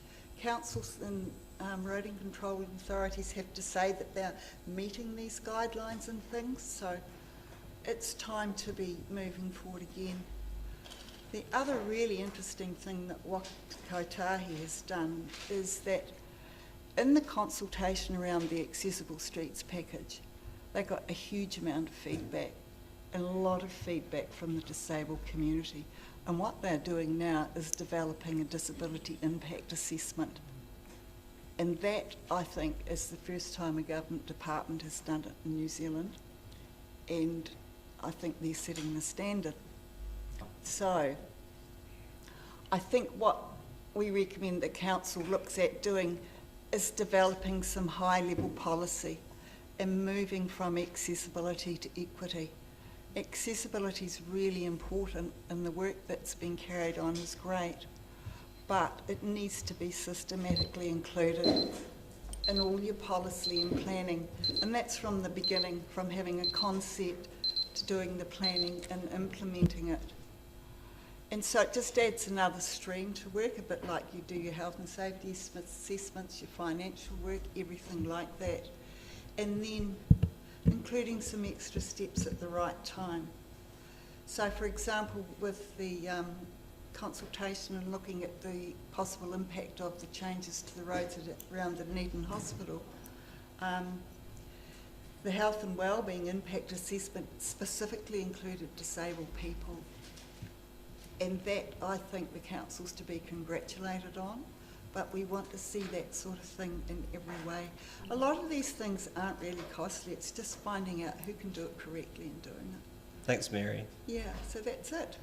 Thank you. Indeed. Happy to take questions? Yes, thank you. All good. Councillor Raddick. Thanks for your submission, Mary. I'm wondering, do you have any ideas on incentives that council might use to encourage private builders, developers, to adopt LifeMark standards? Yes, I do, and I did flip one in with our written submission. The I can't remember the name of the council. Thames Coromandel. Yeah, they gave people building a dwelling, they allowed a slightly larger footprint if they could prove that they had met the accessibility standards, and the LifeMark standards was one way did. I've also, since I sent that in, the Hamilton City Council are going to do something different. So basically, it's a win-win. You give the builders something that's really not costing the council a lot, and then people are building accessible housing, and it's a lifetime design standard. Can I just follow up on that? Was the logic behind that, do you know that, you know, if the footprint of individual rooms and spaces have to be slightly larger then to accommodate universal design principles, then the overall footprint of the house was allowed to be bigger? Do you know what the... No, I don't think so. I think it was just an incentive. Right. Because the universal design things are really more about how the house is built. For example, step-free, wider doorways, a full turning circle in the bathroom, those sorts of things. So it doesn't have to necessarily be bigger, but I think it was just a carrot. Yeah. Yeah. Would certainly mean my bathroom will need to be bigger. Further questions? No? Thank you. Thank you. You're remaining in place. Yes, Phyllis, we're all yours. Okay, my name's Phyllis McPherson and I'm a member of CCS, a long-time member.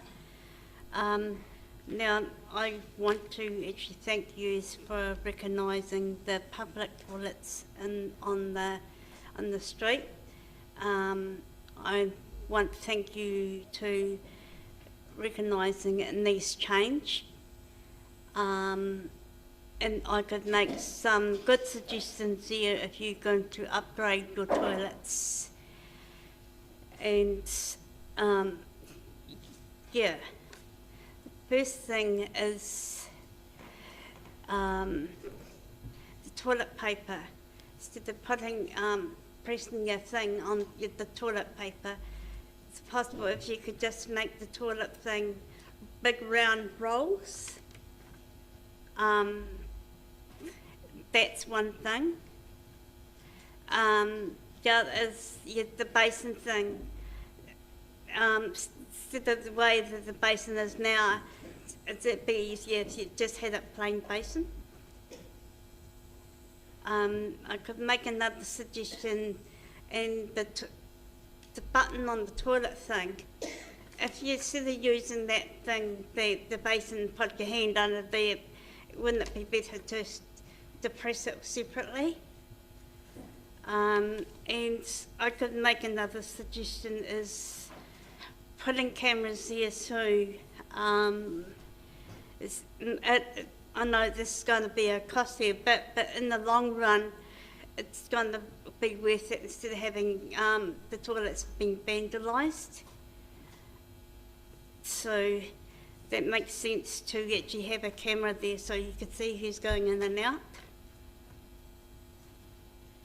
Because that makes sense, not saves your toilets getting vandalised. and it'll cost you money. It'll cost you less in the long run.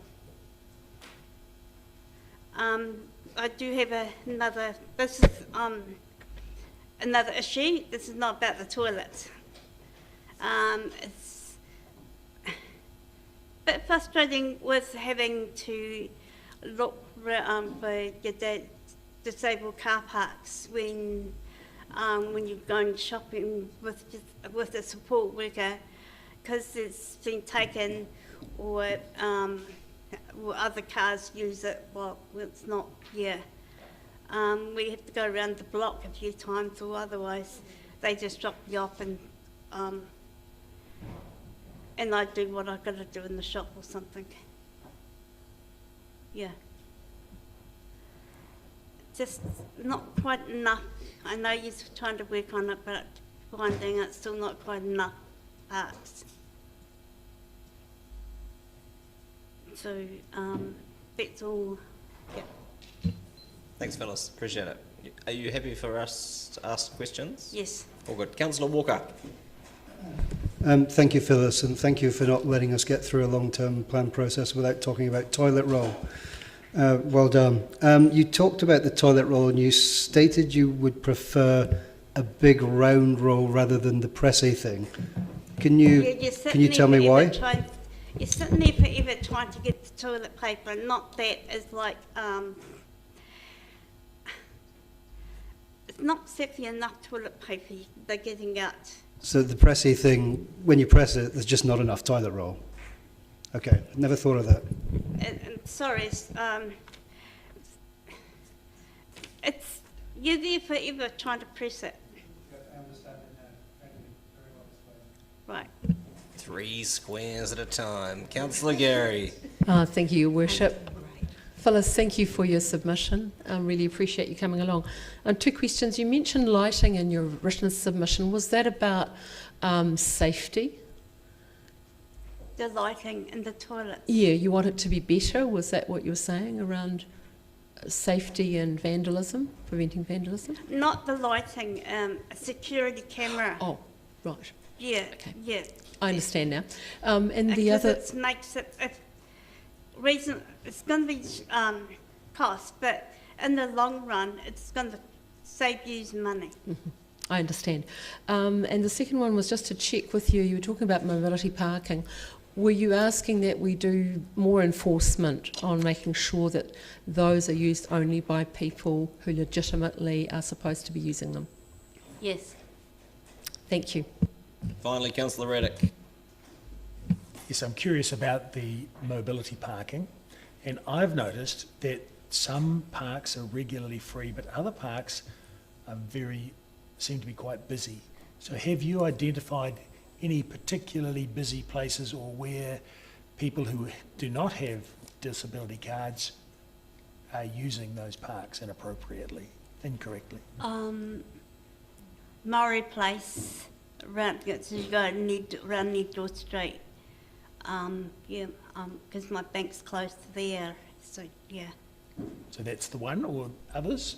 There's a few others, yes. Okay, so that's well within our jurisdiction to police. But thank you. Right. Thank you, Phyllis. Always great to have you here and giving us feedback on the plan. I appreciate it. Right. Thanks, Mary. Thank you. Thank you. Mr. Kennedy.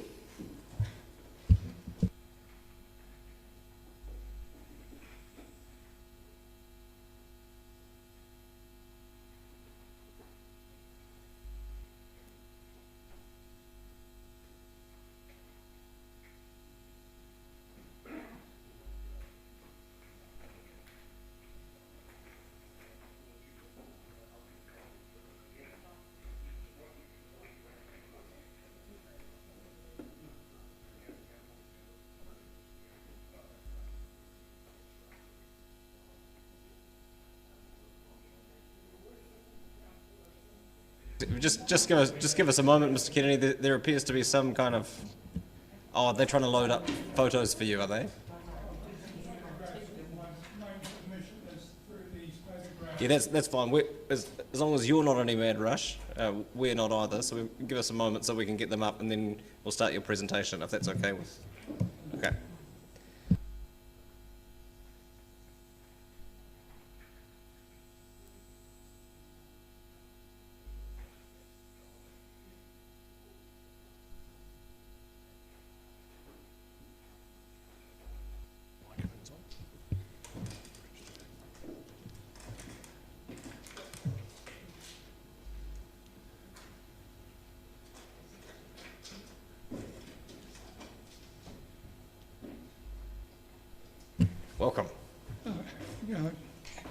Good afternoon, Your Worship and councillors. Thank you for seeing me this afternoon. My main submission is through a series of photographs and to show why it's such an impossible situation to change the waste disposal system with all the extra wheelie bins. Now the first photograph shows my entrance, and you can't really see the wheelie bin, but it's right outside my front door. And who wants a wheelie bin right outside their front door? It doesn't give any ambience to the situation. When I designed the house in 1990, wheelie bins weren't on the radar, so I made no provision for them. And this is the best I could do with the recycling wheelie bin, and I really appreciate having that particular wheelie bin. But to proliferate them, it puts me in an impossible situation.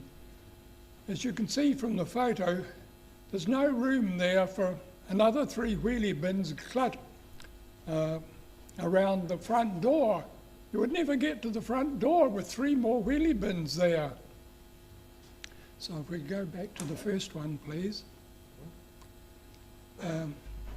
Now, the only other situation where I could put wheelie bins would be at the foot of my drive, which is quite inconvenient, but I don't seem to have any other situation to take them. Number 2. Now, this is a view down the drive, and you can see that it's quite a long drive and it's fairly steep. We go through 2 more. And that's the steepness of the drive. That's comparable to Baldwin Street. Imagine taking 4 wheelie bins up that gradient. I can't even walk straight up that gradient. I have to zigzag up the street to get there. Getting in wheelie bins would be impossible for me. So we carry on. That's another view of the situation. And we've gone back to the third one, carry on. And this is an illustration of a couple of other drives in my locality, showing the steepness of the gradients to the houses above. And another one. And that's the last illustration I've got. But what I'm trying to show is that the current situation is very satisfactory for me. The despised black bags are extremely handy. You can put them in a cupboard in the kitchen. A lot of the contents are going to be plastic, and probably the amount of plastic would be more than the weight of the plastic of the black bag. So I don't see any point in changing that. Collecting the bags is so efficient. The contractors have specially adapted trucks. They can pick up a bag and put it in the bin in their truck in a fraction of the time it would take to pick up a wheelie bin. So it's a very efficient system. And I'm very keen that that system should be retained. If you can't put up with black plastic bags, surely there's an alternative. So another point is about the kitchen waste. In my case, that all goes to compost. But putting that sort of material in a wheelie bin is never going to be very satisfactory. The wheelie bin will get a lot of material which will not fall out readily. So it's going to be a source of objectionable odours. A lot of flies will probably accumulate. Who's going to clean them? I doubt if the occupier would do so. So that's basically my submission. I'd like you to retain the current system and forget about all these extra wheelie bins. which would be impossible for me to make use of. Thank you. Thank you, Mr. Kennedy. Before I take questions, I just want to clarify for you what the proposal is, and there's been some confusion around this. So what we are proposing is that there's the existing yellow lidded wheelie bin. There'll be one other for rubbish or waste. The food waste bin will be a small bucket that would go under your sink, and the garden waste one would be optional, so you wouldn't need it. So you wouldn't end up with 4 wheelie bins. You would end up with 2, but it's not quite the proliferation isn't quite as bad as it could be. But it would still be a problem. No, I appreciate that. I just wanted to accommodate that. I just wanted to make sure that we're all starting on the same page here. Councillor Raddick. I was curious about another part of your submission where you voted yes for central city parking management. Why do you want to encourage cars into the centre city? I don't believe that I had anything to say about central city parking. It's in the Future of Us submission form that you filled in. It's another part. Yeah, mostly you're talking about the rubbish, of course. Yes, well, elderly people at my age have a few problems making use of the bus service, but the parking situation could really only be ameliorated by parking buildings, and who is going to do that? Thank you.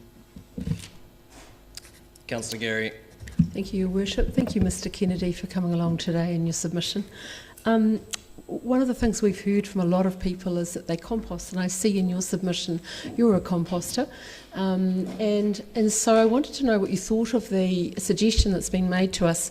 At the moment, it's that the food waste bin is one of the things that would be included in the proposal, but there's been a suggestion that you could opt out of that. Does that sound like a good idea to you? That for the people who do already compost, opting out of that would be a good plan? Yes, I'd agree to that. Thank you very much. Thank you very much for your submission and for coming to present to us today, Mr. Kennedy. I appreciate it. Thank you. Colleagues, as you know, there is one further submitter at 3:25, and they are only available to speak at their allotted time. So in this case, it seems safe to adjourn the meeting until 3:25, seconded by Councillor Walker. All those in favour? Those against? That's agreed. Thank you.